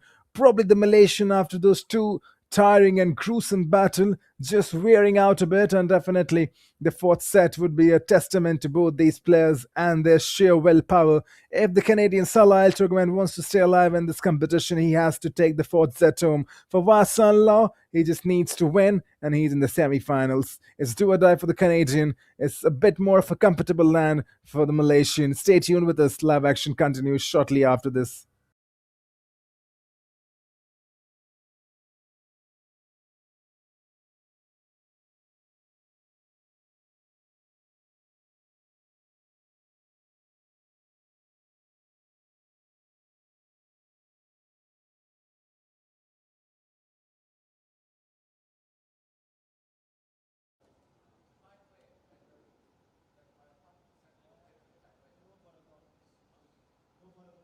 And 11-9, 12-10, the first 2 sets for the Malaysian, but then 11-4, Salah Al Turkman coming back into the game. This is the HCL PSA Challenger Tour in Chennai 2026, and definitely we're in for a treat in the third men's quarterfinal. Already 2 of the Malaysians have booked their ticket. Joachim Shuao and Mohammad Saifi Kamal winning their respective quarterfinals, and it's Wasan Law who's definitely on the verge of it. He's won 2 sets. Salah Al Turkman winning the nearest.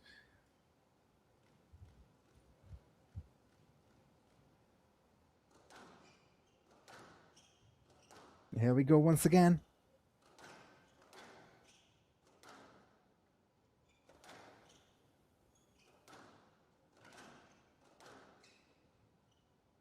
Right from the beginning, a rally to begin things.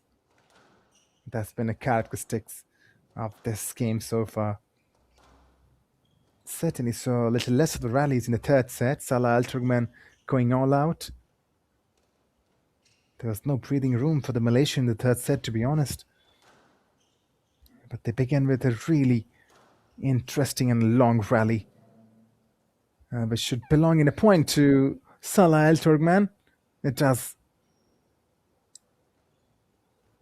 The Malaysian not able to move his body in time.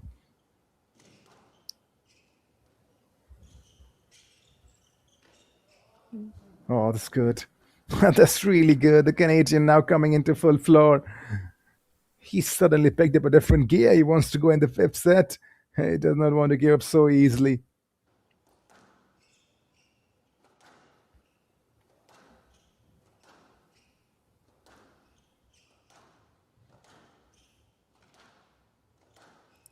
Looks a bit more relaxed now after winning that third set. Good recovery from the Malaysian, and then the pickup from Salah Al Turkman. Still going on. This is a point to Salah Al Turkman. The fist pump tells the story. So once again, the referee has decided that the Malaysian impeding and not giving enough space to the Canadian. Wasan Law is pointing that the ball is going in a different direction. It doesn't need myself to move my body. But the referee, as his verdict, Salah Al Turkman is leading by 3-0 in this fourth set. It's looking much more sharper now. Much more better. Oh, yes. And probably he's hurt himself in the process, as Wasan Law, the Malaysian, collided in the back of Salah Al Turkman. And Salah Al Turkman is just bended and he's holding his back. Probably feeling some pain.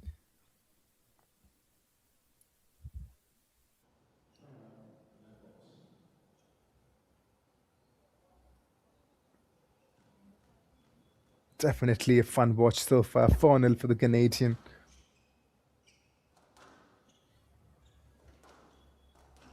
Wasan Loy absolutely looking like a ghost. And the previous two sets that he played, the first two sets, he's looking like a different player, but suddenly it's the Canadian who's found a different gear. Things could change quickly. It's a sport of endurance as well. Make that 6-0 to the Canadian.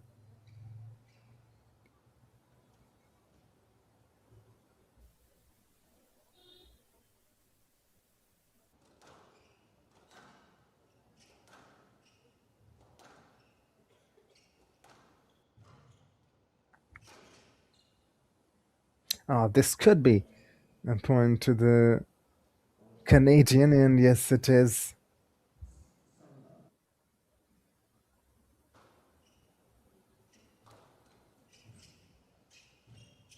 Just dominating and keeps on dominating in this fourth set. Now 7-0. Look at the movement. That's improved so much from the first one. Not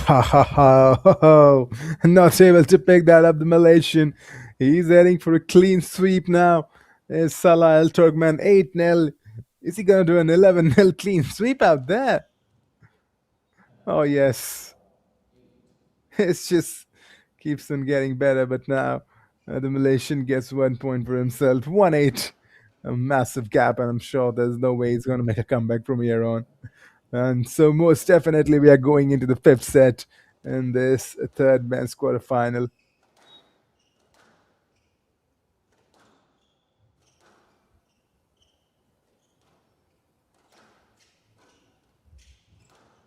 Salah Al Turkman once again, 9-1 for him now. He's just found a different dimension to his game when it mattered the most. He was down by 2 sets, now on the verge of winning back-to-back sets for himself. The fist bump tells you the story. He's happy. The Malaysian is suddenly caught a halt in his game. I'm not so sure what's happening to him. He was so good in the first 2 sets. and look at this. Salah Al Turkman with that backhand. That drop shot was perfection, wasn't it? And now it would look to finish the game. The fifth set is looming. Another drop. And then picks it up nicely. Wasan Law with the return from the pack areas.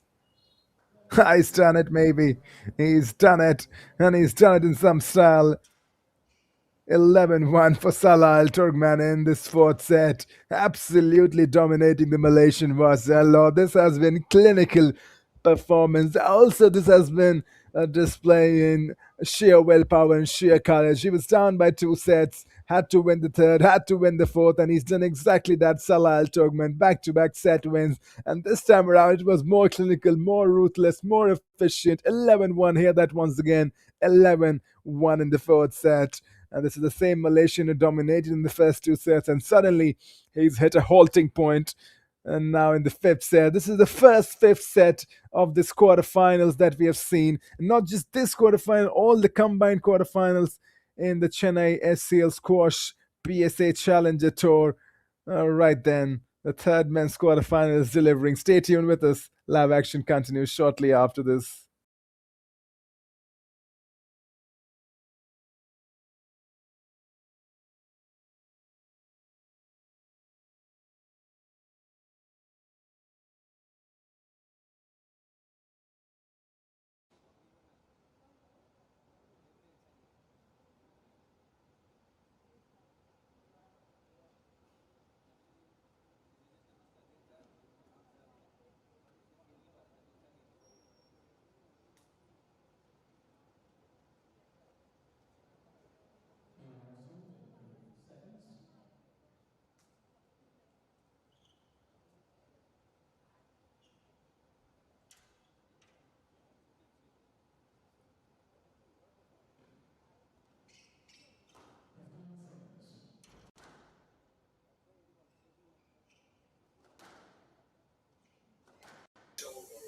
Right then, 11-9, 12-10, the first 2 sets in the favor of the Malaysian Wasan Law, but then 11-4 and 11-1. 2 successive set victories for the Canadian. Salah Al Turkman has set this game finally poised for the fifth set, and we are ready for it, aren't we? Salah Al Turkman versus Wasan Law, Canada versus Malaysia, fifth set. Here we go.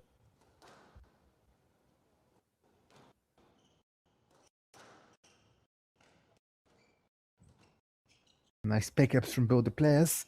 And then the drop shot.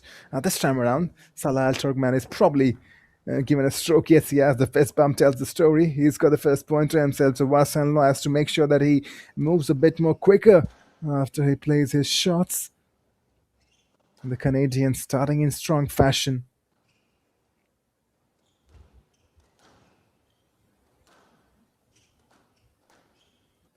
Some nice exchanges, but Wasan Law hits the 10. Salah Al Turkman with each point. His fist pump tells you the story.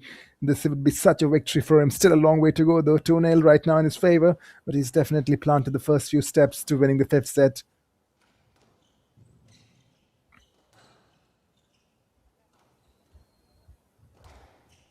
Oh, that's quick. And this time around, a same incident occurred, and Salah Al Turkman was probably feeling this should have been a point in his favor, but he says he's rolling his fingers to the referee, to the match umpire. He's been given a let, has to replay the point.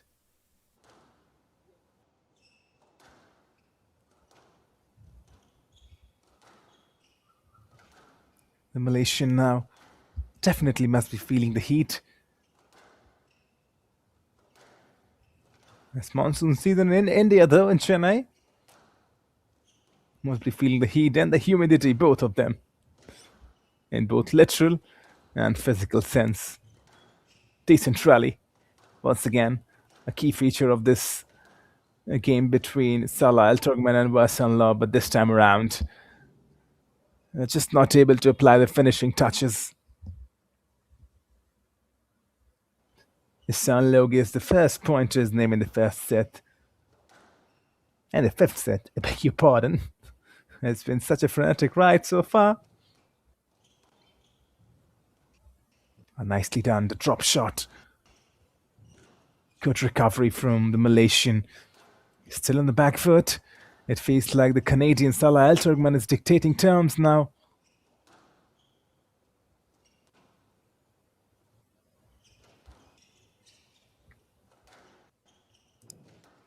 The cross-court forehand is delicious from Salah Al Turkman. Then the forehand volley. What a rally this is. I still feel like the Canadian is in control of this rally. Is making the Malaysian work. Certainly Wasan Lo covering more of the court, and this time around, and nearly a finish approaching to this incredible rally between these two incredible athletes. Still continuing. And now in the corners, there's the drop coming in, but Salah Al Turkman takes the point home. Wasan Lo trying to pick that ball, unable. Hits the 10. His reach has been questionable in this final few sets. He's doing so well in the first two games. But suddenly and certainly now it's the Canadian Salah Al Turkman who's enjoying himself out here.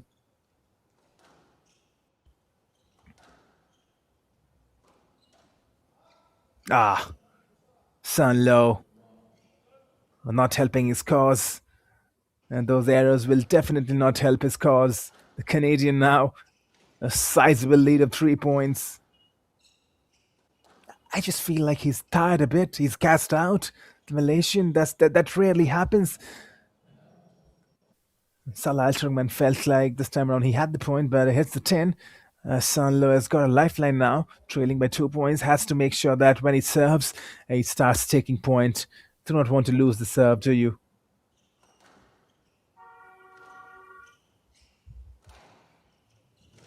Oh, this is brilliant from the Canadian. Forcing the Malaysian back. And then this is the type of kill you want to watch. Wow. There's no way Wasan Lo could have picked it up. He was backpedaling. Even with all the athleticism he's got, he was unable to pick that up. 5-2 now for the Canadian.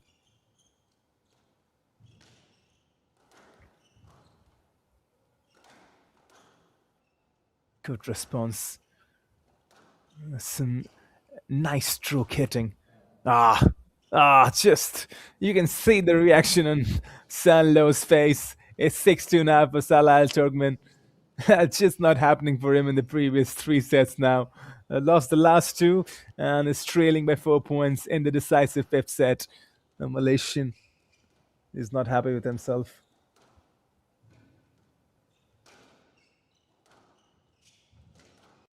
Oh, what a rally this is now building up. This is the kind of stuff you want to watch in the deciding set, don't you?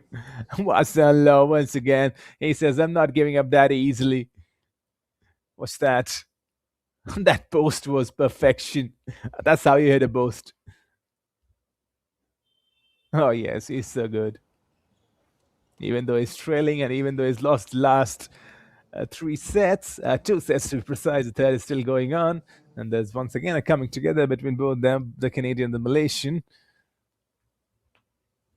And there have been quite a few occasions in this 5 sets that we have witnessed.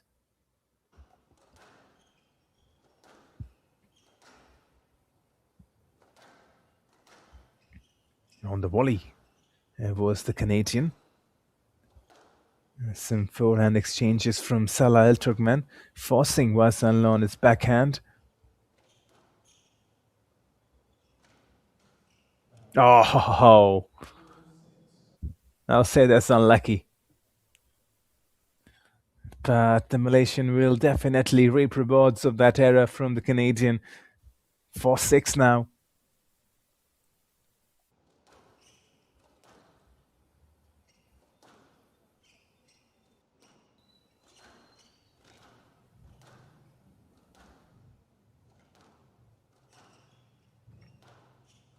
It's always a fascinating battle to watch a right-hander versus a left-hander player. Look at the stretch from Wasan Low. That's been a characteristic of this game, but this time around hits the 10. Much to the disappointment of the Malaysian, but much to the pleasing fist pump of the Canadian. Just trying to go for that backhand volley drop the first time. Malaysian does not get it to perfection. 7-4. Salah Al Turkmen about to just pull off a historic comeback in the PSA Challenger Tour. Wasan is definitely not happy. He's not happy with the decisions that's going against his pay. Oh, this is turning out to be an absolute beautiful day. Or should I say a beautiful afternoon for the Canadian. It's just a few points away now from entering the semi-finals.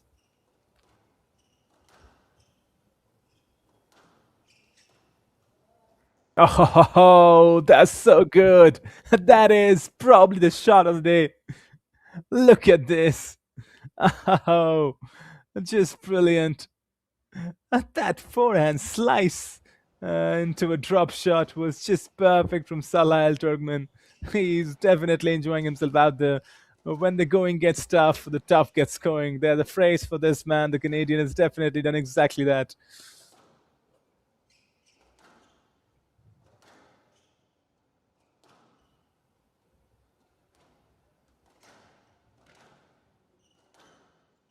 Sun Low trying his level best to stay alive. Oh, there's the drop. Picks up nicely. And then on the back foot, good recovery still going on. That's incredible athleticism from the Malaysian. And now looking for the kill. He's always backpedaling, but those power shots definitely helping him in his favor. Incredibly, we are still going on.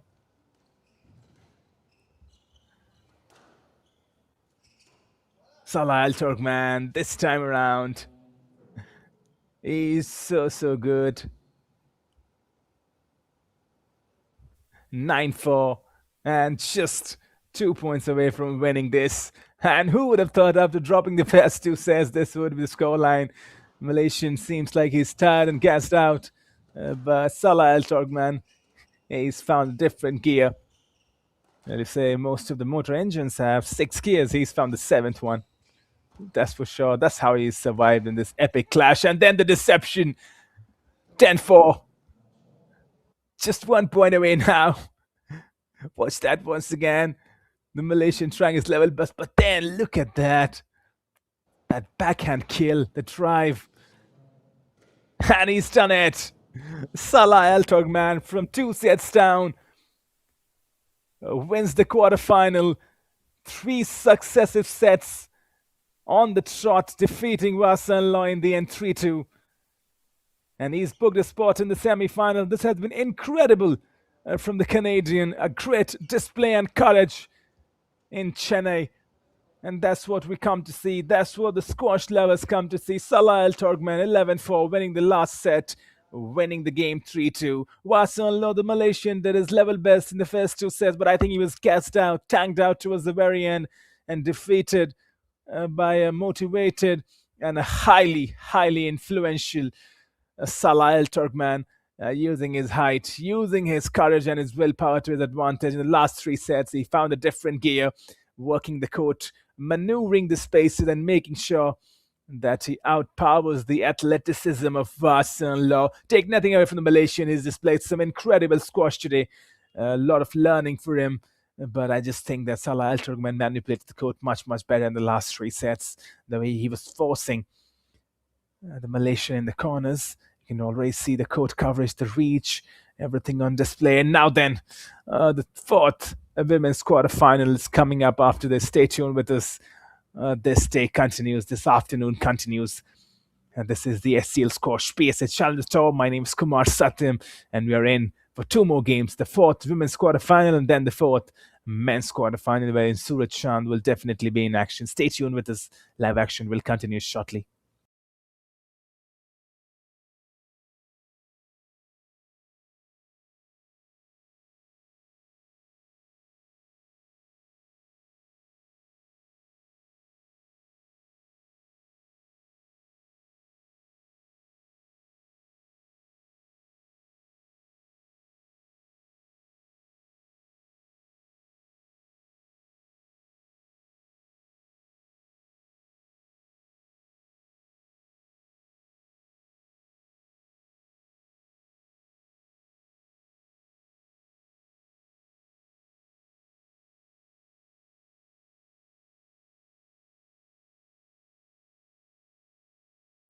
All right, then, not a single moment to take our breath because this is what the HCL PSA Challenge Tour has brought to us in Chennai 2026, the quarterfinals.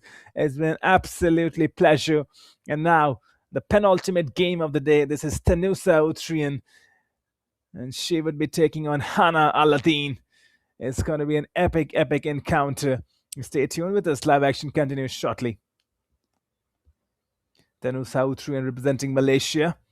And she's going to take on Hana Aladdin, the unseeded, representing Egypt.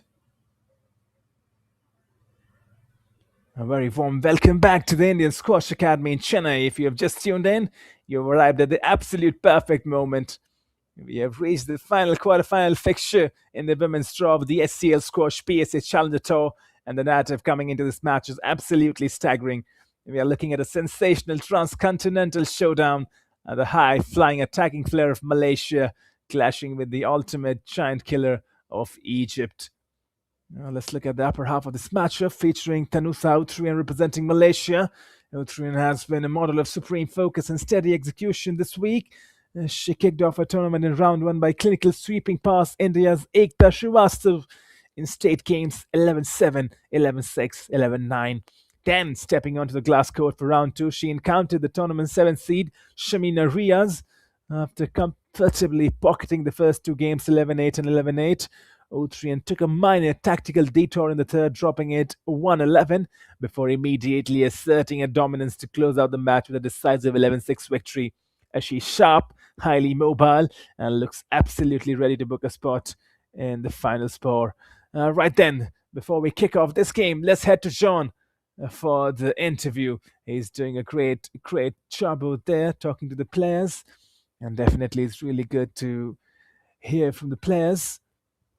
But before that, across the tee, Tanusa Utrian faces a player who's just authored the single most dramatic storyline of the entire tournament, the unseeded Aladdin representing Egypt. Aladdin has to work hard for every single millimeter of wood on this court. She began with a sharp 3-0 sweep over India's Vasudha Khandelwal in round 1, taking it 11-2, 13-11 and 11-2. But it was yesterday's round 2 matchup that blew the bottom half of this draw completely wide open. Facing the tournament's number 2 seed, Malak Samir, Aladdin orchestrated a breathtaking 5-game tactical masterclass. And after being hammered 3-11 in the opening game, she dug deep, trading massive physical blows to find herself in a deciding 5th game.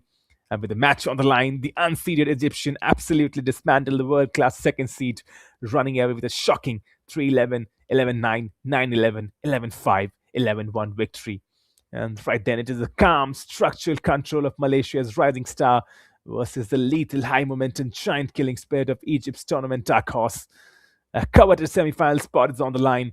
The top half of the draw is watching closely, and neither player is going to leave anything apart from everything they've got on the court. And the players are warming up, and we're about to begin very shortly. Now, this is Tanusa Utrian versus Hana Alatin, about to begin shortly.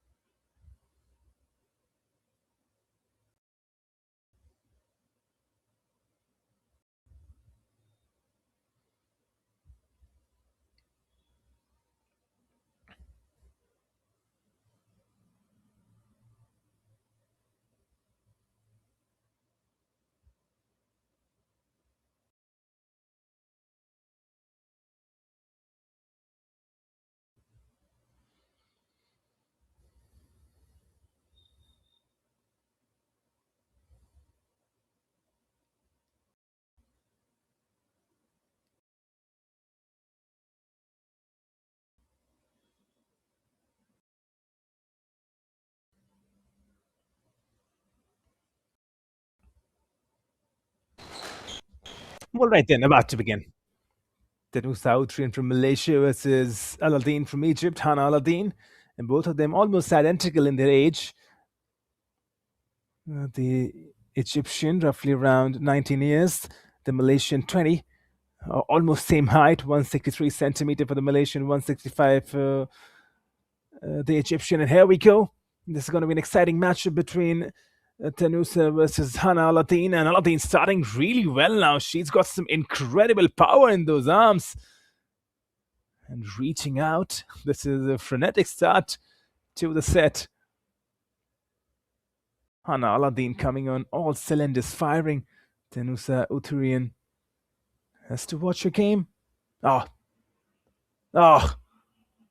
That's unfortunate, I believe, but the point will belong to Tanusa Uthurian. And in the meanwhile, let's listen to John, who's got the winner from the previous game. It's always interesting to hear from him what he's got at stake.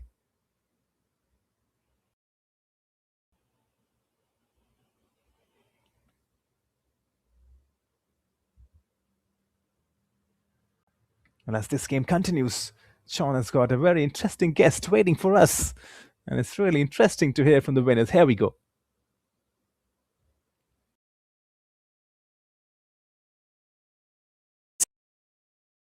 I have the man and Salah Al-Gwen. Salah, we have seen this. That was an intense against Sanlo. Just tell me, like, what is going through your mind, losing the first two and then coming back very strong at the last three?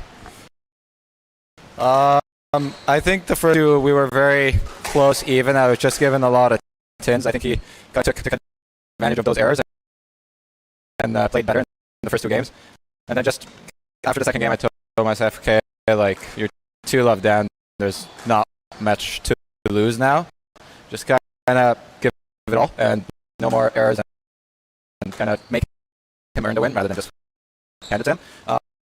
And it worked out well in my favor. I also would definitely like to thank my friends for being on my corner. They gave me great advice. So yeah, that was kind of what's going through my head. Sanlo seems to be a tough competitor. I think maybe you might have seen his videos or like what tactics you brought, after that losing the two sets and that made you win. We actually played college squash in the US, so I know him. I've seen him play. I know a lot of my friends that played him. So I've definitely seen him play before, and he's unbelievably fit and explosive player. He's very, like, you have to win the rally 3 to 4 times to beat him. So that going into the match, I knew that every point will be tough to win and will be easy points. So that was the biggest thing going through my head. That is very tough to beat, and you have to break him to win the match. Just tell us, like, about this platform, HCL Squash PSA Challenge Tour 2026. Platform like this, your travel from Canada to Chennai. I think this is the first 9K I played with a glass court, so I'm very happy about that. The facility is great. I think it's amazing to have a glass court at that level. It's not something you see commonly. So yeah, extremely happy with the course, extremely happy with the facility. Putting a tick mark on the quarterfinals, and then now it's time for you to move to the semi-final. Just to tell me, what was the game plan like for the game? So the semi-finals are actually one of my friends who was coaching me playing in it. So hopefully he wins, and then this is a bit of a friendly battle between us. So yeah, looking forward to that. And I'll go watch a little bit, take some notes, and try to help him win. Let's talk into best of it for the game. That's Salah and go to the Kumar. Well, thank you, John. That was Salah Al Trugman, the winner from the previous game. He was down by 2 sets, but then plunged out a historic comeback, a comeback for the ages. But coming back to the center court now, to the glass court. Danusa, the Malaysian, taking on Hana Aladdin. Aladdin leading right now, and this has been the story of this tournament so far. Hana Aladdin in the previous encounter taking the game to 5 sets, and she did make a very massive upset. But now facing the Malaysian, she has to be on top of the game, and she is so far for all. Both of these athletes definitely giving it all. Really impressed by how Hana Aladdin has started this game. Those backhands, they've got a certain slice and zip onto it. This time around, the referee has to come in. Hana Aladdin does not believe. She feels like she was impeded. And she drops her racket in disbelief, the Egyptian.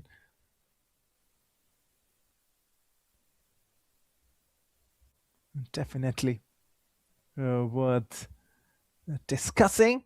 But Danusa has got the point.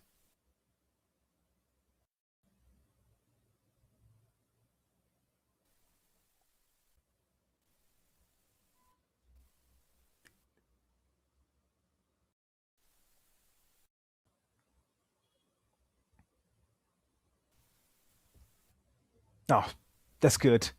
That's more than good. 7-4 for Danusa. Otrian, the Malaysian, is definitely cruising. Hana Aladdin at one point, she started off really well, but then the Malaysian starting to take the lead. What has the Egyptian got in store? Completely outfoxing the Egyptian is the Malaysian. Danusa Otrian now getting into the groove. 8-4 in the name. Starting to probably feel that the first set is going to belong to her. A long way back for the Egyptian now. Once again colliding together. That's the same story. We saw that the previous time around, to which Hana Aladdin was not happy. But I think this time around, she's got the point in her favor. Stroke to Aladdin. 5-8. She would be happy with that. But immediately conceding the point. Danusa. She's so good today. And this is the tempo of the game.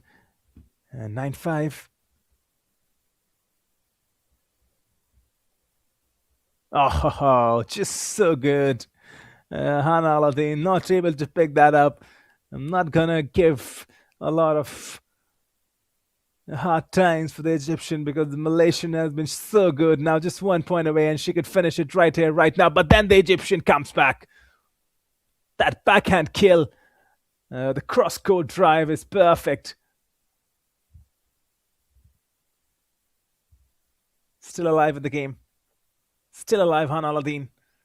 And we've seen that she can have that fighting spirit, but Danusa Otrian almost nonchalantly finishes the first set in her favor. 11-6 for the Malaysian, completely dominating Hana Aladdin, who did start really well, but towards the end, it was the Malaysian who showed her calmness, her composure, and her quality. 11-6, the first set belongs to the Malaysian Danusa Otrian. Stay tuned with us. Live action will continue shortly. We're excited for the second set.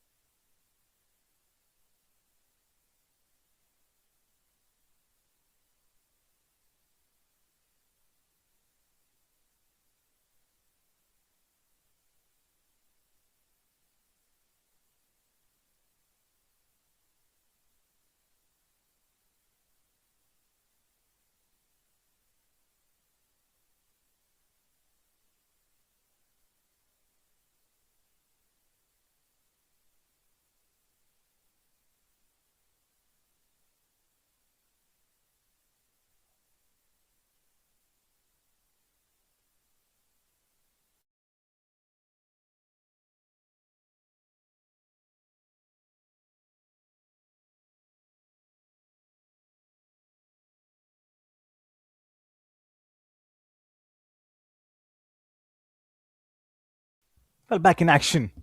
The class court. Tenusa Utrian versus Hana Aladdin continues in the second set now.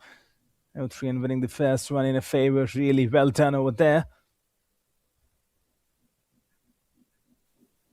Hana Aladdin, the kind of start we saw from her, suddenly probably felt like slowed down a bit. And now just perfect. That drop, the cross-court drop, that's what we're calling it, aren't we? Tenusa Utrian, just so good.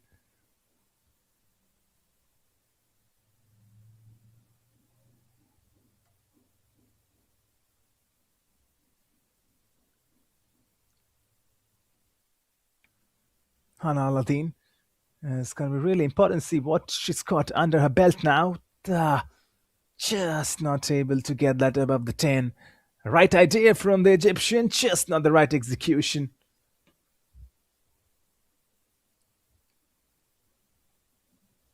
Oh, just too good. Just too good. Starting to enjoy herself in this game now is Tenusa Utrian. Free love to her.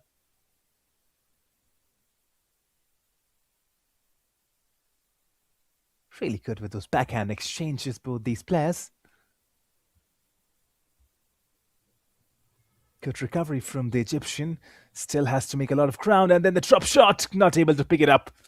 That's the brilliance of Tenusa Utrian. 4-0. A sizable lead now. She's looking to finish this quickly. Hana Aladdin in the round 2. She did display a great fighting spirit.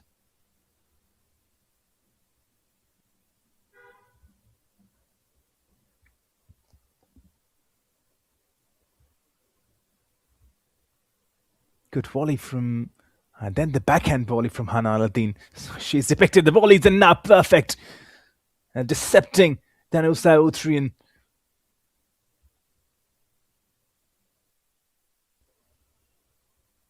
That's the kind of game the Egyptian has to bring today. Her first point in the second set.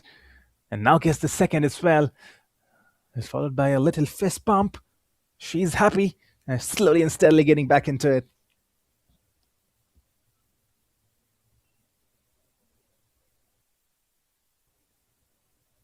How about the Malaysian? You cannot take your eyes away from the Malaysian. She's just so good with those forehand drops.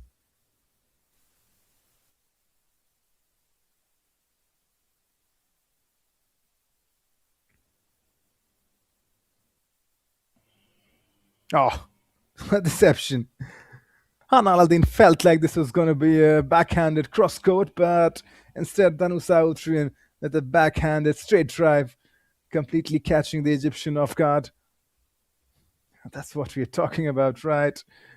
Always being one step ahead of her opposition. The commentator's curse, though, this time around hits the Malaysian Tanusa Utrian. Should have been a simple drive, but hits it instead onto the 10. Oh, this is good from Hana Aladdin. I mean, at instances, she's been so powerful with her shots. He needs to be consistent with them now if she wants to take this game into some deciding moments. We have seen the Canadian pull off a comeback in the previous quarterfinal, Salah Elturkman in the men's division, after losing the first two sets, but Hana Aladdin would not want to lose this one, but she has no response to Tanu Sautrian, who's just simply magnificent. Watch this. Giving no chance to Hana Aladdin to get onto the end of it. 7-4 in her favor now. Tanu Sautrian looking to kill this game as soon as possible. And the cross-court backhand comes. And that's a feature of a game. The Malaysian has done that. And now with the straight hand backhand. This would be an interesting one. I think Danusa Utrian had time to move away.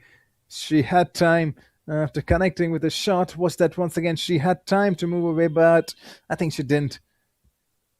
And that point is definitely awarded to Hana Aladdin. That's a penalty. That's a stroke.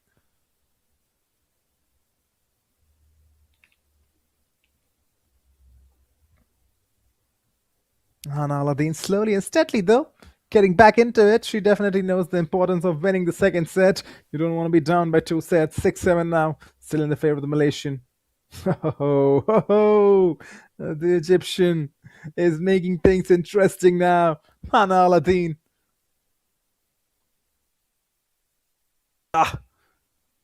Nice pickup.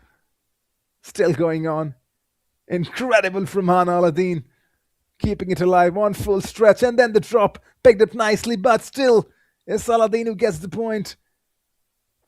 And she's leading 8-7. This is phenomenal stuff from the Egyptian.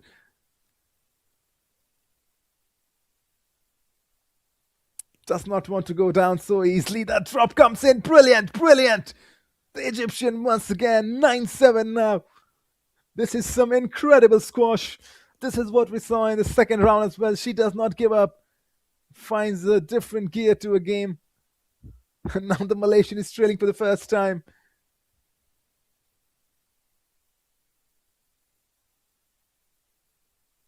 The backhand volley. Just too quick. Just too quick with the power shot. Catching the Malaysian off guard. Hana Aladdin, take a close look at her. She's definitely one for the future. 10-7, clinical performance. What a comeback this has been. It's trailing with 4-0 at one point, I believe. If I'm correct. And now is about to win.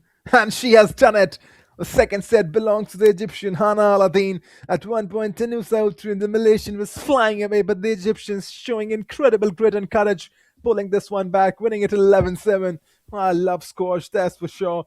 And that's because of such performances. Hana Aladdin definitely is making some new fans out here at the HCL Squash PSA Challenge Tour. 11-7. It's one set each, and we're in for a treat, that's for sure now.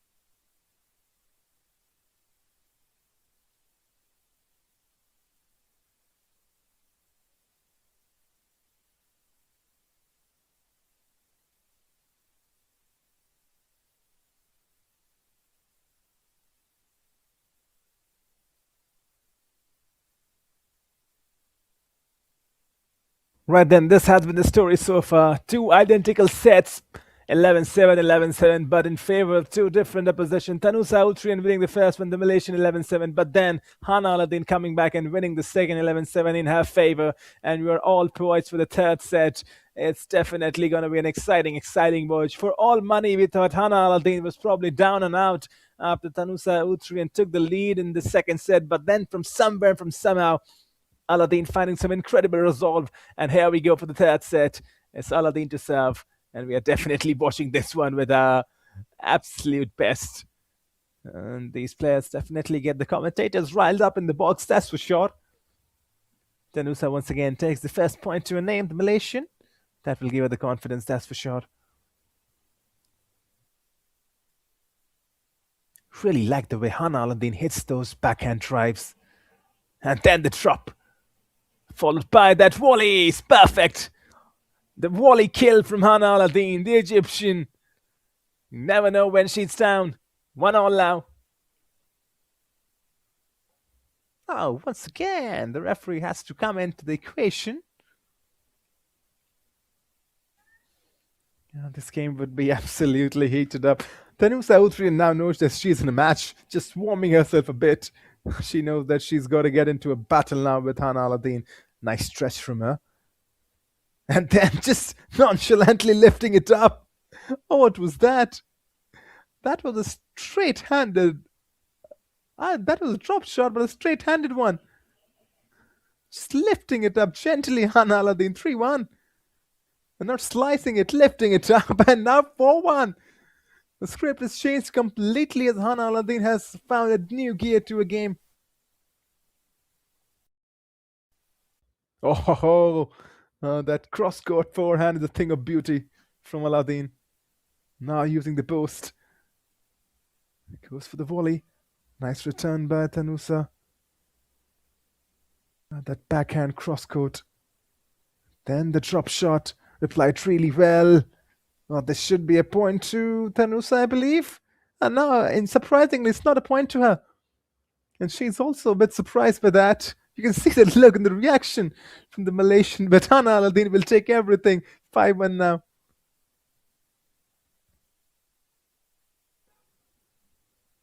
We've already seen a 5-set game.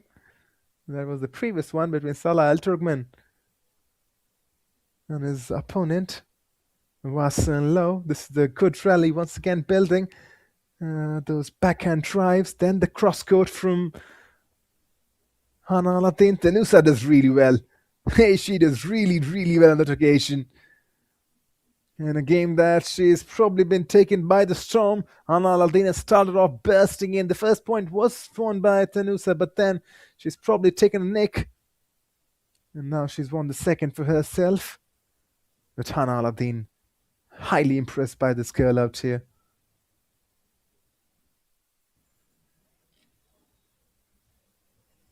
And now once again trading those backhands in the corner. Testing out each other, and then the volley, the backhand volley, met firmly.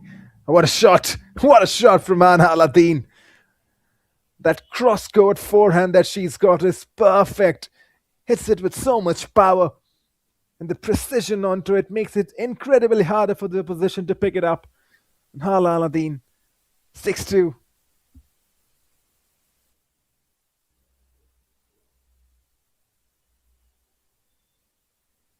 On the volley. Backhand response from Tanusa, the Malaysian. The backhand volley is met nicely by the Egyptian. And then the drop shot.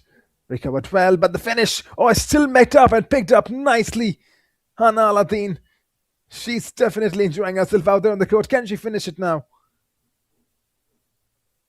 Oh, this is some incredible shot hitting from both the athletes out there. Oh. Aladdin just withdraws a shot. Probably a safety let. But watch this once again. Yes. I think that's going to be... that's the point for Aladdin. 7-2. Could have been a safety let as well. To Aladdin. 7-2. About to finish this game quickly. Look how quick she recovers. But then... It's not just the recovery, it's the way she's forcing her opposition into making the errors. Danusa Austrian does not know what has hit her. 8-2 now. Hannah Aladdin is turning the script. She's flipping it all together.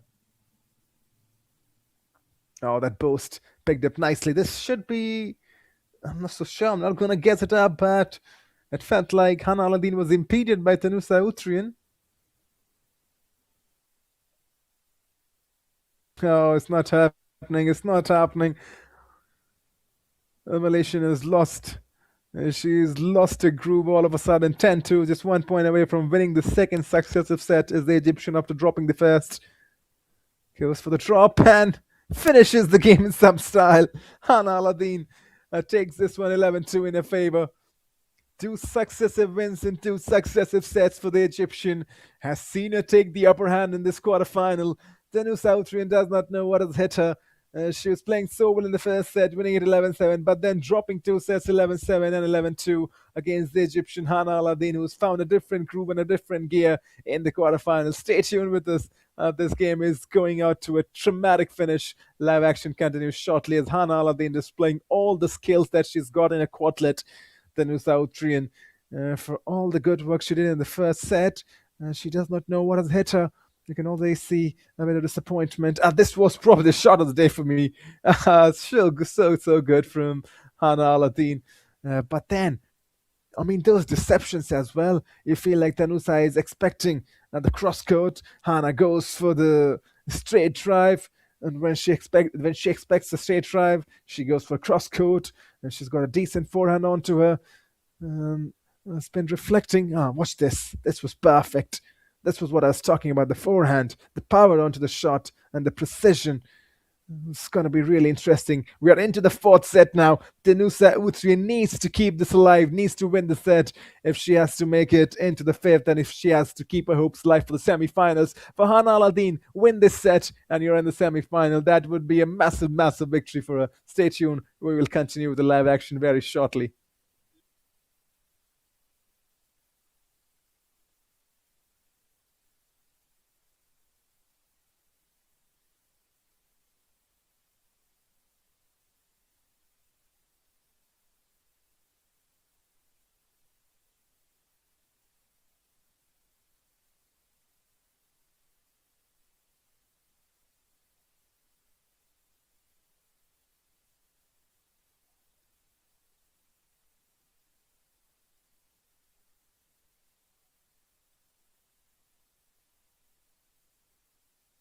Well, back in live action.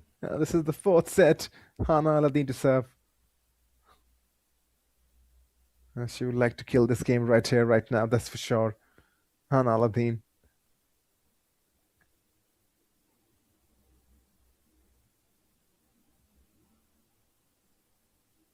Oh, once again impeding. That's thrice now. That's the same thing has happened. And I think Danusa Austrian, she would be penalized for this.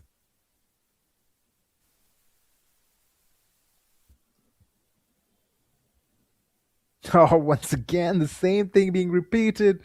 It's not looking good right now. Danusa Austrian, definitely. She is a bit challenged right now. 2-0 for Hannah Aladdin.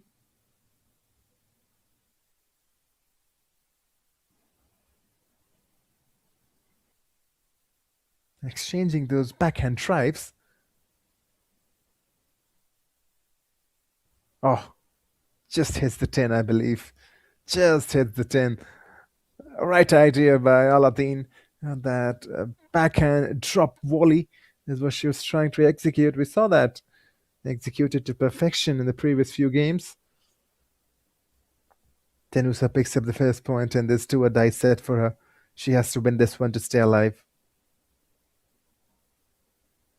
Oh, good pickup. But I think the point will belong to Danusa.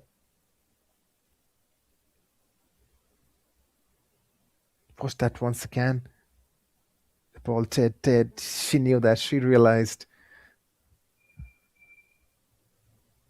It's 2-all now.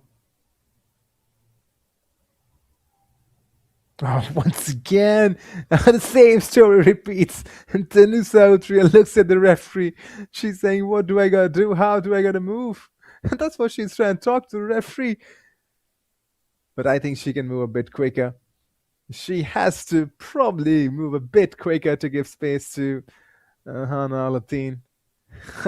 it's just the part of the game where the referees have to come in. The point has to be replayed now. It's continuing. It keeps on continuing. This time around, Aladdin will get the point to her name. 3-2, Han Aladdin in the lead.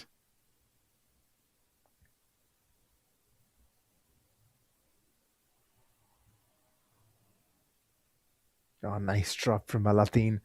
And now the volley. Oh, this is good. But then the pickup, was it on time? Certainly Tanusa Utrian does not believe that. Watch that once again. Delicate. Was picked up by Han Aladdin, but not in time. 3-all now. That's good from Tanusa Utrian, wasn't it?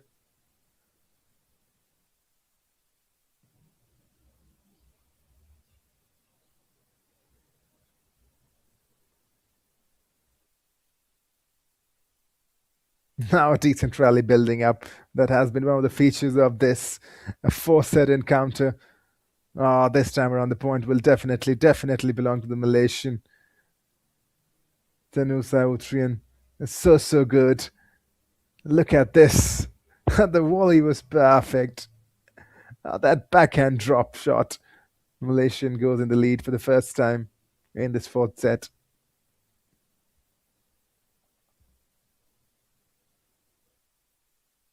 Nice drop. Really nice drop. But once again, there's got to be a check on this. Watch that.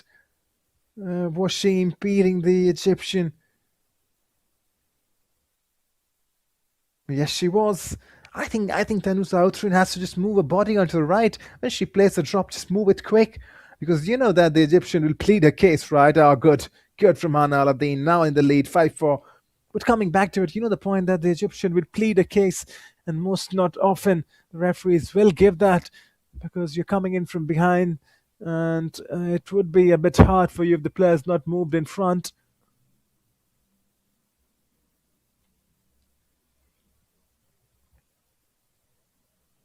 Some decent exchanges right now between the Malaysian and the Egyptian.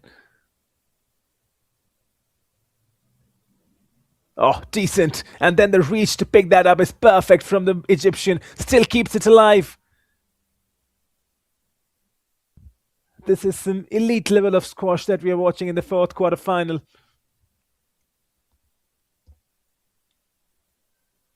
It's 5-all. Tanusa Utrian with the serve now. It's going to go right on the wire. The Malaysian is not going to give up so easily. She wants to keep her hopes alive.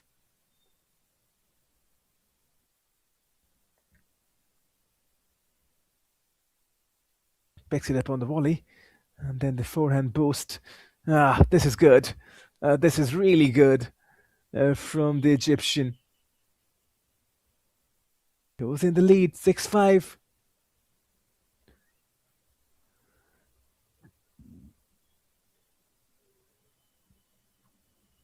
Oh, delicate. Exchanging those forehand, beg your pardon, the backhand blows. I try to slow down the game a bit. And it's not going to pick up a pace, that's for sure. Oh, unlucky. Hits the 10, Tanusa Utrian. 7-5 to Hana Aladdin. Just 4 points away now from booking a spot in the semi-finals in what would be a major victory for her. Tanusa Utrian on probably the stretch should have been just a bit more. Expected her to pick that up, but with tired legs, Hana Aladdin does really well though. For a moment it was unable. It felt like it was out of her reach, but still going on by Tanusa Utrian. Point belongs to her. Take nothing away from Hana Aladdin. The way she's been picking up those balls, she's done really good. 7-6. It's a tight contest. This is what you expected. And now, this is the business end. And the Malaysian is definitely picking up the steam. 7-all.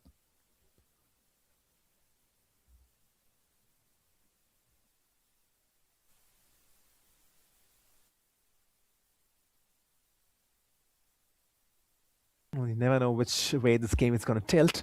But certainly, if it tilts in the way of Malaysian, we are going to watch another round of compelling squash. Or should I say, another set of compelling squash. Do not get confused between the vocabularies. Oh, delicate drop. Picked up nicely by Tinusa. Still continuing, exchanging blows after blows. Drop comes in from the Malaysian. Probably a trick shot. And trying to kill it off. And nicely done. And still going on the ball. I think it's the flaw. Yes, it does. It's advantage to Tanusa Utrian now. Hana Alatin probably thinking where it went wrong. Tying her rope now. 8-7 for the Malaysian.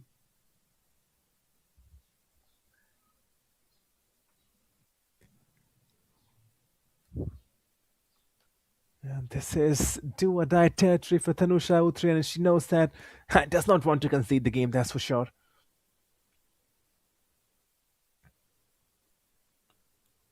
Neat backhand exchanges between the two players. And then the drop. Picked up nicely by Tanusa Utrian, the Malaysian.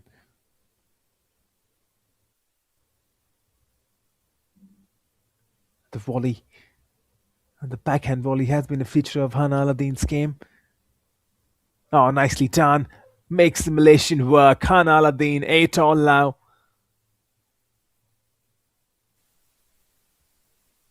She is a surgical lady out there. The precision of a surgeon is what we're saying. Ah, good. Tanusa Austrian says, watch me. Anything you can do, I can do better. 9-8. And we are going down the wire in this final encounter, the fourth quarterfinal and the last quarterfinal of the women's division. And Tanusa Utrian, when it mattered the most, is picking up the heat. She's picking up the steam. 10-8, 1 point away from dragging this game into the fifth set, into the deciding set. 10-8. Needs only 1 point now. Hana Aladdin, she has done so much hard work. She's not going to give up so easily, that's for sure. Expect this to probably go a bit long.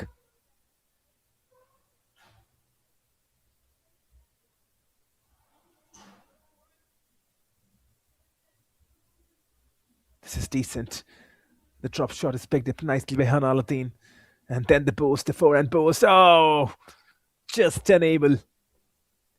Just unable to keep that alive. Hana Aladdin. Tanusa Utrian.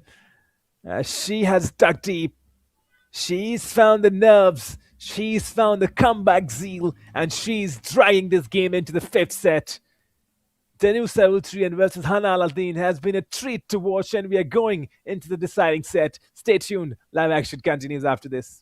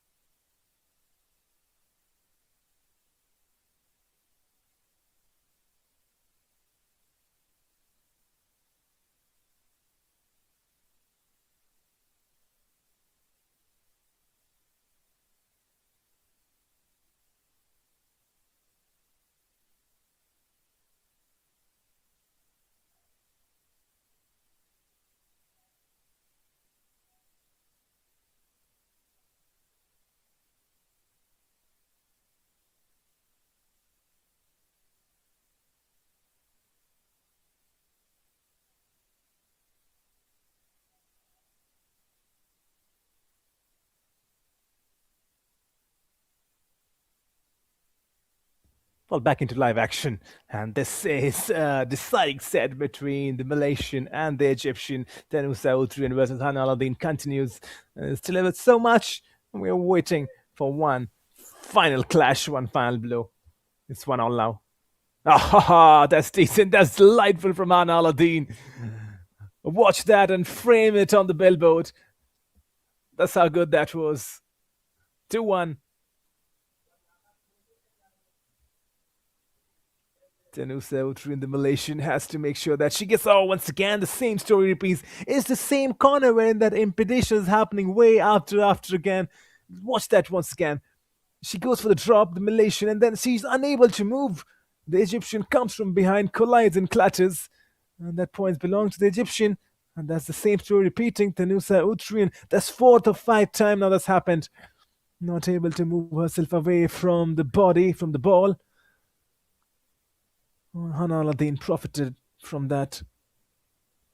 Nice pickup. Had to go around Tenusa Utrian. Does not go for the shot, citing a safety concern. For one. Inching closer to that victory, which will definitely be a major, major victory for her. And going to enter the semi-finals already. The brackets have been locked in. Good rally. Oh, that's decent. Hana Aladdin. She's obviously on her way now. If there's a miraculous comeback, but apart from it, she's on her way to face the South Korean Hwa Young-eum in the semi-finals, unless and until the Malaysian can do something miraculous now, or there's such kind of errors from the Egyptians. Still, the game is alive, though. You cannot take it for granted. 2-5. Long way to go. We have seen crazy comebacks happening in this game.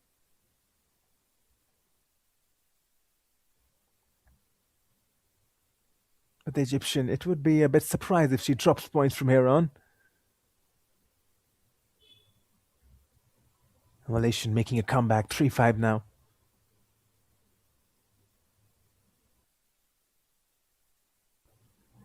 Back in action. This is a good comeback. Small little comeback being knitted by Tenusa Utrian. This is the kind of squash you expect in a quarterfinal. Oh, brilliant. Working out to each other. Tenusa Utrian now. And now to kill it. Good recovery. And this certainly could be it. And now this is it. Hana Aladdin. From close range. That forehand drive is working well in her favor. Tenusa Utrian expecting a drop maybe, or maybe a cross-court shot. Aladdin goes for the forehand drive. The straight drive works in her favor. Now once again, pulling off a shot.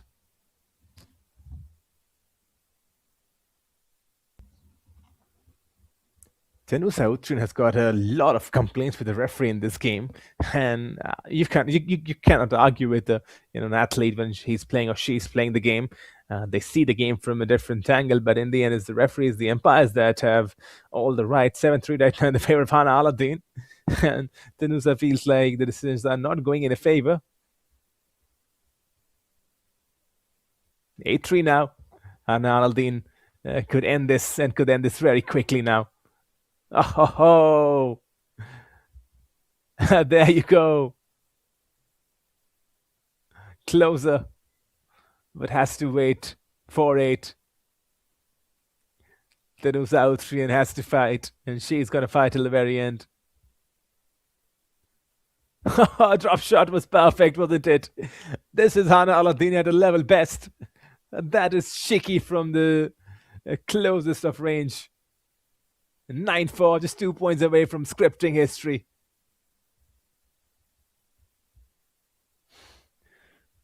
Incredible stroke play from both these ladies.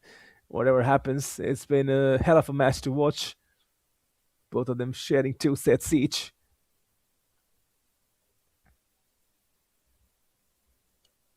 It's incredible to watch how Danusa Austrian won the first set. It was the Egyptian who won the second. The Egyptian won the third, and Danusa had to win the fourth. She did win the fourth, and now in the fifth, it's 5-9 in the favor of the Egyptian Hana Aladdin. 2 points away from winning this. Oh, that's genius. Isn't that brilliant from Danusa Austrian? 6-9, and she's alive. Gotta watch the replays onto that one. Take a close look. Oh, just wow. The 6-9, still trailing by 3 points though. Hana Aladdin, they're using that boost to her advantage. Hana Aladdin, and now she's closer. Watch that once again.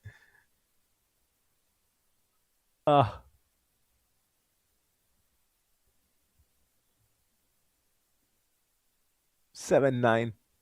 Danusa Austrian getting closer and closer. They're trying to reduce that deficit.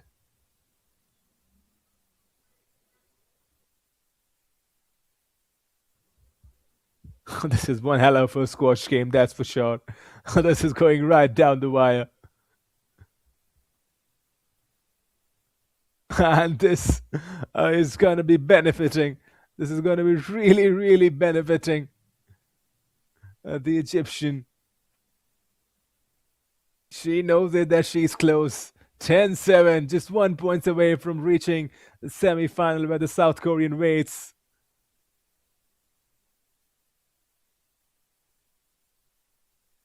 Could be any moment now.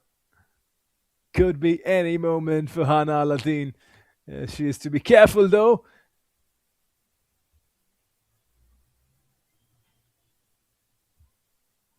Still alive, 8-10. Danusa Austrian would not give up so easily. She's fighting till the very end. This has been the best quarterfinal that we have seen today, no doubt about it. And these girls out on the court have displayed everything. The fighting spirit, the grit, the courage. And now to kill it. Hana Aladdin had the chance. Good pick up by Danusa Austrian. Still going on. Aladdin with that backhand drive. Now with the boost. Still continuing. What a rally this is to finish the game maybe now for Hana Aladdin. This would be some way to win a point and win the game. Still continuing. Something has to give up now. Incredible. Just incredible. You can see from both the players, they are down on the court. This is grueling. This is gruesome. And this is squash of the highest order. It's 9-10. Danusa Austrian plotting a comeback. Hana Aladdin, the Egyptian. She's still 1 point away from winning. Oh, wow. This is simply staggering.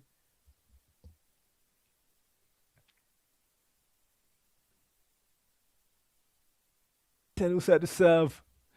Can she keep away at least 1 point to take this game to 10-all? She has to do it. A point for Hana Aladdin and she wins it. Good stretch from Aladdin. Keeping it alive, throwing everything, but still we continue.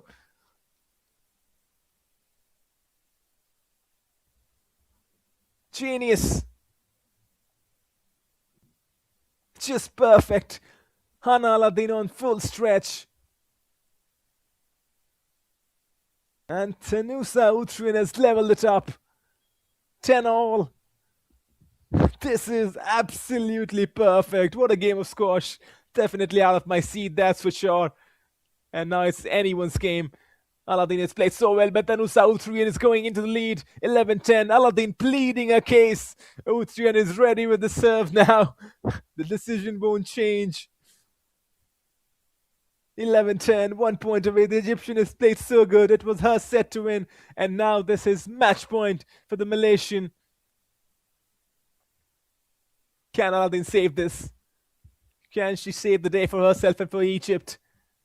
Or will the Malaysian, after a tight and grueling game, into the semi-finals? Drop shots. Oh, left by Hana Aladdin. Danusa Austrian pointing is no sign to the referee, and I don't think her signals would be appreciated. immediately waved the fingers towards the referee. It's 11 all now. The game now finished at 13. Oh, I'll let this game continue towards the entire day now. Oh, no, no, no. It's slipping away. It's slipping away from Tanu Sautri, and 2-11 for Hana Aladdin. Just 1 point now away. Just one.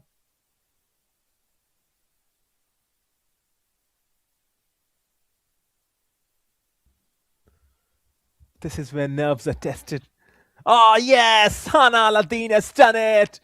The Egyptian is in the semi-finals after a tight, grueling, gruesome, intense game of squash that stretched to 5 sets. It's Hana Aladdin who wins his 13-11 in the final set. She wins the game 3-2. And she is into the semi-finals, the Egyptian. What a story this has been. Take nothing away from the Malaysian, Tanu Sautran, who was involved in an absolute epic in Chennai. Oh wow, the HCL Squash PSA Challenge Tour has given us an epic. At the final score, Tanu Sautran winning the first set 11-7. Hana Aladdin then winning the second 11-7. Hana Aladdin winning the third 11-2. But then in the last 2 sets, it was grueling, gruesome. Tanusa winning 11-8 the fourth one. Hana Aladdin winning the fifth 13-11. And that brings us to a close to this game, the last game of the day. It's going to be the men's quarterfinal. Roshti versus Suraj Kumar Chand. Stay ready for that. Stay excited for it. The last quarterfinals is up and ready.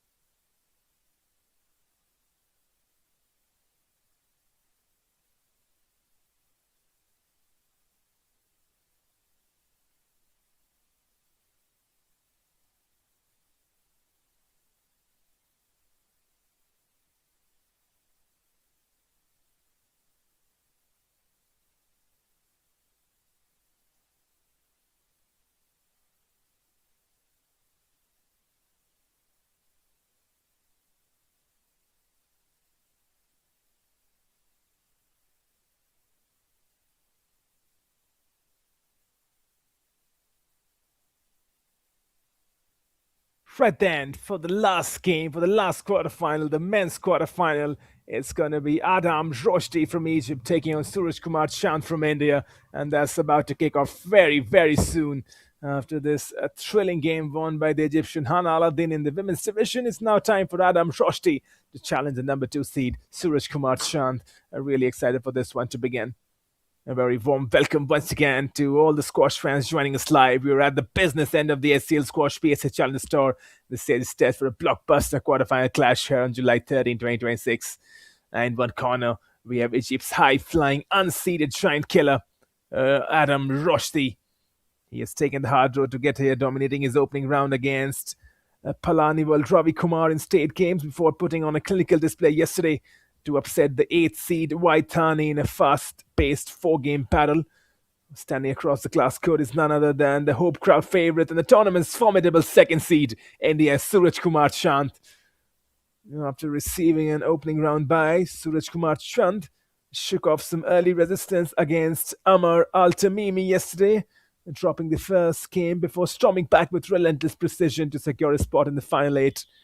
It's a classic battle of momentum versus elite seeding. Will Roshdi continue his fairy tale underdog run, or will the composure and the power of Suraj Kumar Chand punch the ticket to the semi-finals? The players are warming it up and we are beginning in a short while. Stay tuned.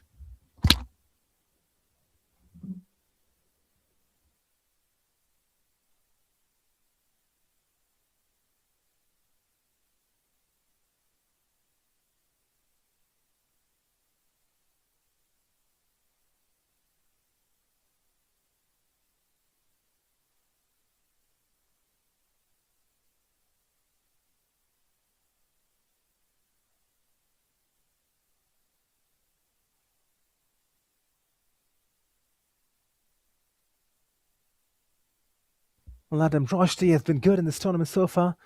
And the first round, winning against Ravi Kumar in 3 successive sets, 14-12, 11-7, 11-8, and then also, interestingly, winning in the round second as well. Here are we with John for the interview. A very good evening to you all. One of the best squash matches ever seen in this HCL Squash PSA Challenger Series 2026. I have Anna with me. Anna, that was really a very intense and close match. Tell me, like, what made you to win with Tanusha even after losing that first one? Actually, it's my mental coach. She always told me that whatever happened, like we talked before the match, and she told me that it is expected that she takes the first game. And throughout the whole match, it's like she told me that it's a decision to not like lose focus and stuff. It's a decision to not give up. So that's what I kept telling myself the whole match. And yeah. We can see that you love the sport and you run very fast inside the court, and also those drop shots. You have that agile. From quarterfinal, now we are moving to the semi-final. So what is that clear plan like for your semi-final match next? I actually don't know who I'm going to play against tomorrow. I haven't looked. I like focus on match per match, but I'm gonna go back and plan the whole thing and hopefully watch whoever I'm going to play tomorrow, and hopefully it's gonna be a good game. Any special dedication for you know, dedicating this win to any family, friends, or anyone? Definitely my mother, my father, my brothers, everyone. Yeah, my coaches, of course. Oh my God, yeah, yeah. And that Sana is very happy, and thank you. So over to the comms right now. Well, she's cheerful and bubbly, Hannah Aladdin, and why not? Gives credit to her family, to her friends, to her brothers. And here we go now. Suraj Kumar Chand taking on Adam Roshdi from Egypt. And right from the get-go, in some sensational style, this game is kicked off. Always good to hear from John. He's a delightful young man. The man with the interview, he's doing a good job out there. And here, Adam Roshdi versus Suraj Kumar Chand. They need to do the good job. Roshdi taking the first point for himself. It's going to be an interesting battle, that's for sure. Two different styles. You also see the height difference coming in. Oh, unable to pick that up. That's right in the corner. It's always difficult to pick those up. Roshdi has gone 2 points up. Suraj Kumar Chand has to start getting back in the game. It's still a long way to go.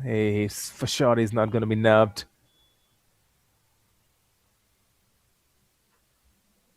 Both of them right-handed, so that's probably going to work well in their favor. It's always tricky to face a left and right-handed equation.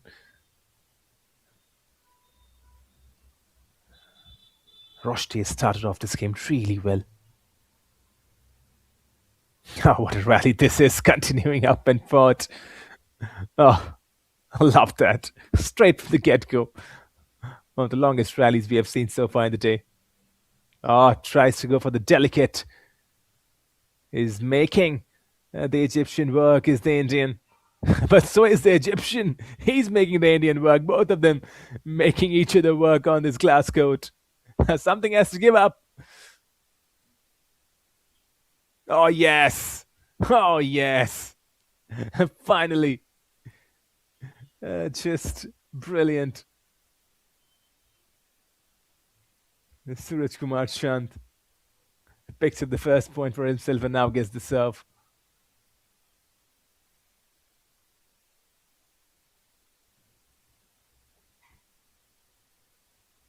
Yeah, lost the first set when he was facing round second opponent, Suraj Kumar Chand, but then won the remaining 3 sets. So he could start games a bit slow. And against the Egyptian, Adam Roshdi, we just saw Han Aladdin making Egypt proud. Egypt's already a land of great talent in squash, and Adam Roshdi definitely showing why.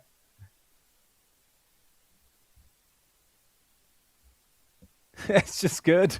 He's good. This lad, Roshdi. 3-1 now in his favor. Now goes for that backhand boost. And then the front foot, the forehand try from Suraj Kumar Chand.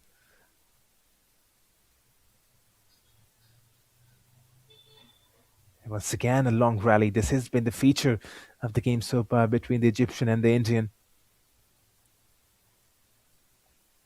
Testing out each other.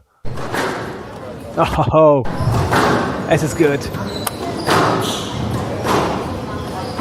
Really good. And now still going on. Oh, wow.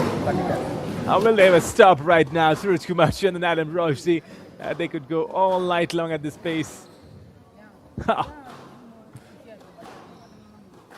At this point, it's no longer squash, it's physical endurance.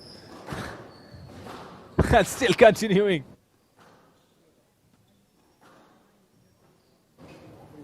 Suraj Kumar Chand showing incredible resilience, and so does the Egyptian Adam Roshdi. Now with that backhand cross court. Oh, they're continuing. Someone keep an eye on the watch. It's been more than 60 seconds, I believe. And finally, after probably the longest rally we have seen in the quarterfinals, finally comes to an end. Point to Suraj Kumar Chand, the Indian. He had to fight for it, but he's got it. I'm sure that clocked the 60-second mark. That's for sure one of the longest rallies out there that we've seen today in the quarterfinals. But this time around, Suraj Kumar Chand unable to lift that up.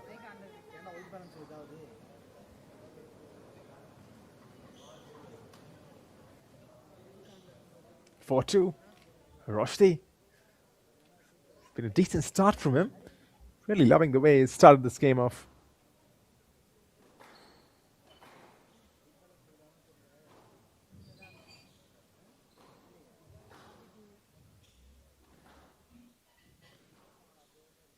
Long rallies.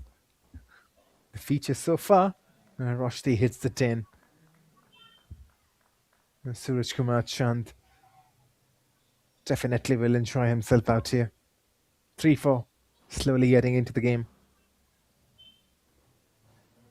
Oh, that's not going to work in his favor. The commentator's curse has been working well so far. Suraj Kumar, after earning that point, hits it straight to the 10. Unforced error, I have to say, certainly. But this time around, does well. Not letting Adam Roshdi run away with the game. Certainly catching him up. Mostly in the back foot so far, trailing. But he's a good player. You expect him to make a comeback. Even if he concedes the first set, he's got all the tools to make a comeback later on.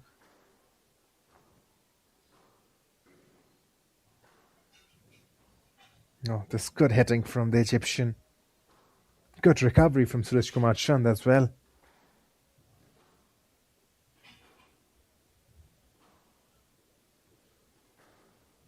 Backhand. And then the forehand, combining it all together. But Adam Roshdi has replies to everything that Suraj Kumar Chand is throwing at him. I'm sure they've gone more than 30 seconds once again. Keep an eye on that. It's going to be a physical game. Trying to pin back Adam Roshdi, Suraj Kumar Chand. Definitely forcing him back. Now exchanging some backhand drives. And we still continue. Chant. They're trying to be cheeky. And is delicate. But this is going to be one heck of a game, that's for sure. It's going to be physical and it's going to be demanding. Adam Roshti with the point over there, 6-4. Suresh Kumar Chand unable to keep that over the 10.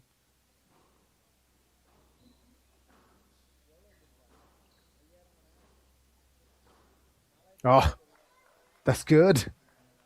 That's good from the Indian. That is really good. That was perfection, just effortlessly. A kind of a badminton smash, wasn't it?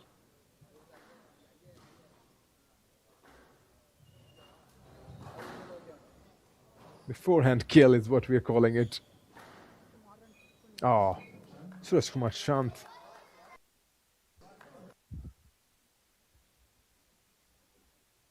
He's getting back into it. 6-all. And we're in for a treat on the last two games. First of all, the Egyptian Han Aladdin, who put on an absolute masterclass against the Malaysian Tenu Sautra. And now, once again, the Egyptian Adam Roshdi in the men's category. Well, the Egyptians are certainly made different. Cut from a different cloth, isn't it?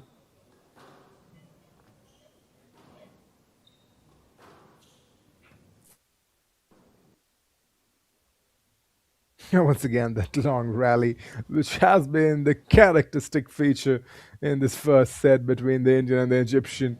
Suraj Kumar Chand is stretching. And you think that he has to stretch a lot in this game against Adam Roshdi because Roshdi is so tall, he enjoys that height advantage. Suraj Kumar Chand has to be on his full stretch. Oh, when you can do this, you don't need to stretch. Just nonchalantly, Suraj Kumar Singh. That's so good. Blasting it. No chance for Adam Roshi to pick that up.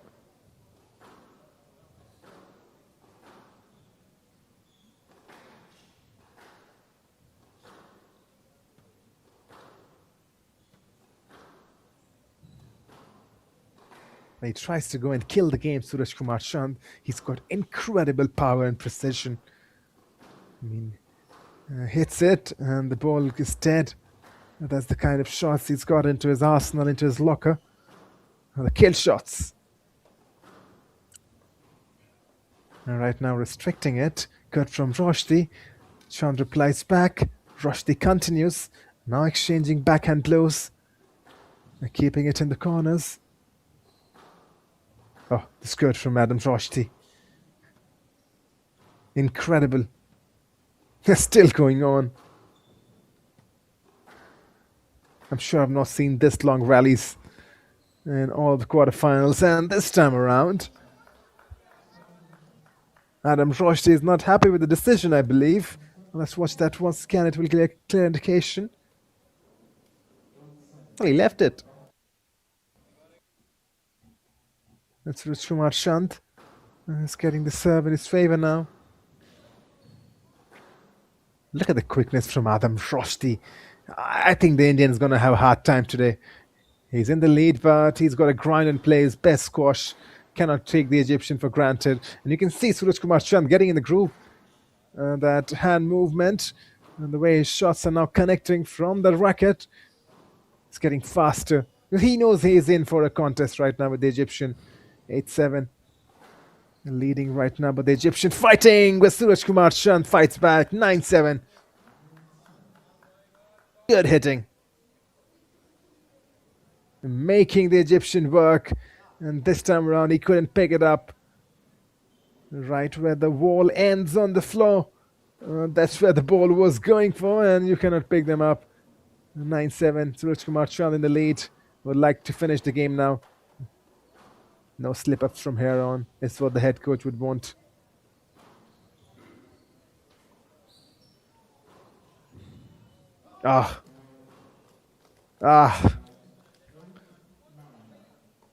Just when you're talking about no slip-ups, Chand slips up. And Adam Roshdi has got a step back into the game. 8-9. Still in the favor of the Indian, though. He needs 2 points to close the game. Roshdi has to come from behind, though.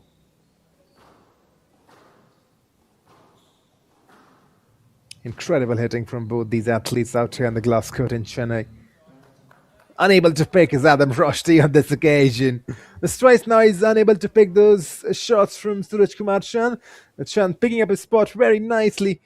10-8, needs one to win the first set. No slip-ups now once again. There's what Indian fans would be expecting, that's for sure.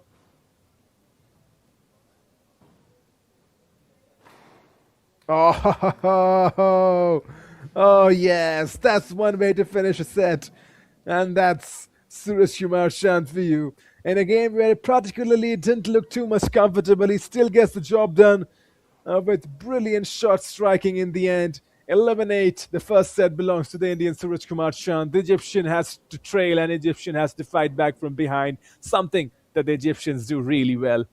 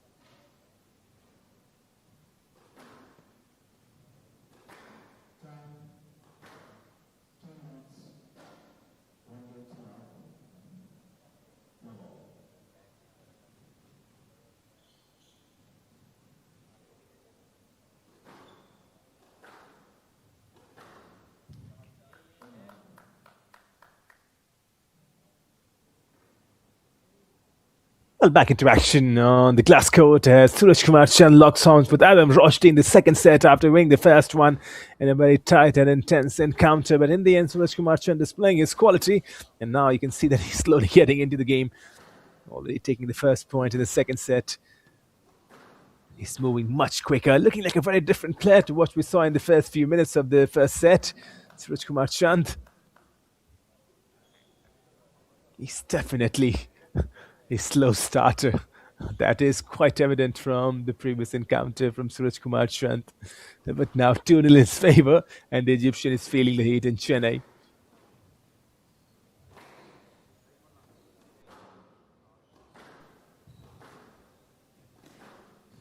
Some good shots being shared by the two athletes out here on the glass court. Now, time to trade some backhand blows. Testing out each other in the corners.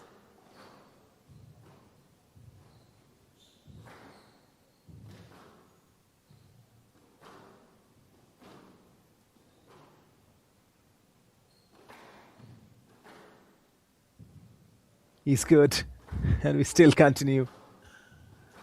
I'm just love with this rally that is going on between these two incredible athletes from India and Egypt. And probably this will also belong to Suraj Kumar Chand. He's good, and we still continue testing out each other in the corners. 3-0 now. Suraj Kumar Chand definitely getting in the groove. He's a top talent from India. Oh, he's good. Picked up nicely though. Oh,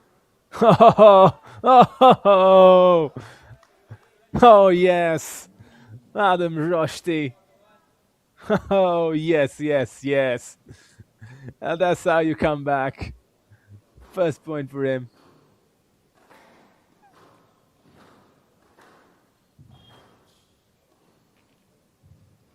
It's not going to give up so easily against the Indian, that's for sure. Adam Rushdie. He's going to fight till the very end and definitely using his height advantage. A better ball reach. And Suraj Kumar Chand taking it lightly now. Not using his maximum power on the shots. Wait for that deception to come out of nowhere.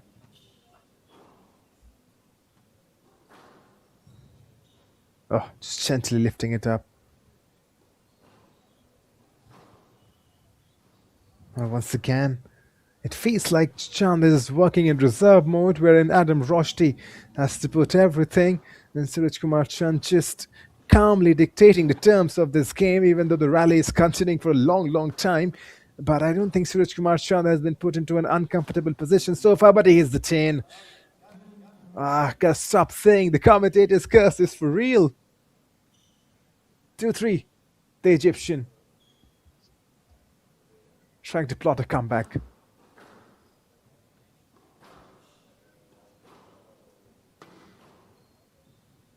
Left by Suraj Kumar. Both of them have their hands raised. That's a good picture. Both of them raising their hands, pleading their innocence to the ref. Oh, good. Good heading from Suraj. And then the pickup, quick. This is real quick squash right now, display.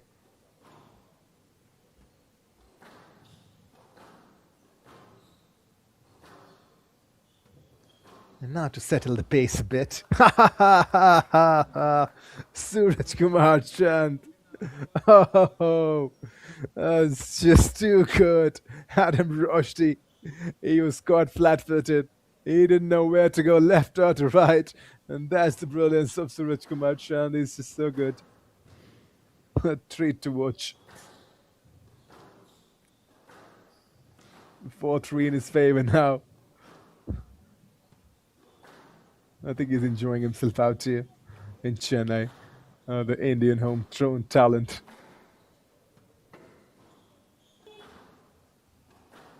To take nothing away from Adam Rushdie. Has been involved in a really good match against the Indian Suraj.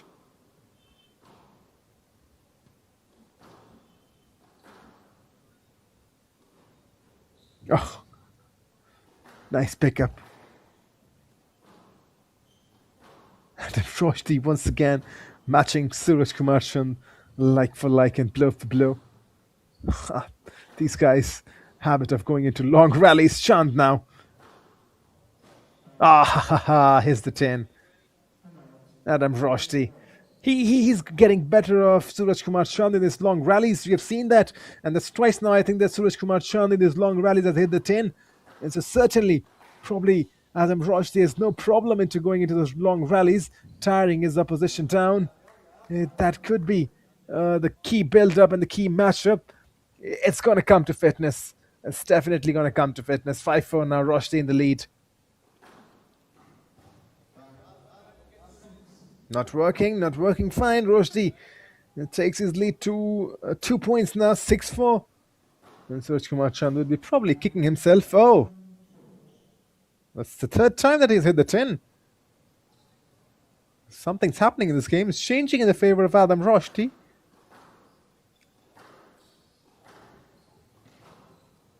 Chand needs to focus back. Good from him. Really good.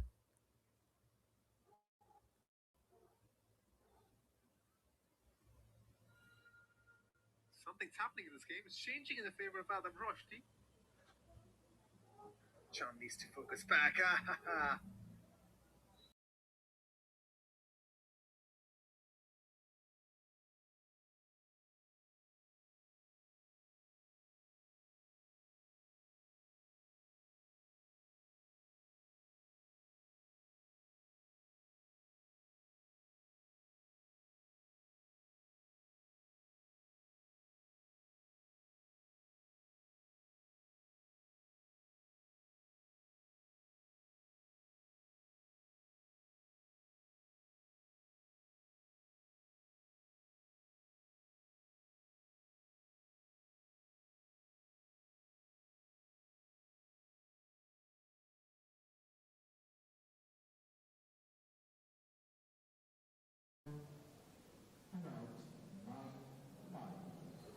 Well, back in live action, Adam Roshdi dominating in the second set, 9-5.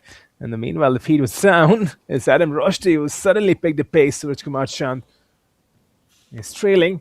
He got the first set in his favor, with Adam Roshdi now showing that he's got the talent to come back and to bounce back the Egyptian, making the Indian work so hard. And Suraj Kumar Chand, he probably could concede the second set, and that could be one of the key things. And he has conceded the second set in the meanwhile, 11-5. It's 1-all. Adam Roshdi coming back after Suraj Kumar Chand wins the first set. It's Adam Roshdi who takes the second set, 11-5 in his favor. Stay tuned. Live action continues after this short break.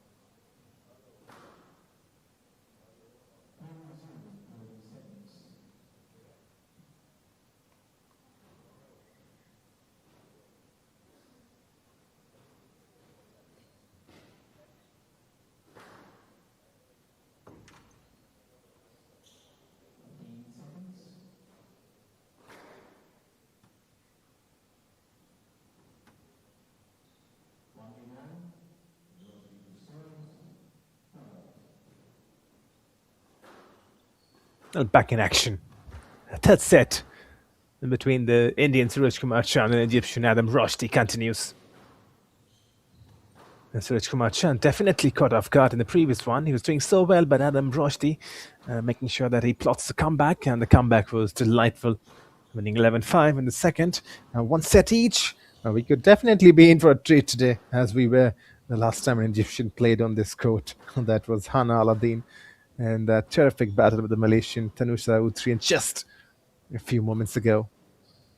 And Suraj Kumar Chand definitely knows that he's in a battle now. It's not going to be easy for him. Now toppling this Egyptian giant that is Adam Roshdi. Now Roshdi sends the ball out of the court. Well, finally, after a very long time, we've seen the ball go out of the court. It was a predominant feature during the second and the third quarterfinals. For a long time, the ball did not escape the court. Now it's finally escaped. And the ball boys will rush to bring it back, that's for sure. Well, there's a bit of fun element added to this HCL squash PSA challenge store. I'm gonna tip your hat to these ball boys as well, the ball girls, who do an incredible job keeping the game alive, quickly retrieving the balls. About to continue once again now.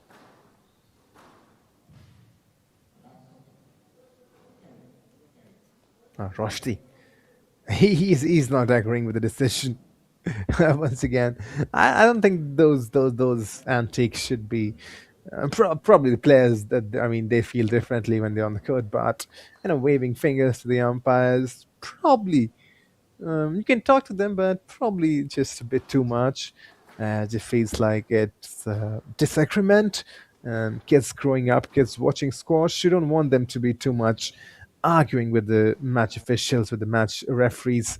That's one point of a game wherein I'm not critiquing it. I'm no one to say that, but it just feels like if you have a disagreement, just you can settle it with a normal conversation with the ref. But to indicate that it's point your fingers and say no, disagree with the fingers, point at the ref, probably sends a wrong message. But hey, you never know when the player's on the pitch, and the nerves, and the tension, the trauma. Oh, this time around, Suraj Kumar Chand feels like he's been impeded, and definitely He's gonna get his words listened.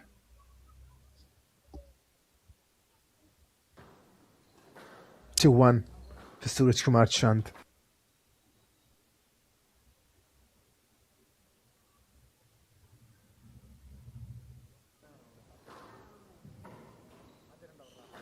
Some nice exchanges. Once again, this has been the feature of the game so far. Adam Roshdi not afraid to go in long rally. And I think more than often it has worked in his favor, those long rallies.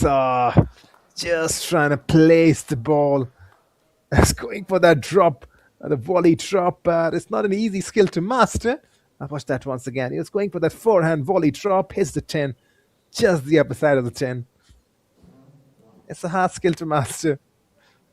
But if you mastered it, you've got a decent chance of probably nicking away every point from the opposition. 3-1 now to Suraj Kumar Chand, who would not be flabbergasted by this 2-point lead. He knows that there's a match to win. He's facing a tough opposition in the form of Adam Roshdi.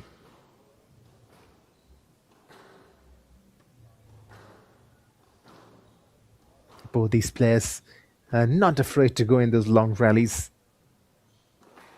That's brilliant from Roshdi, bringing all the power shots in his books. Suraj Kumar Chand has replied really well, though.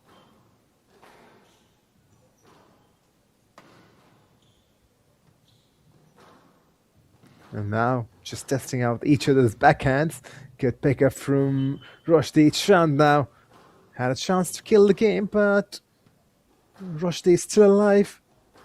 And we have seen that these long rallies have benefited the Egyptian. Will that be the story once again? Once again, those backhand drives just testing out each other. It feels like there's a rhythm to this game.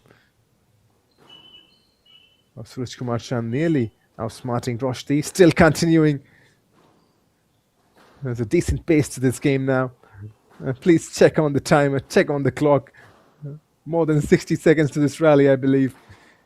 And we still continue. He's got that one trick shot available in them. Suraj Kumar Chand. He's in the lead right now, but I'm sure he's going to get tired with his long rallies. Roshdi. That backhand volley. And now the forehand volley. And still continuing. Oh, get the timer on. This is the longest rally of the day so far, that's for sure. There's no denying it. On and on they go. The Indian Suraj Kumar Chand, the Egyptian Adam Roshdi. Nothing to separate between them. They're not stopping. Someone get in there and stop these boys. What a rally. Suraj Kumar Chand. Can he finish it now? Adam Roshdi, great pickup. Roshdi first in the front. Now Suraj Kumar Chand picks it up. Roshdi with the drop. Chand with the pickup. Roshdi leaves it. Oh. Watch that once again. Suraj Kumar Chand and then Roshdi leaving it. I'm not so sure if that was the right decision.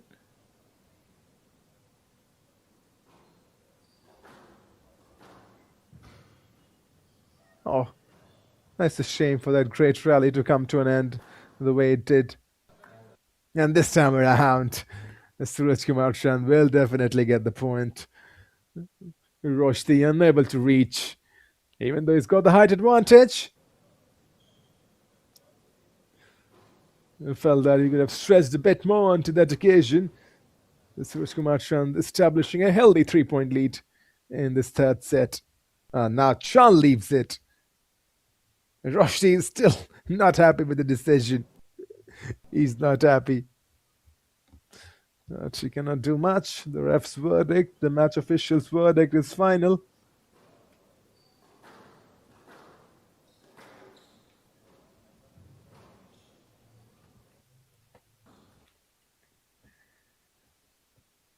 Oh, Suraj is looking good, but then hands over the serve and hands over the point to Roshdi. 2-4.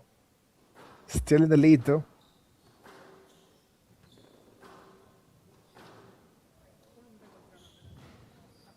Oh, that's good.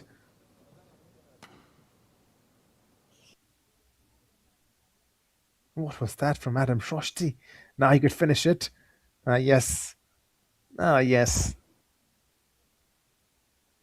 3-4. Bringing some trick shots in his book, the Egyptian.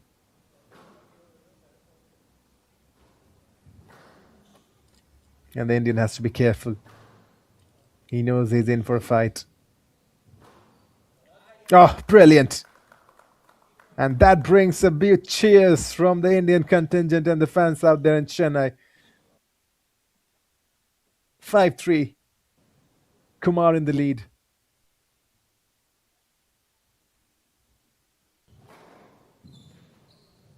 Nice pickup by Suraj. And the follow-up is good from Shroshti. Once again, got him flat-footed. Suraj Kumar Chand at his absolute best. Those two shots that he's played on the last two occasions. The first one was a straight forehand, and the second one was a cross-court forehand. And from close range, he's got the better of his opponent both the times. 6-3. Looking to win 2 successive sets is Suraj Kumar Chand.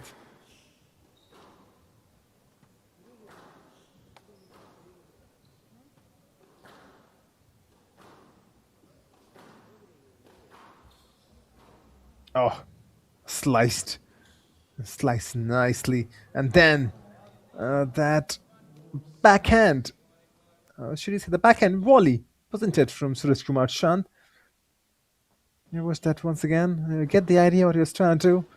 Trying to just kill the game in the neck. But Roshdi getting the point for himself. And now Roshdi closing the gap. This is what he's known for, the Egyptian. He's good in closing the gaps. Not too far now, not too far. And you feel like this game could go into the 5th set.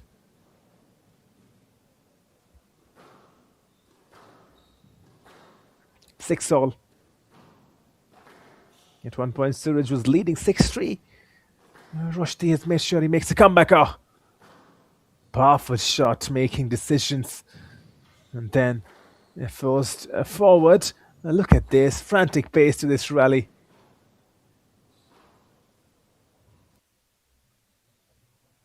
Adam Roshdi has got every bit of reply that Suraj has thrown at him. Oh, should not have left it. Probably was concerned about the safety of his opposition. Watch that once again. Yeah. No, that's what he's saying, that Suraj should have moved from the way.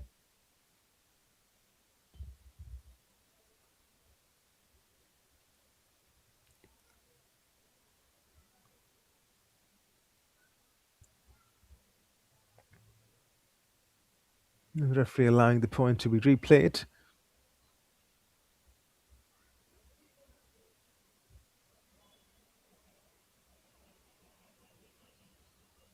And once again, good hitting by both players out there on the glass court. It's gonna take a while before this game ends. We are in overtime now, 6:25 the Indian Standard Time. Doesn't matter. Oh, phenomenal hitting, phenomenal pickup also from Adam Roshdi. Suraj Kumar Chand felt that this point should have been his. Oh, take nothing away from both these athletes. It's just relentless stuff. And Adam Roshdi, that scream out there. I told you the story, 7-6. The court needs a bit of servicing now in the meanwhile. Adam Roshdi, he's definitely picking up the pace.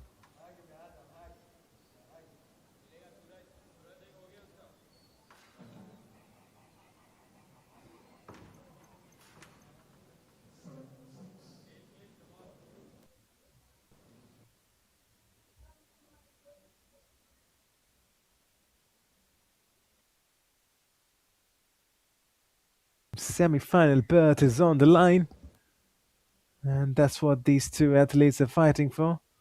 Place in the semi-finals. Already the men's semi-final number 1 is decided. Chua versus Saiful Kamal, both from Malaysia. One place remaining to face the Canadian El Turkmen. Salah El Turkmen winning and booking his spot in the semi-finals. So either it's going to be Suraj Kumar Chand or Adam Shroshti.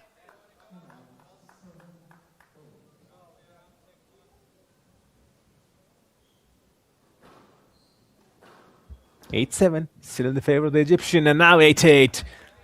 Suraj Kumar tightening the grip and getting back into it. And stop this athlete, the Indian. He's top. You never know when he's out, you never know when he's beaten. Always finds a way to come back. 8-7, still in the favor of the Egyptian, and now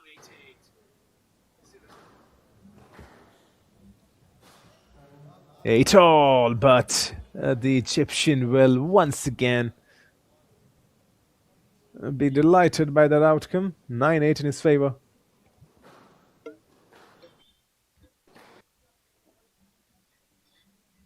This is going to go right down the wire, that's for sure.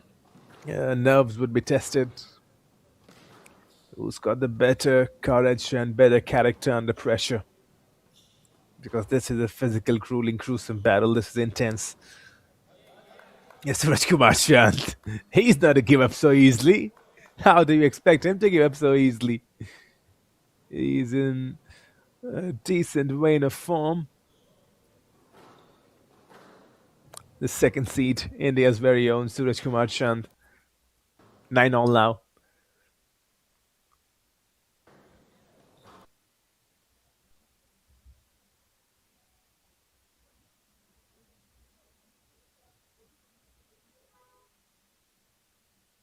Just testing each other out in the same corner with shots after shots. The backhand tribes. Expect someone to suddenly change the tempo. It is Chand who goes for the cross-court lob. Oh. You see the idea from Suraj Kumar Chand, but it was not executed to perfection, and that gives Adam Roshdi a chance to kill this game. 10-9. He could go 2 sets up against the second seed, Suraj Kumar Chand, and the crowd favorite, Roshdi, to serve. And Roshdi to try and kill the game right now. Goes for the volley. There's some serious power hitting right now in this play.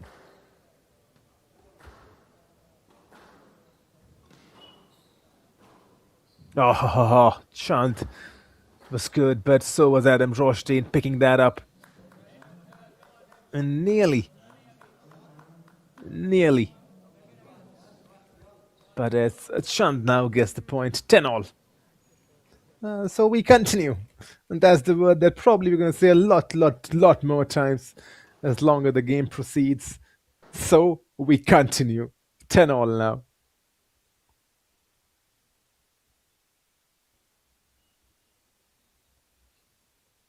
Really impressed by Adam Roshdi today. Really impressed.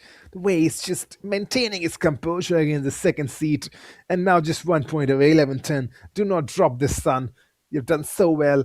Go get this one. That will give him so much confidence against the number 2 seed, Suraj Kumar Chand. But don't be surprised if the Indian makes a decent comeback and grabs this to 11-all. Roshdi could strike.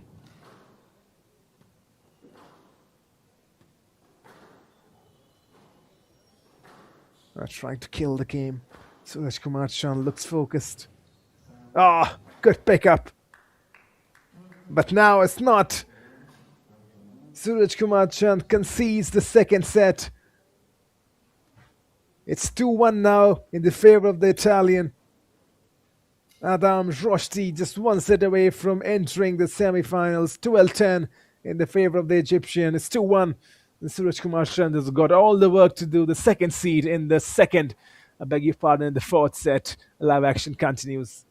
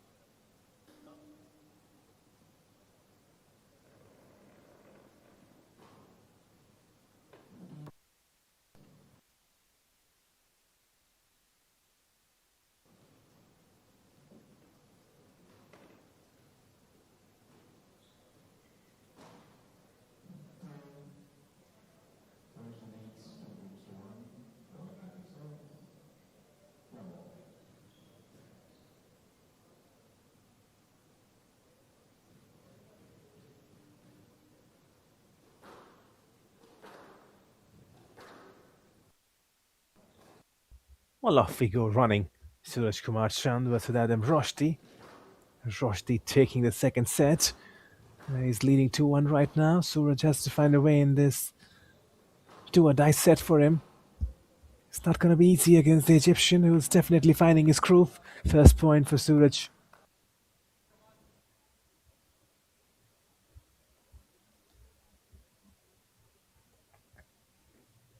Teammates cheering him, and that's where the local support could help an athlete. He has to take this game into the fifth set. Chand.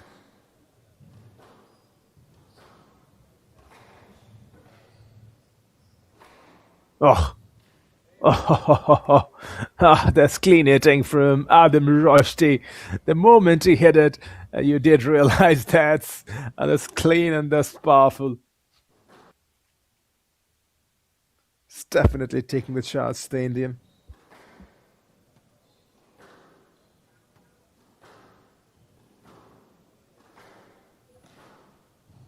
It's a very fast-paced game, this one. Suraj Kumar Chand once again makes a mess of it. Adam Roshdi is in an advantageous position, 2-1 for him. Takes the lead for the first time in this game.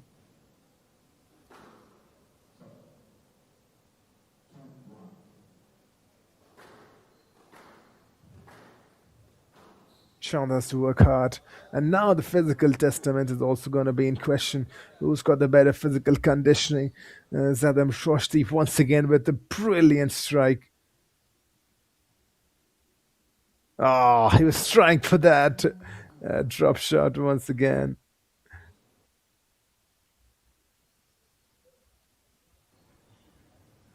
Now this time around hits the 10 and Suraj Kumar will get a point. He would be relieved.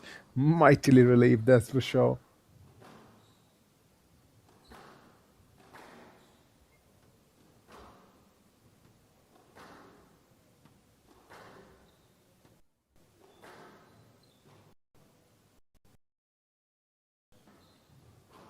He's looking comfortable, the Egyptian,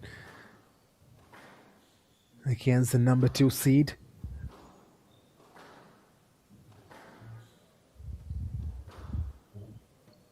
Starting to dominate the game, it feels like the Egyptian now. And that's going to work well in his favor. Needs to win this set to enter the semi-finals. Salah El Turkmen from Canada is waiting. And the winner of this match will face the Canadian in the semi-finals. Good rally and then the finish. Ah, nice. Done really well to recover. Suraj Kumar Chand.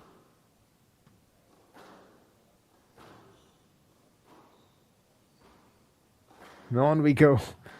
Which has been an interesting feature of this matchup. Is those long rallies. And we are on our way for one of those long rallies. Oh, good. Still picked up nicely by Suraj. That's twice now that he's nearly picked up those shots. Still going on. And this time around, Chand is probably going to lose the point. That's what I'm thinking. He's in a serious concern right now.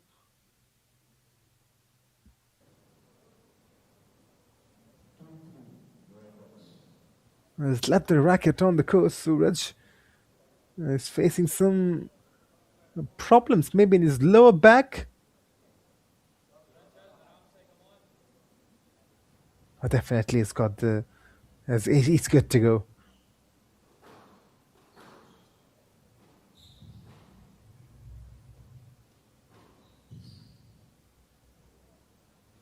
Oh, just trying to be delicate. Trying to be cheeky. Does not work well in his favor. Suraj Kumar Chand is making those silly mistakes. He's got to cut that out. 4-2.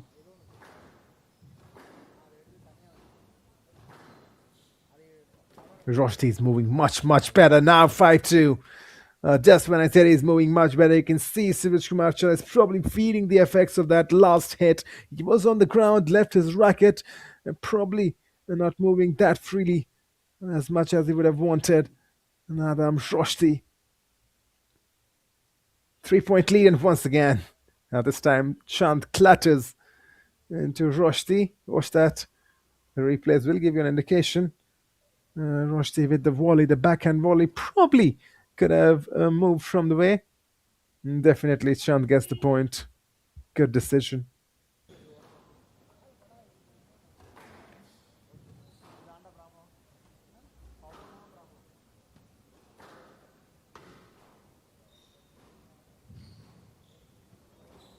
Suraj Kumar Chand has to do the hard work now. He's down by 2 points. He was down by 3. He's recovered 1. I'm going to make sure that he recovers 2 more. You don't want to be trailing in this decisive set, do you? Especially against the Egyptian, who's been phenomenal.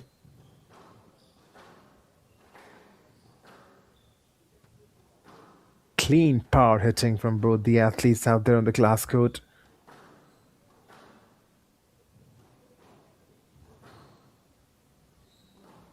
Get the clock out once again. Get the timer out. Gotta make sure this rally keeps on going. How many long rallies have we seen already in this 4-set match? Still to continue in the 4th. And just preserving their energy right now. Probably waiting for someone to commit an error. That has been the game plan for both Suraj Kumar and Adam Roshdi, but now stretching each other a bit. That backhand volley from Adam Roshdi, but did he impede Suraj? Yes, it does feel like that. It does feel like that.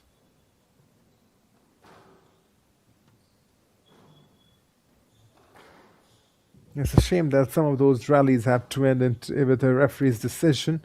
Adam Roshdi gets the point. Suraj Kumar Chand very disappointed. He would be really disappointed with that. 6-4. Miscalculated. Judgment not right. 6-3, beg your pardon.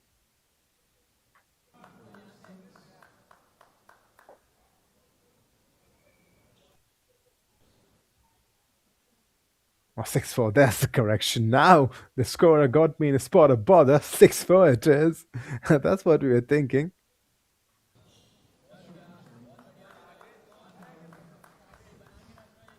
Suraj Kumar Chand is fighting. He's fighting to stay alive in this quarterfinals. 6-5, still in the favor of Suraj, beg your pardon, in the favor of Adam Roshdi.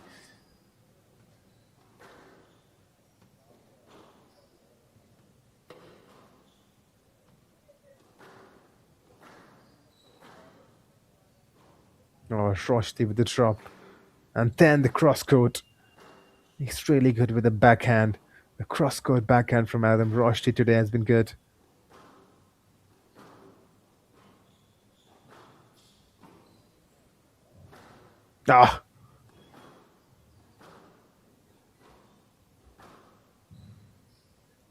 Suraj Kumar Chand is stretching a bit, but you never know when he makes a comeback or whenever there's a delightful stroke making. Roshdi cannot reach that. Suraj Kumar Chand, you beauty. 6-all. He's definitely fighting for it. He's not going to give up that easy, that's for sure.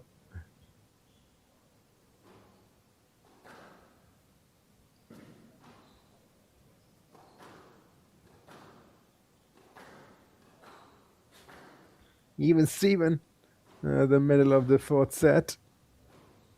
Chand now has to make sure that he does not drop any points. Well, he can drop points, but he would not like to ideally drop points. I probably would want to be a smooth sailing. It was 6-3 at one point, and 6-4, 6-5, 6-6, where he's picked himself up. Suraj has been impressive against the top opponent, the Egyptian Adam Roshdi.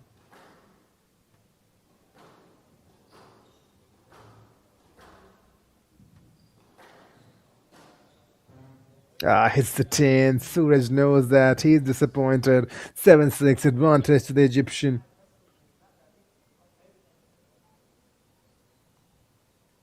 He's played really good though. Adam Roshdi, take nothing away from him.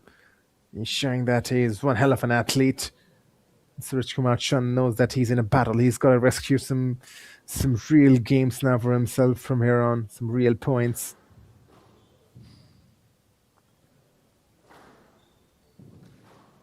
One thing that works well in the favor of Adam Roshdi is his reach, and that's also a point for the Egyptian. 8-6, Suraj Kumar Chand not helping his cause. He's hit the 10 twice now, back-to-back, 2 points gifted, I would say, to Adam Roshdi. Oh, it's coming to an end. Suraj Kumar's campaign might be coming to an end now. 9-6, just 2 points away is the Egyptian, unless and until we have a miraculous comeback. And as you said, the commentators curse once again. Roshdi hits the 10 now. 9-7, still in the favor of the Egyptian. Trailing by 2 points, Suraj. Looking to take this game deep into the 5th set now.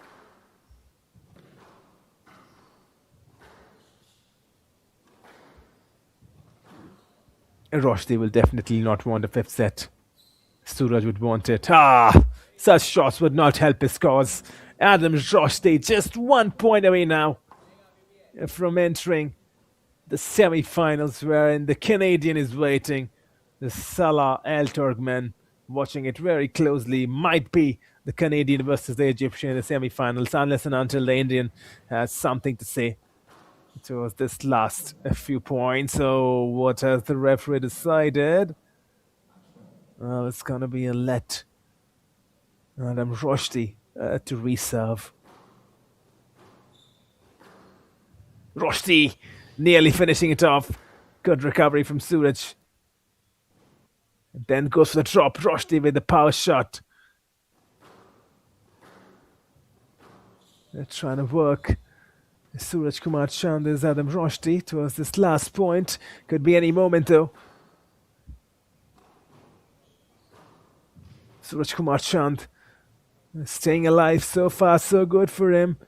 It just feels like there's a confidence about the way Adam Roshdi is moving onto the court now. Picking up everything that's been thrown onto his way. And he might well kill it. Yes! There's the scream from Adam Roshdi, and that scream tells you the story. He's just defeated the number 2 seed Suraj Kumar Chand in India in his hometown, and Adam Roshdi is screaming his way into the semi-finals. What a performance.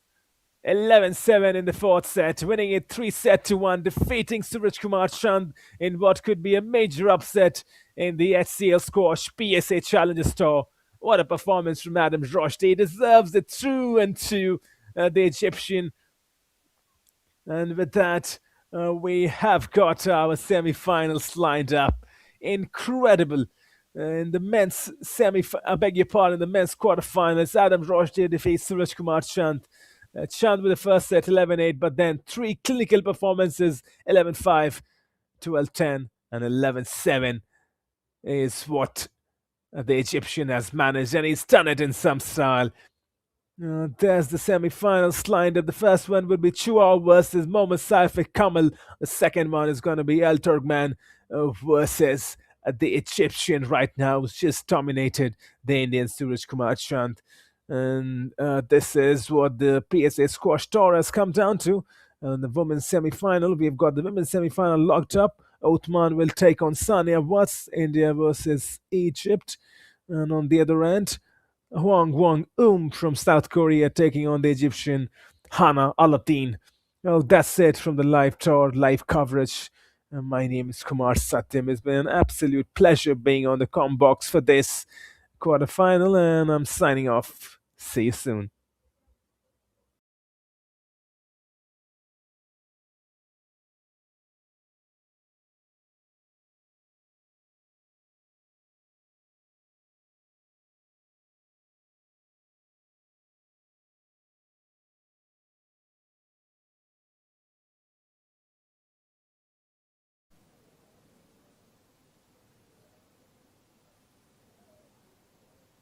Well, that's the news from the Glasgow today. It's Adam Roshdi who's defeated Suraj Kumar Chand 3-1. Suraj Kumar Chand winning the first set, but then dropping 3 consecutive sets to the Egyptian. And the Egyptians have had a good day today. Let's take a look at what Ruqayya Othman did. First defeating Pooja Aarti Raku 3-0. Then Joachim Chua from Malaysia defeating Om Sembal from India 3-0. Unnati Tripathi lost to Sania Watts. Both the Indians fighting out. Sania Watts winning 3-1. Hugo Chan losing 3-0 to Mohammad Saifi Kamal in 3 successive sets. The Malaysian sets up a semi-final fight with his counterpart Joachim Chua.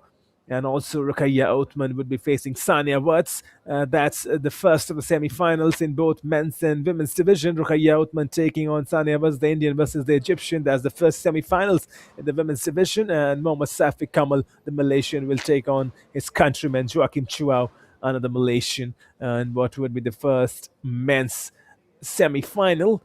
And on the other end of the HCL PSA Challenger Tour in Chennai 2026, Ratika Seelan losing to Hwa Young-eum, the South Korean winning 3-1. And then the Canadian Salah El Torgman in the men's division defeating Hwa Sun Lo in 3-2. What an encounter that was.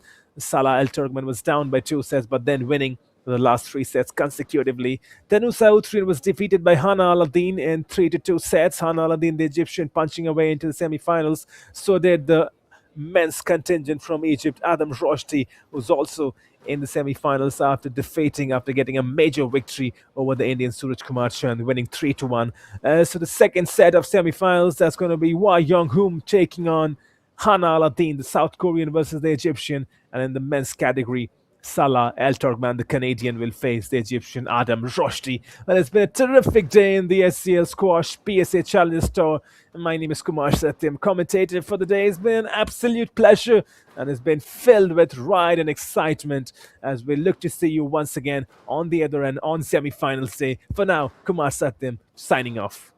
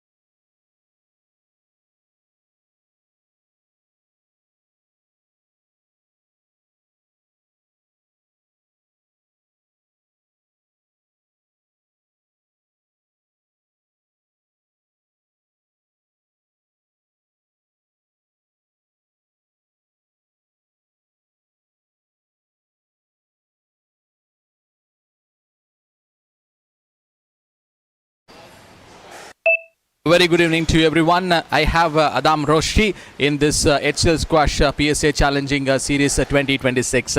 Adam, that was a wonderful and massive victory for you. That last 2 sets, like how you just take that comeback over Suraj Kumar Chand. Just tell us about that. Yeah, of course. He's a good player. He's seed number 2, and thanks God, I managed to came back from I think 1-love, 4-love. I think I changed, of course, my game plan, and thanks God it works. We all see your speed and that aggression. That is a love for the sport which you you do. Just tell us about the platform and this exposure, traveling from your country to India, this Chennai. Yeah, of course. I do put a lot of work on my fitness and training squash. So I think, and of course, Egypt is known as the best country in squash. So yeah, it actually works. You might be seeing these competitors like from your home or like anywhere you play. Like, what was the tactics that you basically like work on that? Yeah, there's many tactics, of course. My coaches and my dad almost, and my coaches back in Cairo, they always give me tactics, but I can't say this here. One final and last question: from quarterfinals to the semi-finals, like what's your game plan for this? Tomorrow's game plan. I don't know. I'm gonna have a good recovery, have a good sleep, a good meal, and I'm gonna talk to my dad, my coaches, and we're gonna see. I hope it's gonna match tomorrow. I know you run a lot inside the court, and it's time for you to go and take rest. And best of luck for a big game. Yeah, thank you so much. That's Adam Roshdi. So it's time for me to go through the things which are all the in the matches that we have seen today in this HCL Squash PSA Challenging Series 2026. Let me go with the quarterfinal results in this beautiful day.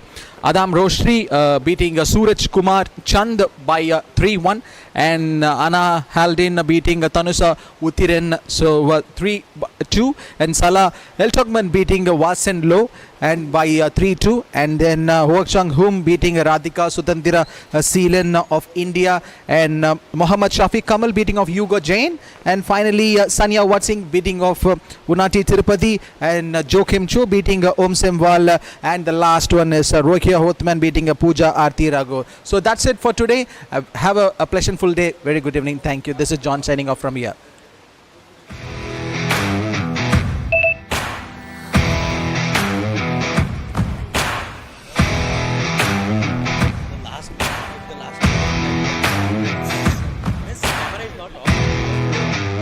That's why I told you.